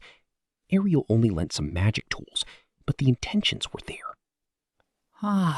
Rudeus, come sit with us for a while? I followed Nanahoshi's instructions and sat down between Nanahoshi and Ariel. Silveril poured me tea while I found my seat. She placed my cup down rather roughly, quite out of character for the usually graceful Silveril. I could feel her cold gaze even behind that mask. Is she mad about when I summoned Arumanfi? Sorry. Well, Rudy, I'm counting on you. Sylphie, who came along as well, quietly whispered to me before taking her position behind Ariel. Ariel looks relieved to have Sylphie here. Taking a sneak peek, I also spot Luke here. I sent Luke a message before coming here. He flashed a bright smile when I told him that I'll help Ariel. It has been a while, Rudeus-sama. Becoming subordinate of Dragon God Orsted, should I offer you my congratulations, or... Minced words. Perhaps Sylphie had been talking to Ariel about Orsted behind his back. Thank you. No matter what, it's reassuring to have the backing of someone that powerful. Rudeus-sama is very powerful as well. Might just be that birds of a feather flock together. Maybe it's impossible for me. What? Ariel is deprecating herself? She really is in a bad place right now. Hey. Nanahoshi said that and poked my side. Orsted came by yesterday. How was it? After I apologized, he forgave me. He said, I'm counting on you from now on, too. Good to hear. A simple conversation, but it looks like a weight came off her shoulders for Nanahoshi. If everything could be resolved with an apology, we wouldn't need police in the world. If I was deceived and a victim of attempted murder, an apology won't be enough. From this, I can conclude that Orsted is truly magnanimous. I also had the privilege of seeing Orsted-sama. A tinkle in Ariel's voice. It's really soothing to listen to. A charismatic voice that you want to follow. She's also beautiful. The most beautiful blonde hair I ever seen. She is the embodiment of beauty. Although I am surrounded by pretty girls and ladies, but from an objective perspective, Ariel is probably number one. Beyond natural beauty, rather an artistic beauty. But because she lost her confidence, right now she gives off the charms of a weary widow. This charisma may also be a curse. Orsted-sama is a scary person. So much that even though I just saw him from afar, I felt a sense that I was in danger. Rudeus was quite reassuring. He's not a bloodthirsty enough person that he'd suddenly attack someone, so it's fine. I see.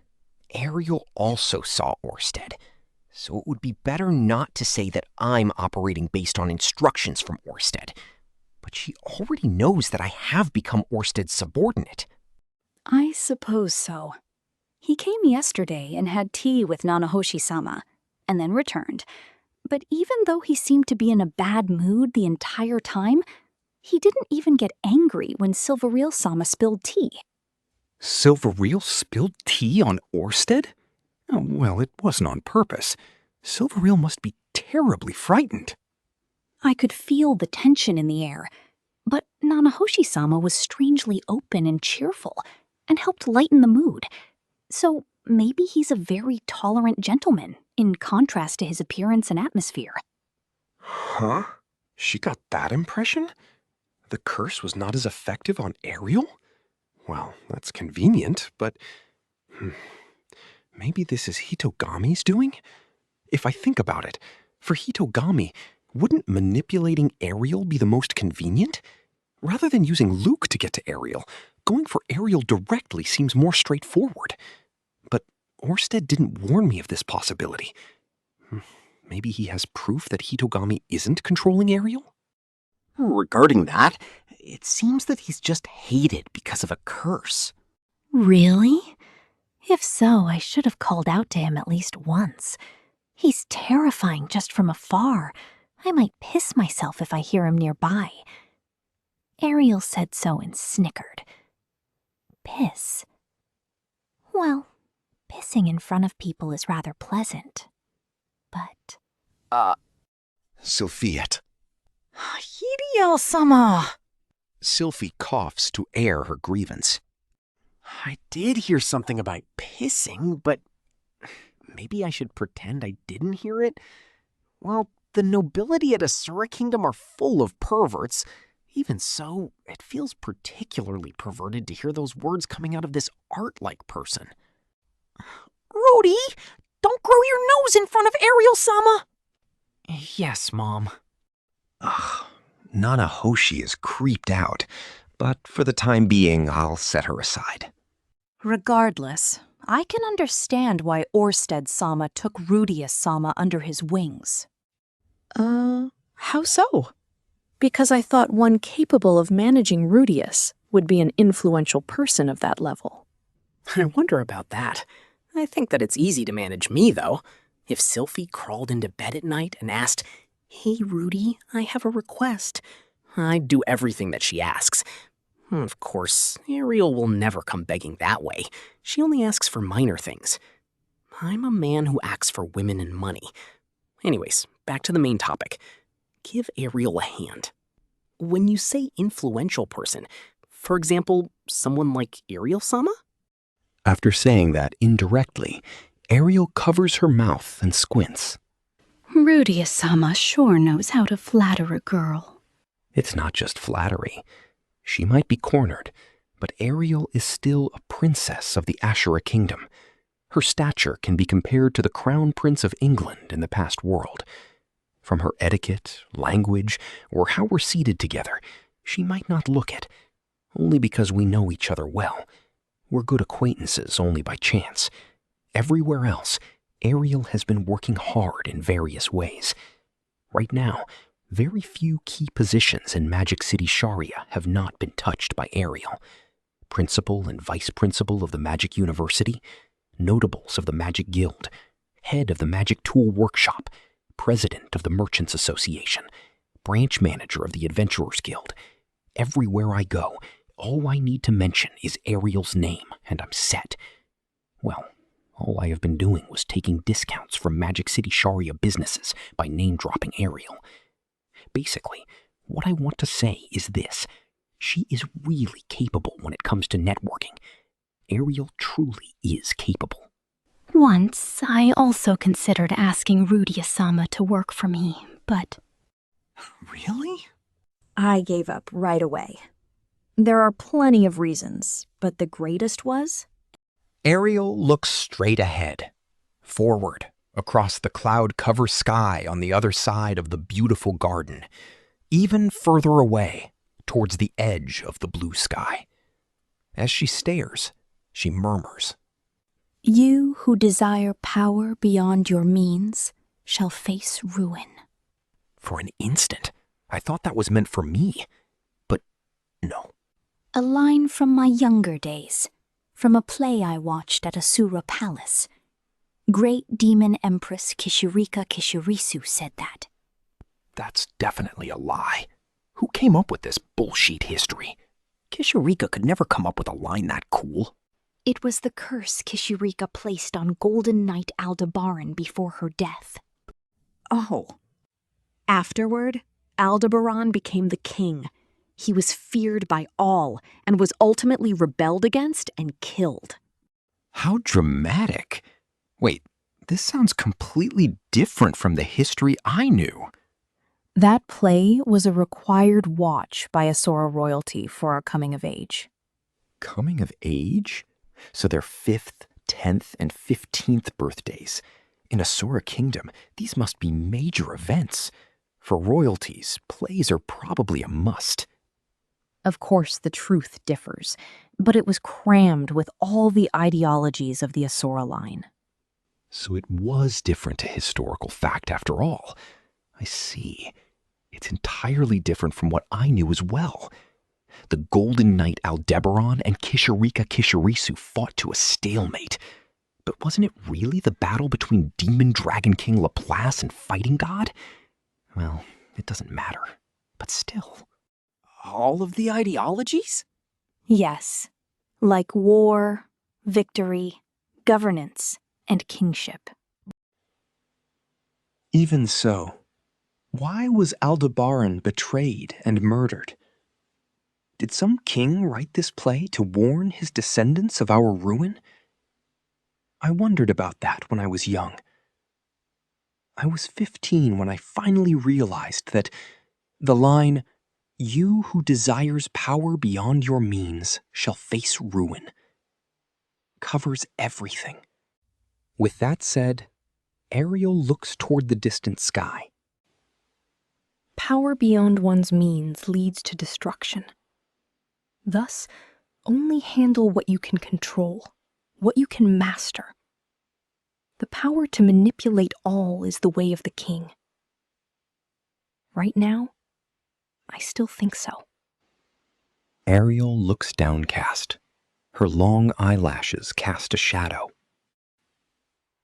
I understand.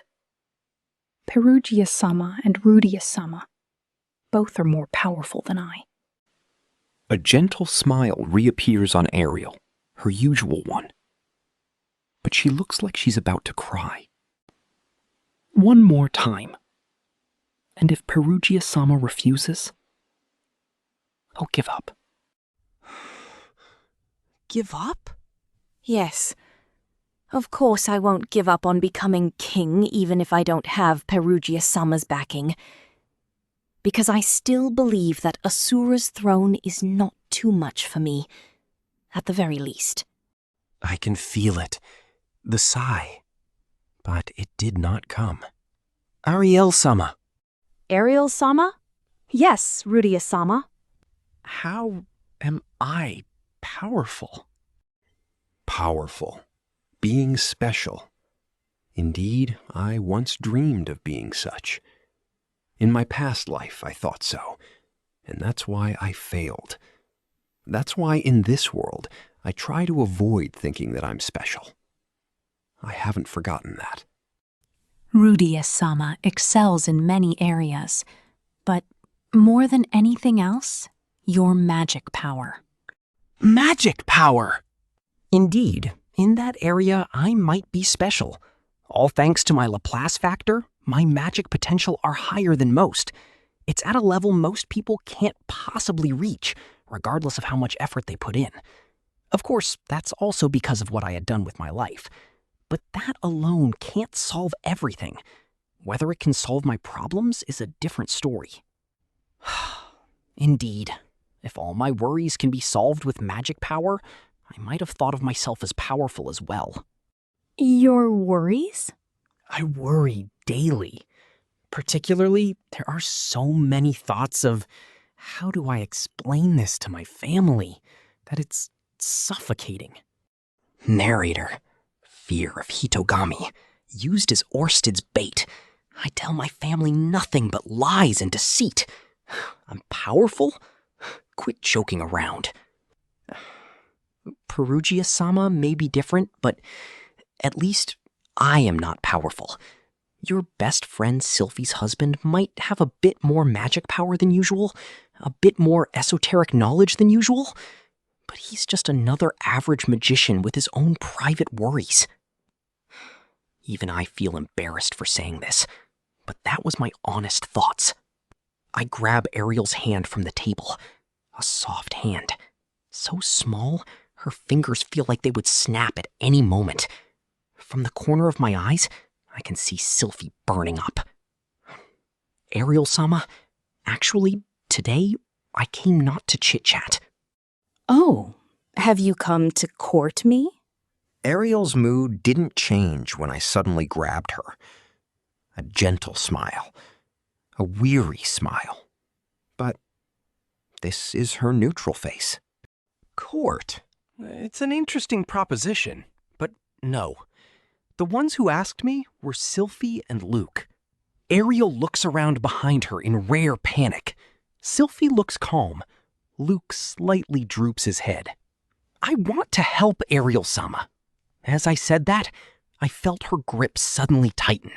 An unbelievable strength from those delicate fingers. It almost hurt. How could you two do such a thing? asking help from this Rudeus Greyrat? I do not intend to look down on you. What I want to say is different. Suddenly grabbing her hand? Talking about that? How would the normal Ariel react? Can I be your support? Honest tears flowed from Ariel's eyes when she heard those words, moved. A beautiful tear. This surprised me, that it would make Ariel cry. Why? Ariel, with her free hand, wiped away her tears and forced a smile.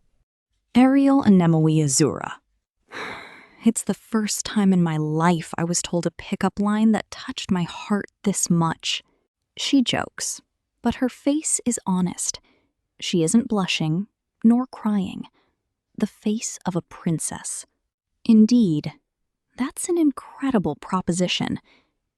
But Ariel did not agree right away, holding her chin, looking towards me with slightly upturned eyes, her eyes narrow, as if to search my true feelings. I heard that Rudeus-sama became Orsted-sama's subordinate. Would he allow it? I already informed Orsted-sama of my intentions. Perhaps Orsted-sama ordered Rudeus-sama to do this? It's possible that Orsted's curse is less effective against Ariel, and she herself said that it doesn't bother her. But as planned, I lie about Orsted's motives. That's not the case. He simply gave me free rein when I asked if I can help Ariel-sama. Really? Well then, I understand. I offer Orsted-sama my gratitude. I can see Sylphie pouting from the corner of my eyes, but it can't be helped. Well, I'm in your care, Rudeus-sama. Likewise. I hold Ariel's hand once more, but different than before. A handshake. Part 2. Well then, now that we have agreed to cooperate, let's begin. Getting Orsted-sama to help Ariel-sama win the throne is possible, but he has little influence inside Asura Kingdom, so there's not much that he can do. After that brazen talk, I start off this time with a preface. That's why I think gaining Perugia-sama's support is still vital. Indeed. Ariel, with a serious expression, settles herself. Maybe it's just me, but Sylphie and Luke look more serious as well. Convince Perugius. Orsted also mentioned how important that was, because Perugius wields enormous influence inside the Asura Kingdom. But how? Probably it comes down to what Perugius said. Let me try bringing that topic up again. What is the most important factor of a king, Ariel-sama? If you know, you'll have my support. And Ariel's eyes twitched. It's the question she worries over the most, but the answer won't come to her. Ariel Anemone Asura. The most important factor for a king. What the hell is it? I was asked as well, and my answer wasn't good enough. Anyways, I don't think I have the right answer either. If what Orsted said was to be believed, an individual named Derek Redbat would have helped her find her answer. But history has changed, so the question might have been different. Asking about this Derek person might be a good idea. But how do I approach this? I am not supposed to know this Derek person. Well, before we discuss this topic. Ariel bends over and glances at Silverell. Perugia-sama will hear everything. Is that okay? I'm sure he doesn't mind. But that kingship question, is it all right to discuss it with others? Of course. Since it's about becoming king, maybe only that person can think it over? And what? Taking a glance at Silverell, she gently shakes the wings at her back. Perugia-sama has said to Ariel-sama that no matter how she works out her answer, if her answer is correct, he'll lend you his strength. Because he is generous. She said it in a matter-of-fact attitude. So, I could have consulted others from the start? Rather, Perugia-sama has been wondering why you haven't. Ariel can only cast a wry smile to that response. I was too narrow-minded. Ariel murmurs, but she looks suddenly refreshed. With her hands, she begins to comb her blonde hair. After it's straightened, she stretches out her hand. She then turns her head left and right until it crackles and slaps her cheek. Behavior unbecoming of a princess. Got it. Then, Sylphie, Luke, sit down. Yes! Understood. Happily, those two sat down, but Nanahoshi's uncomfortableness doubles. Well, let's begin the meeting. A voice of confidence from Ariel, like in our first meeting. Should I applaud? No, probably not. But I probably should raise my hand to speak. Before we begin, let's reach a common understanding? Understanding? What I mean is, I don't know anything about Ariel-sama. What do you want to know? Ariel blushes slightly, and I can feel Sylphie glaring. It's not like I'm asking for her 3 sizes. No, stick with serious talk. First, I want to know why Ariel-sama wants to be king, if you please. Ariel Namoy Asura. Haven't I mentioned this to you before? Huh? Did you? Yes, at Rudeus Sama's and Sylphie's wedding. If possible, please tell me again. Hearing that, Ariel says nonchalantly, If I failed to be king, I won't able to face those that died placing their trust in me. So, trust? Of those that died? Can you tell me the details about them? Ariel smiles slightly hearing that, but I also feel some concern. Does this have to do with our topic at hand? That's a rejection? She doesn't want to talk about it? I don't know if it will, but I think Perigia-sama is giving Ariel-sama a test. If we look into Ariel-sama's personal relationships, maybe we can find some clues. I see. Good enough. That actually sounds plausible. But I was honest, too. I really have no idea what a true king is about. I remember reading in a light novel from my past life. King lives for his people? No, to lead his people, and junk like that before. But as much as I try, I can't find a serious answer. Well, those that died are many. Especially during my escape from Asura Kingdom. 13 died then. 4 knights. Alistair, Callum, Dominic, Cedric. 3 magicians. Calvin, Johann, Babette.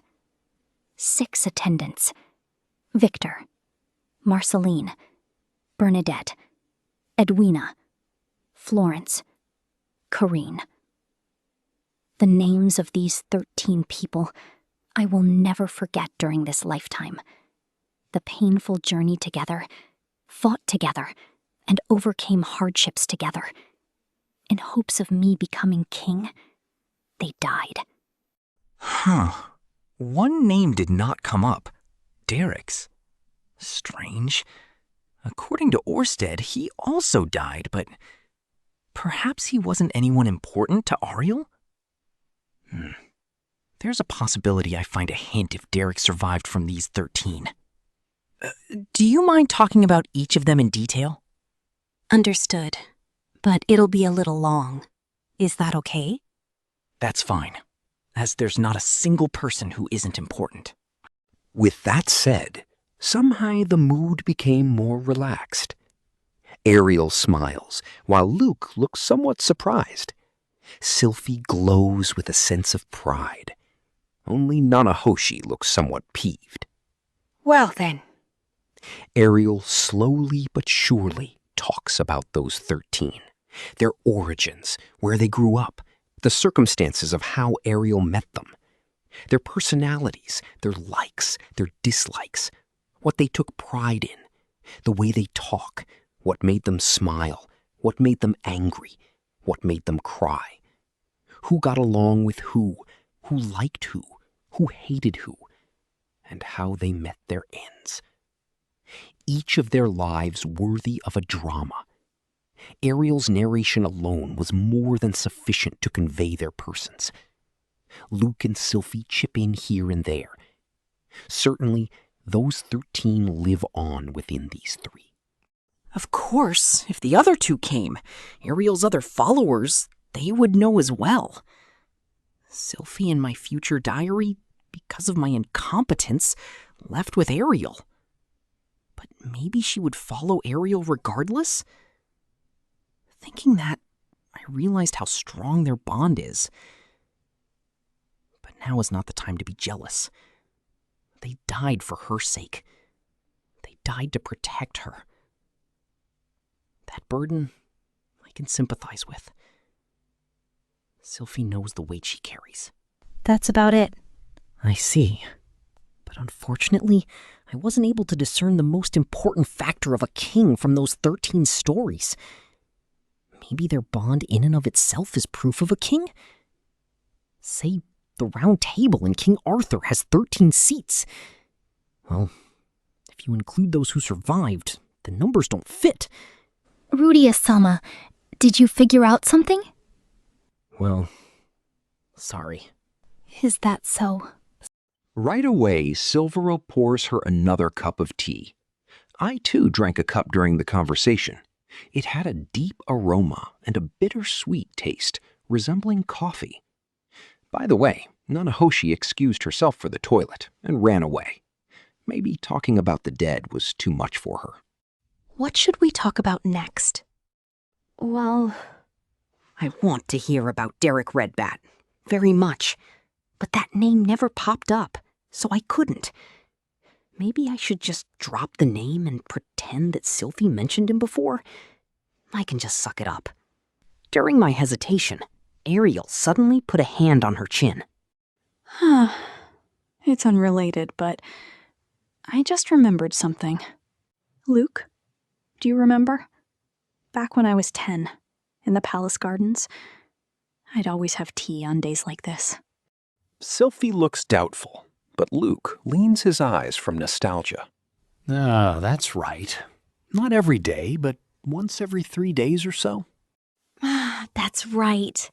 Back then, I was always rushed to this lesson or that. So during lunch breaks, I liked to have tea by the garden under the sun. It became a habit. Just me, Luke, and Derek. Derek! Who is that? Yes. My guardian magician before Sylphie, from the Red Bat House. An excellent magician, but he died during the metastasis event. Can you tell me about him in detail? Finally, this Derek person appears. So he died during the metastasis event? Was he involved with the Fedoa region? Maybe I can find the clue through his story. But Ariel remains silent, looking shocked. Rudeus Greyrat, something wrong? No. Now I think about it. It was Derek's death that caused me to want to be king. Ariel seems to realize something, placing a hand by her mouth. Then, can you discuss that in details?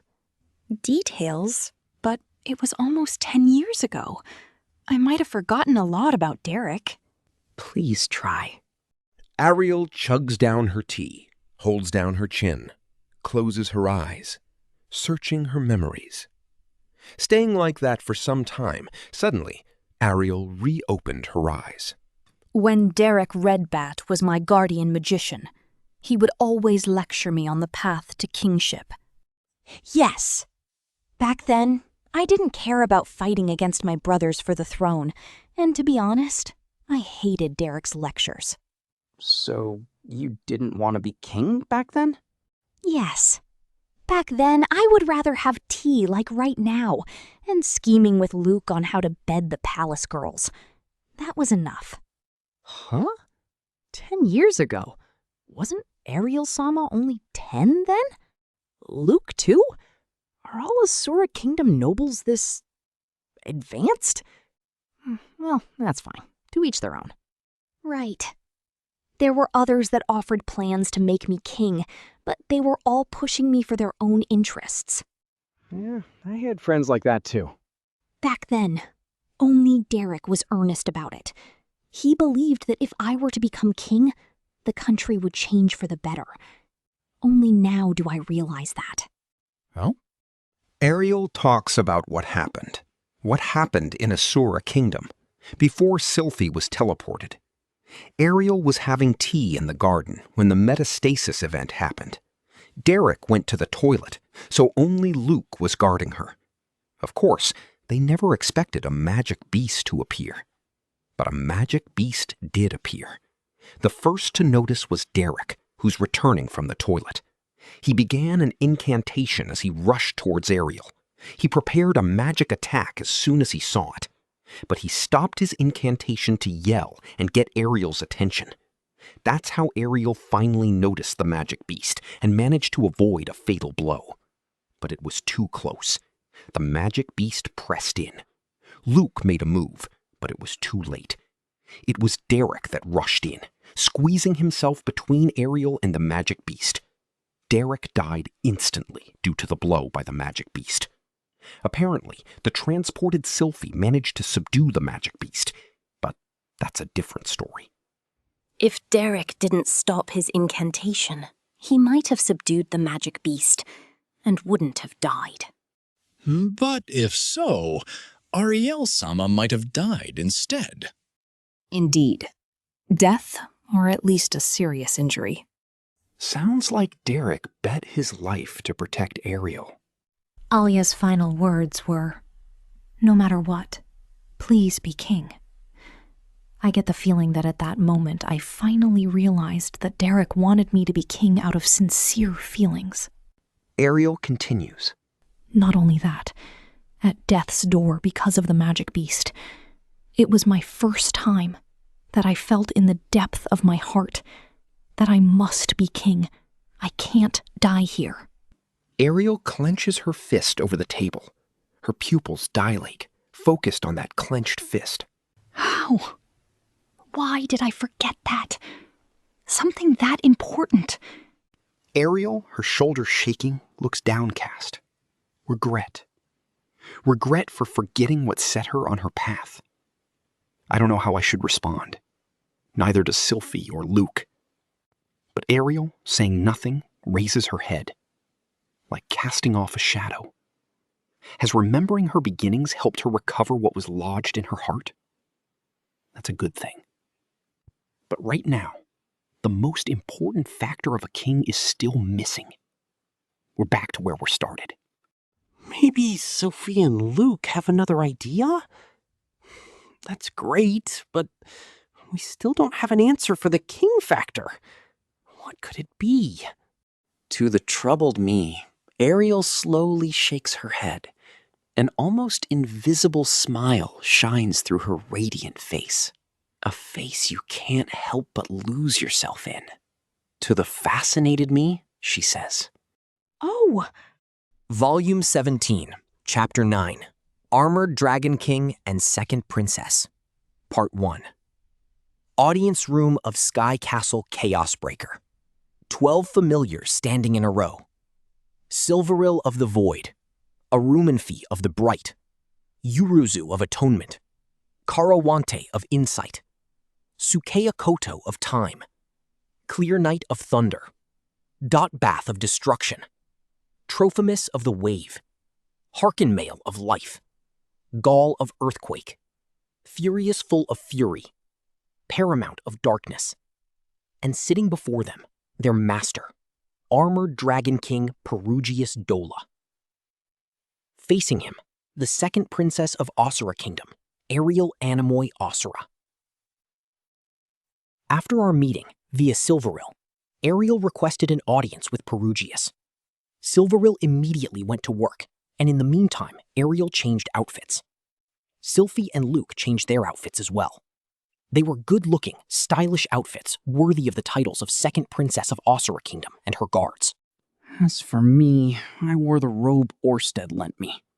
Well, since it is Orsted's, it should be fine. Ariel walks up proudly between the 12 familiars. Unfettered, despite being the center of attention, she offers an elegant curtsy towards Perugius. Sylphie and Luke both kneel. This time, I kneel as well. Ariel Anemoy Asura, polite and grateful. Thank you once again for making time for me. Perugius, authoritative and testing. Let's be clear. What shall we have today?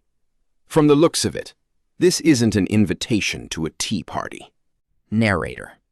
Perugius pretends like he does not know. With Clear Night of Thunder's power, he should be able to hear everything in the castle. Just putting on airs. Well, the question might also be part of the act. Ariel Anemoy Asura, determined and resolute. For becoming king of Asura Kingdom, I'm here to request Perugius-sama's support. Well then, let me ask again. Narrator. Perugius places an elbow on the throne's armrest, a hand on his cheek, tilting his head. He asks, what is the most important factor of a king? Narrator suspenseful. Ariel raises her chin up. The most important factor. I don't know her answer, so I don't know if it's right. Ariel said she knows, but there's no guarantee that it's right. Well, even if she told me, I still won't know if it's right. Maybe it would be better if I had checked. No, let's trust Ariel. Seeing how confident she is, the possibility does exist. Is to inherit wills. Her words echo. Only silence responds. A silence that seems impossible for this audience room, with 17 in attendance. Perugius answers like he is just taking another breath. No way to tell from his expression whether the answer is correct. To inherit wills. I can understand why this was Ariel's answer. Death litters on Ariel's path to the throne. Since Derek, 13 of her followers have died. Who were they? What sort of future did they wish for? In their death, they entrust their will with Ariel. That became the foundation of Ariel's will to be king. And Perugius' friend, Canis Free and Asura, was a man at war. Rumors are he was easy to get along with despite being royalty. That person became king. So maybe he also inherited the wills of those that died in battle? I sense a connection in this answer, so this must be the answer. But somehow, for me at least, it felt a little cheap. Inherit wills? In other words, your intention to become king is just something you were influenced by other people to have. Can that person be called a true king? Contempt in his voice. In other words, wrong answer? But Ariel looks unshaken. Yes, that's right, Perugia-sama. The likes of my intentions are just something I was influenced by other people to have. I am far from what the public views a true king to be. However, if I'm a king with regard to those who've entrusted their wills to me, then even if I'm not a true king, I don't care. While resting his chin in his hands sullenly, he asks a new question. So you're telling me that I should lend my powers to a foolish king? Yes, because I'm a fool. That's why I request your assistance. Is this going well? I thought Ariel responded well. A true king isn't a concept you can grasp, nor an answer you can find. Just aim to be one as king. Govern them and become the king they desire. I don't know if it's right, but that sounds splendid. But maybe the answer Perugia seeks is different? So you thought that with that answer, you'd really receive my assistance? No, Perugia-sama. But those are my true feelings. I have not lied. That is why Ariel Anemoy Asura seeks the throne. With a strong, unwavering gaze, Ariel looks toward Perugius. If that is no good, then Perugia-sama's power is unnecessary. Words of repudiation. Perugius's eyes widen, his 12 familiars visibly agitated.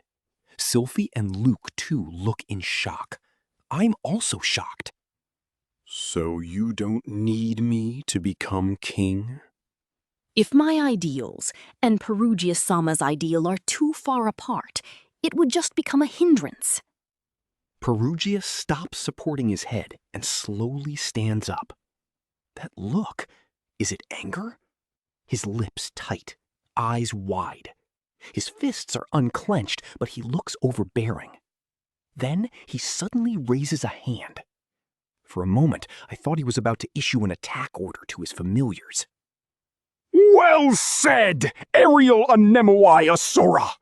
Your conviction, I have received it! I was already pouring magic into my staff, but stopped when I heard those words. I, Armored Dragon King Perugius Dola, swear on my departed friend, Canis Frian Asura, to lend you my support. Ready the magic teleportation circles. Return immediately to Asura Palace. Prepare for my arrival and call for me. Thank you very much. Ariel offers her gratitude to Perugius. Sylphie and Luke both bow their heads even lower. I grasp my staff still stiffly. Honestly, I didn't think it went well. The answer was wrong. Ariel picked one that Perugius didn't approve of. Yet, Perugius still lends Ariel his power. Did he realize something in his conversation with Ariel? Regardless, Perugius swears Ariel his support. Thus, Ariel gained Perugius's backing. Part 2. Ariel takes her leave from the audience room. Ariel looks composed, but Luke and Sylphie look accomplished. I was leaving with them when I suddenly turn around. Perugius and his 12 familiars remain behind. Perugius was watching us leave, and we inevitably exchanged a glance. What is it, Rudeus Greyrat? Nothing. I tone back and plan my retreat with Ariel, but it still bothers me. So in the end, the most important factor of a king? Was that the right answer? That wasn't what I hoped for. Then, why? Perugius laughs happily when he heard my question. Ariel Anemoi Asura does not at all resemble Canis. But the way she talks, how she stands up for herself, reminds me of something. Wasn't Canis, the so-called ideal king, also someone like her? Canis? The ideal king? Everyone regards Canis as the ideal king, but even he thought that he was far from ideal. In his youth at the bar, in our war encampments, even after becoming king of Asura, he often talked about what it meant to be the ideal king. In the end, Ariel is far from Perugius's ideal, but maybe she's closer to the ideal for Canis? Something like that? The ideal differs for everyone. I see. For Perugia-sama, then, what is the ideal king? Perugius stares me down when I asked. I have no reason to tell you. Indeed. Apologies. I take a bow and decide to leave the scene. If he doesn't want to tell, I don't need to know. But suppose he did. Suppose I tell Ariel the answer later. Maybe Ariel will lose her hard-earned confidence again and become lost again. So if I don't need to know, he doesn't have to tell me. Rudeus Greyrat. But Perugius stops me in my tracks once again. When I turn around again, Perugius is already up and heading towards the other exit. Let me ask you a question. What is it? Why did you not mention Orsted? I dislike him, but I cannot ignore his name. If you had mentioned him in that situation, wouldn't the conversation have gone more smoothly? Orsted is asked Perugius himself and was refused, so I thought mentioning Orsted wouldn't do much good. Am I being tested? What did he want me to say? Because the one who wants to be king wasn't Orsted-sama. But he does want Ariel as king, correct? And you agree as well? If so, then why not bring that name out as much as possible? Even if we did that, Ariel-sama still needs Perugia-sama's support if she is to be king. Orsted-sama and I do want to help, but we're mere outsiders. I think it's counterproductive to bring him up to force the topic. I think it's a good idea. Ultimately, it's ideal to let the person in question be involved. I don't have anything in particular planned for after Ariel becomes king. I mean, I don't expect anything from her. I don't know what Orsted has planned, though. Regardless, since this isn't my responsibility, I don't need to force anything. Your way of thinking is too timid. Perugius acts like he spat out something and returns to his room. Unable to stand the gaze of the remaining 12 familiars, I take my leave. It's a little embarrassing. So, in other words, he's saying that it's no good for me to say non-committal and insincere things. Part 3. I head towards Ariel's room after leaving the audience room. I apologize for my lateness as I enter. A snow-white, almost transparent shoulder comes into view. Ariel is changing. Sylphie is stripping that gorgeous outfit off her body, showing a loosened corset underneath. Hey, Rudy! It's fine. Rudeus-sama has done me a great service this time. No matter what time it is, he has no need for permission to enter the room. Hold on, Ariel-sama? Sorry, Sylphie. I wasn't considerate. Rudeus-sama, please, you'll do me a great favor if you just wait for a moment. Before that line was said, I have already left the room and shut the door. Ariel seems to have misunderstood my intentions. I was not shameless enough to spectate on a girl changing. But Ariel's figure sure is something. Eris has a nice figure too, but that's because she honed her body. Ariel's figure is a gift from God. I got the feeling that you can't train a body like that. Maybe it's in her DNA? But when it comes to proportions, Sylphie won't lose either. She has neither the boobs or butt, but her proportions are ideal. I love that about her. Of course, Roxy is a god, so no comparisons. Next time, I'll learn to knock. When I don't, I get an eye full of a man doing dirty deeds with dolls. From those experiences, I should have known better. I'm too forgetful. Hey, see, wasn't Luke in the room too? And that guy was okay? Probably. When it comes to who Ariel feels the most secure with, it has to be Luke. Rudy, it's okay now. After a while, the door opens a crack and Sylphie appears behind it. Despite what she said, I can see the unhappiness on Sylphie's face. Ariel's. Did you see? Her panties are white. Sylphie puffs her cheeks.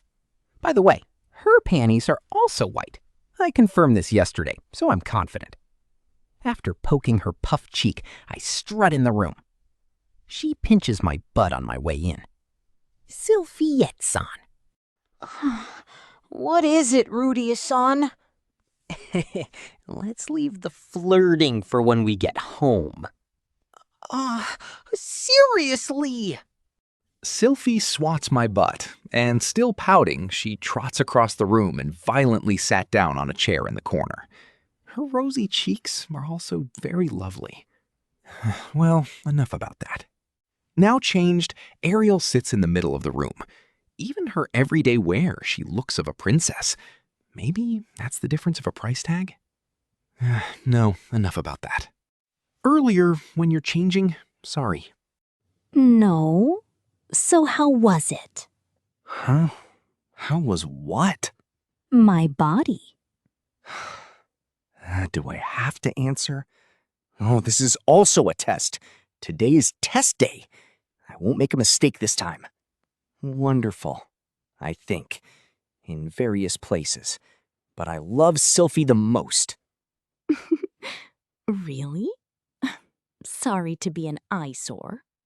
Ariel giggles, and Sylphie lets out a, "What are you saying?" with her face glowing red.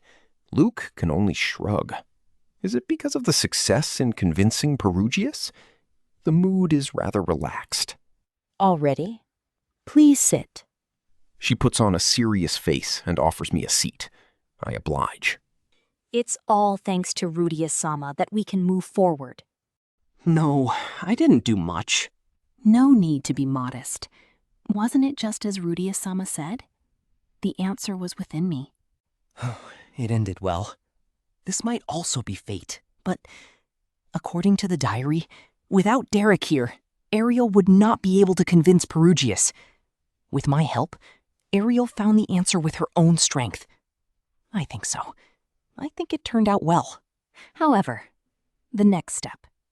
Perugius-sama said to head immediately back to the palace and prepare the venue. I plan to follow his instructions and head back to Asura Palace. Prepare the venue? In the literal sense. I don't understand it in the literal sense, though. Let me think about this. If I read between the lines, this means Perugius does not plan to travel with us to Asura Kingdom. So Ariel heads back first and prepares a place suitable for Perugius's arrival. For example, a party venue where many nobles will gather. Get that ready for him and call for Perugius. And Perugius and the 12 familiars will arrive with much fanfare. All the nobles will scream, "OMG, it's Perugius!" and pant while prostrating themselves before him. Something like that? Well, what's the hurry? Shouldn't we take more time to get ready? That can't be done. I already received word of my father's illness. Ariel looks surprisingly composed while announcing such a serious news. Well, I expected the news to come later, but Ariel already received the news? If so, that reduces the chance that Luke is apostle of Hitagami, because it's less likely that he heard it from Hitagami. Well, the possibility exists that Hitagami told Luke, and Luke in turn told Ariel? Hold on. Then it's also possible for Ariel to hear this directly from Hitagami? Ariel might be an apostle of Hitagami. It's checkmate for us if Ariel is an apostle. Maybe Orsted got the timing wrong. Regardless, I should consult Orsted about the possibility of Ariel as an apostle. Looking at Rudeus-sama's reaction, you already knew. Or maybe, now that you're in a subordinate of the dragon god, even the illness of Asura's king doesn't bother you? That's because, after seeing Luke-senpai abruptly requesting my aid and Ariel-sama in such a hurry, I had a premonition about the situation. I tried saying that. Ariel looks convinced, nodding her head. Good enough. Since Rudeus-sama probably also expected it, then will 14, 15 days to get ready suffice? Ariel only needs 2 weeks to get ready. Pretty rushed. Well, my diary doesn't have any exact dates recorded. Maybe this was the right timing, and Orsted got his timing wrong. Luckily, we can request Perugius-sama to prepare a magic teleportation circle for us, so our travel time might not be long, and we might have time to spare. But with my father ill, if I don't hurry back, we might miss our timing. By the time I arrive, my brothers might have already solidified their position. Sounds like the king will die from this illness. Then the successor will be christened. If we drag our feet, Ariel might not get a chance to join the fight. Even so, I also worry. Orsted spoke of a troublesome character in Asura Kingdom, Senior Minister Darius Silva Ganaeus. According to Orsted, as long as he lives, Ariel's chances of victory remain slim. That's why we need Darius's Achilles heel, by getting in touch with Triss. If Triss is here, we can take down Darius. A mere senior minister of a country should be nothing when we have Perugius's backing. That's what I think. But if that's the case, Orsted wouldn't need to point him out in particular. With Perugius's support, we're evenly matched against the first prince. But if we get rid of Darius, we will have the advantage. Victory comes to those who make the first move. Ariel-sama, about the magic teleport circles, how about we ask whether there's one by the borders of Asura Kingdom? Why? As the princess of the kingdom, if you don't cross the border formally, wouldn't that raise a lot of questions? Moreover, teleportation magic is a forbidden technique. It would be obvious if we use it in the kingdom. I think we are better off traveling by foot from the borders to the capital and showing your person to the public. I see. That does make sense. All right. Well then, all I need is an excuse to make contact with Triss's organization. I haven't thought about the details on how to make contact yet, but that shouldn't be hard. When it comes to those organizations, money talks. I disagree. The person that interrupted the conversation is Luke. His Highness is ill. We don't know what traps First and Second Prince will set for our route back. Magic teleportation circles may be forbidden, but as long as we're not seen, we can make up excuses. Right. That also makes sense. This wasn't like before.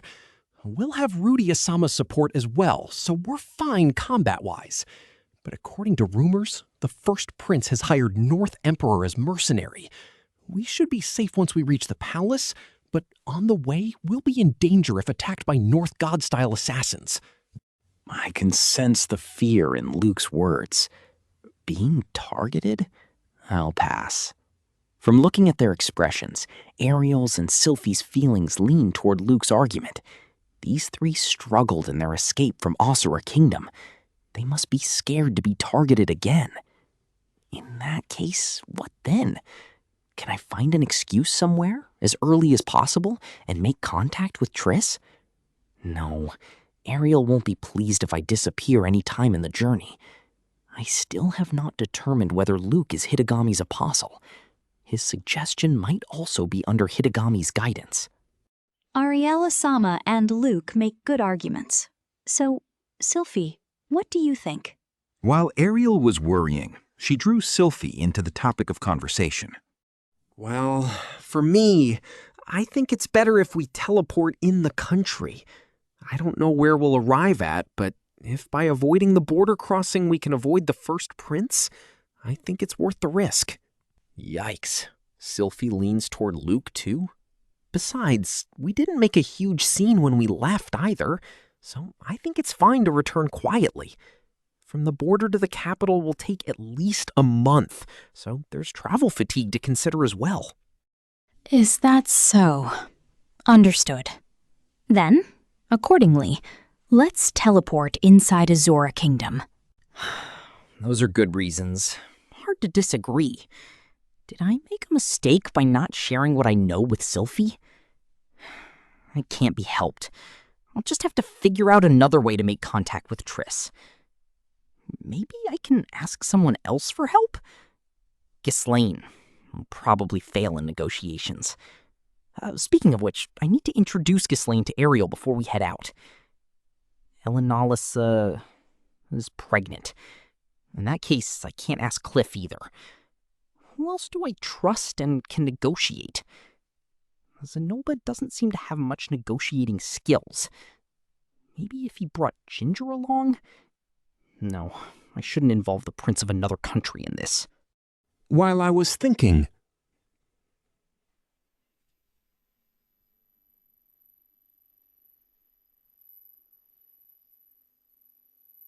A rattle from the door. Come in. Please excuse me. The one that entered is Silveril. She examines the room and lightly fluffs her wings. Then she says, We have just confirmed that all the magic teleportation circles inside Asura Kingdom have been destroyed. What? That came out of nowhere. All the magic teleport circles? Destroyed. How did that happen? Silveril explains plainly. After the audience with Perugius, she received immediate orders to activate magic teleportation circles. Inside the Sky Castle, there are many magic circles pointed inside Asura Kingdom. But when Silveril checked them, the magic teleportation circles were unpowered and unresponsive. Finding this strange, Silveril requested Arumanfi to investigate, and he discovered the magic circles there destroyed. Accordingly, Arumanfi investigated other locations and found all of the ones Perugius can access inside Asura Kingdom destroyed. It is impossible to teleport into Asura Kingdom. The closest available magic circle is near the border of Asura Kingdom. From there, we will have to travel by foot. Someone did this on purpose. But who could have done this? Is it Hitogami or Orsted? Tomorrow I should check with Orsted about this. But right now, it's hard to clear my name on this. Luke looks at me suspiciously. This happened right after I made my proposal, as if to say, do you know about this already? Sylphie, too, looks nervously in my direction. Their distrust of Orsted grew. Only Ariel looks unwavered. In that case, it can't be helped. Let's go with Rudeus-sama's proposal instead. Yes, but Ariel-sama. Luke, inform Elmore and Clean and prepare for travel.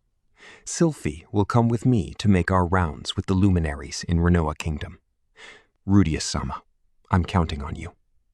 Everyone, please make your goodbyes. Quietly nods.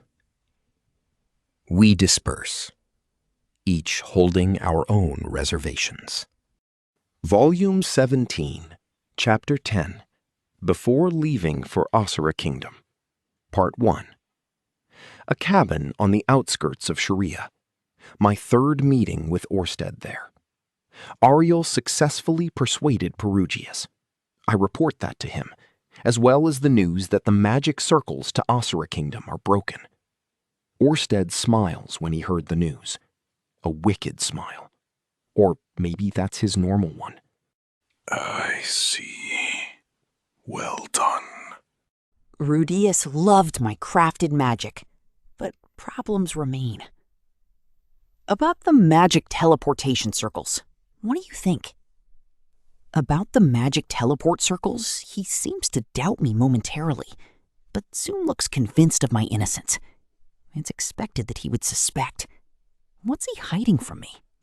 Orsted said, "It was probably Hitogami's doing.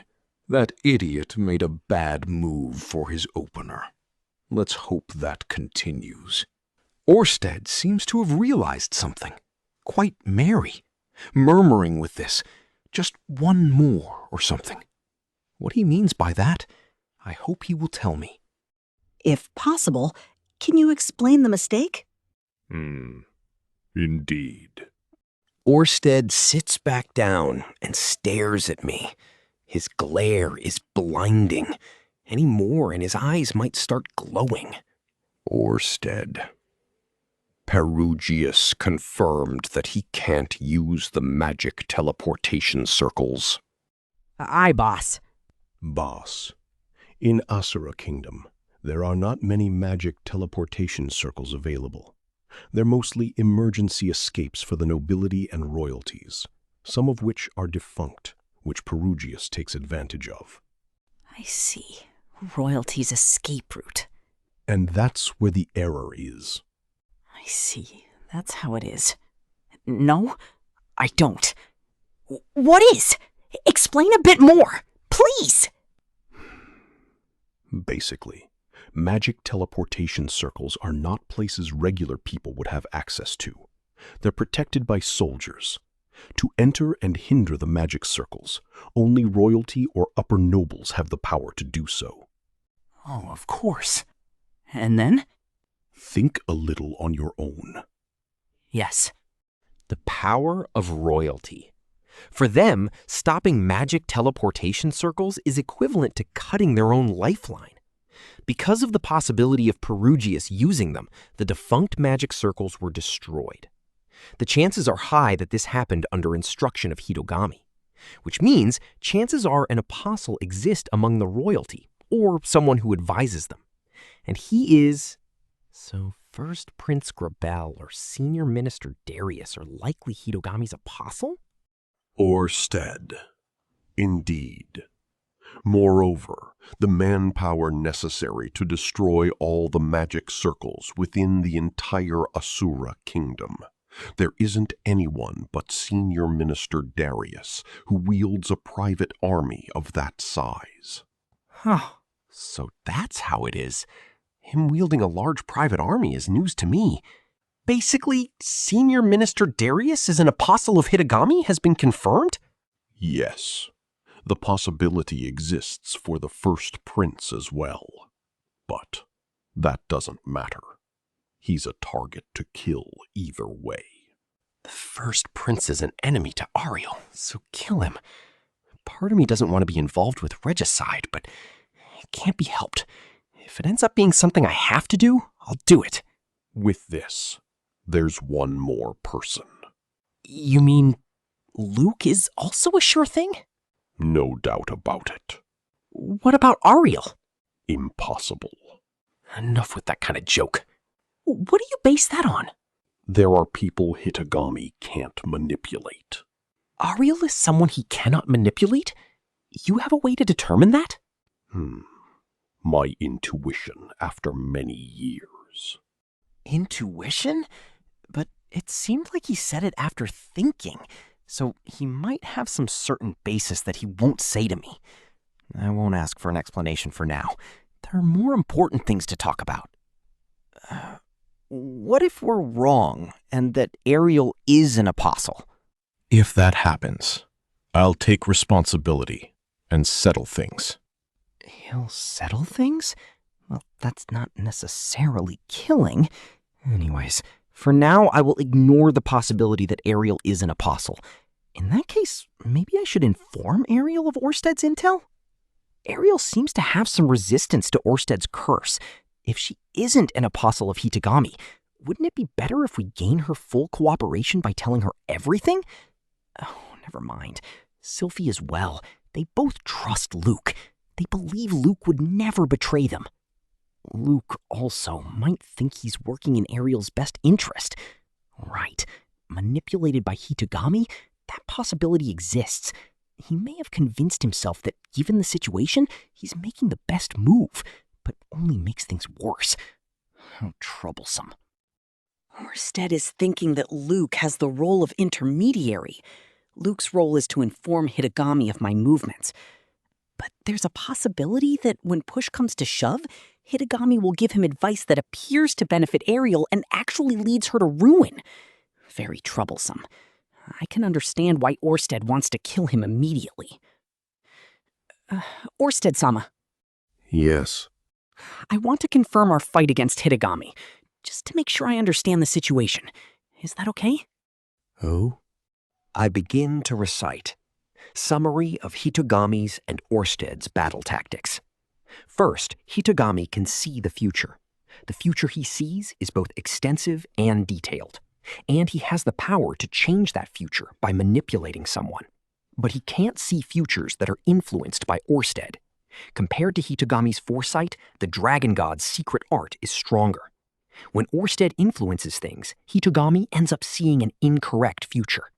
When he discovers something out of place in that future, or possibly when there's a clear change in the future, Hitagami knows Orsted is interfering. But he cannot see how Orsted changed that future. He can only estimate.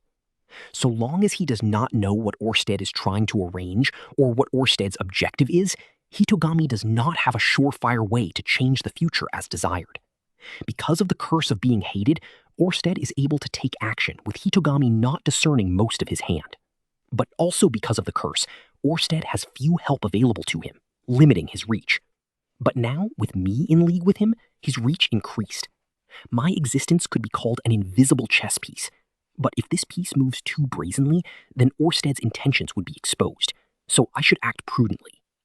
And avoid leaking information to Hitagami's spy, Luke, and also those that trust Luke that would confide to him, Sylphie and Ariel. You can't stop people from talking, so it would be better if I talked about this to others as little as possible. Do what I can to hide Orsted's intentions and actions. I might look suspicious again, but it's fine as long as we succeed. Our goals here are to not let Hitagami know our intentions and defeat Hitagami's apostles. I will work until I die and help bring Orsted victory in 100 years. Is that right? Yes, it is. Got it. Now I know what I must do. Perugius may call me timid, but no matter what, we'll move towards our objective. Likely candidates for Hitagami's apostles. Luke and Darius. That's 2. And the final one? Unsure, but based on Hitogami's habits, likely someone with talent with the sword or magic. Talented in sword or magic? Well, they can't be someone from my family, so no Sylphie and Iris. So maybe like my diary said, North Emperor or Water God at Asura Kingdom? How about the North Emperor and Water God? Ober and Rada. Indeed, very likely. On the way to Asura Kingdom, stay vigilant. Orsted-sama is not coming along? Of course, I'll be tailing you. We won't be taking the same actions, though. Following behind us? That really sounds like I'm manipulated from the shadows. Well, since I can consult him as needed, that doesn't sound so bad. Understood. Then Luke, Darius, Rada, Auber. I'll pay attention to those 4. Right. Darius, Auber, Rada are fine to kill. Observe Luke. If necessary, kill him. It's okay to kill him based on my judgment? He really trusts my judgment? He probably thinks I can kill easily, since my fight with Orsted was a rare occasion when I was relatively serious. That's fine. I'm serious this time. Part 2. Next day. Sylphie and I, after waiting for Norn to return home, held a family meeting. Feels like that's all we do together these days. The trip will take 3 to 4 months. The destination is Asura Kingdom. Because it is work-related, Sylphie will go to help Ariel. The family reacts nonchalantly to the announcement. Do your best. Can you leave some soil for the garden? She's more worried about soil than me. Norn-sama is leaving school, so should we have a farewell party? Norn is more concerned with school. Weird. The previous time was gloomier. I want to have a wet farewell like that time. I thought Aisha would be in tears and I'll hug Norn and say I'll be back. Ah, I see. Even at death's door, I come back every time? So my sisters have faith in me now? Or maybe they're putting up a front to reassure me? Regardless, if Aisha and Norn feel safe when I try my best, that's fine too. Norn Greyrat, teasing and dry. Also, you keep bringing back new women. Hey, I'm worried too. But this time, Arisane and Sylphiane are going too, so it should be safe. Irudei-sani too? Speaking of her, as soon as she heard Asura Kingdom, she went back to her room to pack up, unilaterally declaring, "Oh, I'm going too," without any hesitation. Who do you think she'll be this time, Norne? I'm not sure. Maybe Ariel-sama's attendance? Kline-senpai? Also Elmore-senpai? The impolite conversation continues, but there won't be more. I want to loudly declare, but my lower half no longer has any credibility. It's not my fault I'm so popular in this world. But I think it should be fine this time. Sylphie and Eris are coming. Right, I can't go alone, because I'll back up. So as protection against me backing up, I will ask Eris and Sylphie to be my reservoir. That way, I should be safe even against the flood. May the fortune of war be with you. Lilia and Mom are the same as always. Speaking of which, I forgot to consult Orsted about Mom's memory. I have my doubts that he can help since he couldn't do anything about his own curse either. After we're done with this, maybe I can check again? Lilia-san, then I'll leave Lucy in your care. And Madam, too. Leave everything to me. Sylphie probably doesn't regret her decision, but she takes a deep bow toward Lilia. Leaving the girl behind is probably not a good thing, but this time? It's fine. That's what a maid is for. Recently, Lucy added new vocabulary. Simple words like Mama, Asha, Lila, Oki, Bibi, Jiro. She looks so endearing when she tries to pronounce them. But still no papa. She says Ru-T once a while. Recently, I haven't been paying attention to her, so she'll surely remember me last. That girl's parents are both going on a long journey and leaving her behind. I'm aware that we haven't been proper parents for her. I don't know when we'll improve.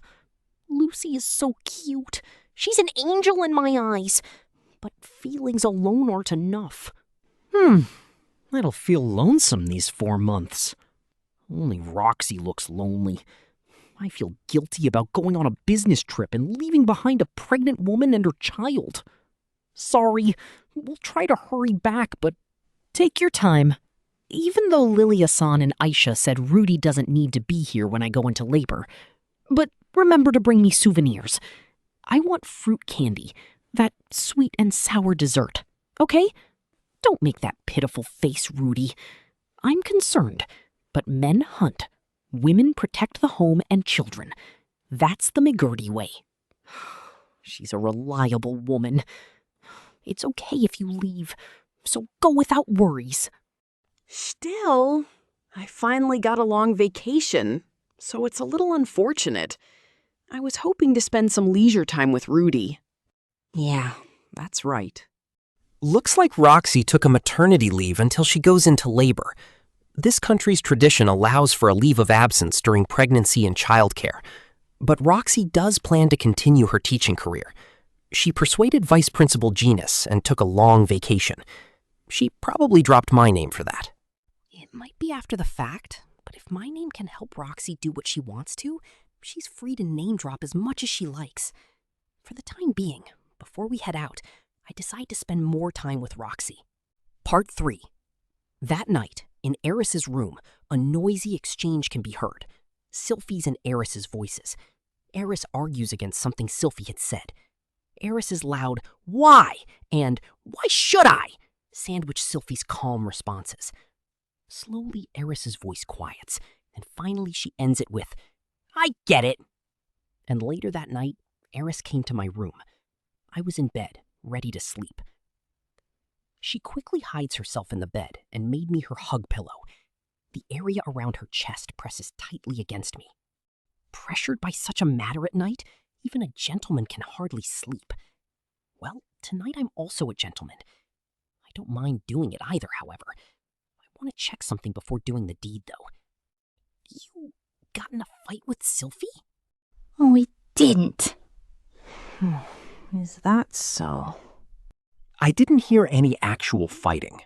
Well, if I leave right now and check Eris's room, I might find an unconscious Sylphie there. But I'll trust Eris for now. Starting tomorrow, we'll be working with Sylphie. After Ghislaine has her audience with Ariel, we need to prepare for the journey together. Introduce Ghislaine to Ariel tomorrow. Sylphie said, let me handle it for that. Sylphie can probably take care of this by herself. But considering Ghislaine's aims, it's better if I make the introduction myself. I thought about refusing Sylphie then, but either way, she'll be alongside Ariel. And Eris should come too. So it ends up that tomorrow, the 4 of us will visit Ariel together. Sylphie really wants to introduce Eris and Ghislaine. Why? So she said, now that it's settled, Rudeus wants to spend more time with Roxy. Is that what Sylphie said? Yep. That's the reason? It was for Roxy? If my responsibility decreases, then Roxy gets more time. I can understand her reasoning. Sylphie was being considerate. Say, Sylphie actually persuaded Eris without resorting to force. No, Eris has grown up. Before, she was a girl that let her fists do the talking. If you lay out the reasons, she would listen. That's why she gave tonight to me. Oh, so she made her demands. But I can understand Eris has needs too. This selfish side of her is rather nostalgic. The inconsiderate girl died. The Eris with fangs is gone. She is no longer a wolf and lion. Well, maybe only for today. It wouldn't be strange for Sylphie to have her own needs. Or has she put herself aside for now? Well, I can appreciate her properly in our journey together, so I will. Putting those thoughts aside, I return a hug to Eris, and Eris, in frightening speed, strips me naked. It won't do if you're found pregnant in the trip, so let's hold back. Worry about that later! The night was messy. Family planning isn't part of Eris's vocabulary. Part 4. Next day. Preparations begin. While packing up for the trip, I also try to spend more time with Roxy. Of course, I can't always be with Roxy. Introduce Giselin and Eris to Ariel. Meetings with Orsted. Carefully making preparations.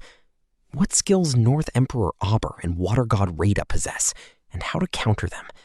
How to approach Treese and her band of thieves. Just in case, memorize the general geography of Asura Kingdom and the layout of Asura Royal Silver Palace. Help Cliff begin his research on Orsted's curse. Doing everything I can. With that thought in mind, days passed. Part 5. One day, Roxy and I sat together on the sofa in the living room. Recently, we always spend the end of the day chatting there, just the two of us. The conversations are endless. From what happened at school for Roxy, to recent research in magic tools, to what happened in our individual journeys after the metastasis event. Nothing of importance, just relaxing conversations between Roxy and I. Well, Rudy, before you head out, decide on a name for the baby.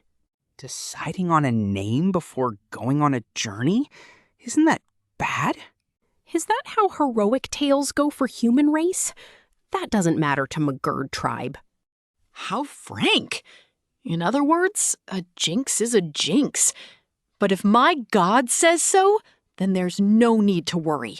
This is God's command. For Magard, the village elder decides the name. But our village head is Rudy. So please, make up your mind. Can I really make the decision? Of course. Every day I can rub my growing belly and say the name Rudy picked. Those will definitely be happy times. Roxy rubs her growing belly as she said. I also put a hand on it. Unbelievable. I met Roxy over 10 years ago, and she now carries my child. Sylphie's was unbelievable too, but Roxy's even more unbelievable. Joy wells up in my chest. How amazing. This feeling. I can't get enough of it. What is it, Rudy? You laughed like Sylphie just now. Like Sylphie? Oh, Roxy's tummy is wonderful.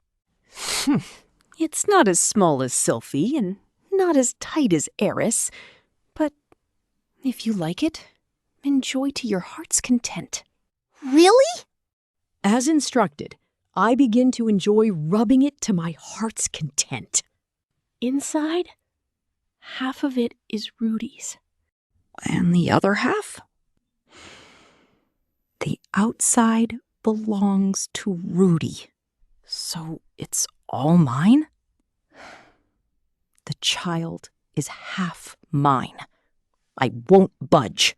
How straightforward. Roxy Sensei sure is smart. Yes, the child is ours, but Roxy is mine. The child's name, what should it be? Well, a Migard name should roll off the tongue. Migard names are generally based on initials, but since our child is mixed, we don't have to follow tradition too strictly. Then, how about we base the name on Roxy and Rudeus? Really? Our affinity can't go wrong. We can't just copy them, though. No Ru or Ro, so Re then. Let me think about names starting with Re. Ray. Sounds like a kid that likes to sweep all day. Liking to tidy up isn't bad. Then a name that rolls off the tongue, as Roxy suggested. Reminds me of a girl who desires a fiery love. But that doesn't feel right either. Something with more Roxiness. La, Wee, Ru, Ray, Ro. Which of these sounds more like they would suit a child of Roxy? That would do. If it's a boy, Rollo. And if a girl, Laura? All right. Rollo and Laura. Both sound easy on the tongue. In that case, will he or she end up kidnapped by a demon lord or become the rescuer? Roxy still has the exterior of a middle school girl, but her face is of a saint mother. It's divine. Why so divine? She'll definitely give birth to the child of God. Rudy. Yes? I know what I said a few days ago, but please, come back safely. I want Rudy to hold this child together with me. Yes! That goes without saying. The day to leave arrives. Volume 17, Young Man Period, Kingdom Chapter. End. Next volume, Volume 18, Young Man Period, Asura Kingdom Chapter. Thank you so much for listening. Creating these audiobooks takes a lot of time and effort, so if you enjoyed this journey, please consider subscribing to support the channel. Only a small percentage of our listeners are subscribed, and your support makes a huge difference. If you want to hear more light novels, let me know in the comments below. See you in the next chapter.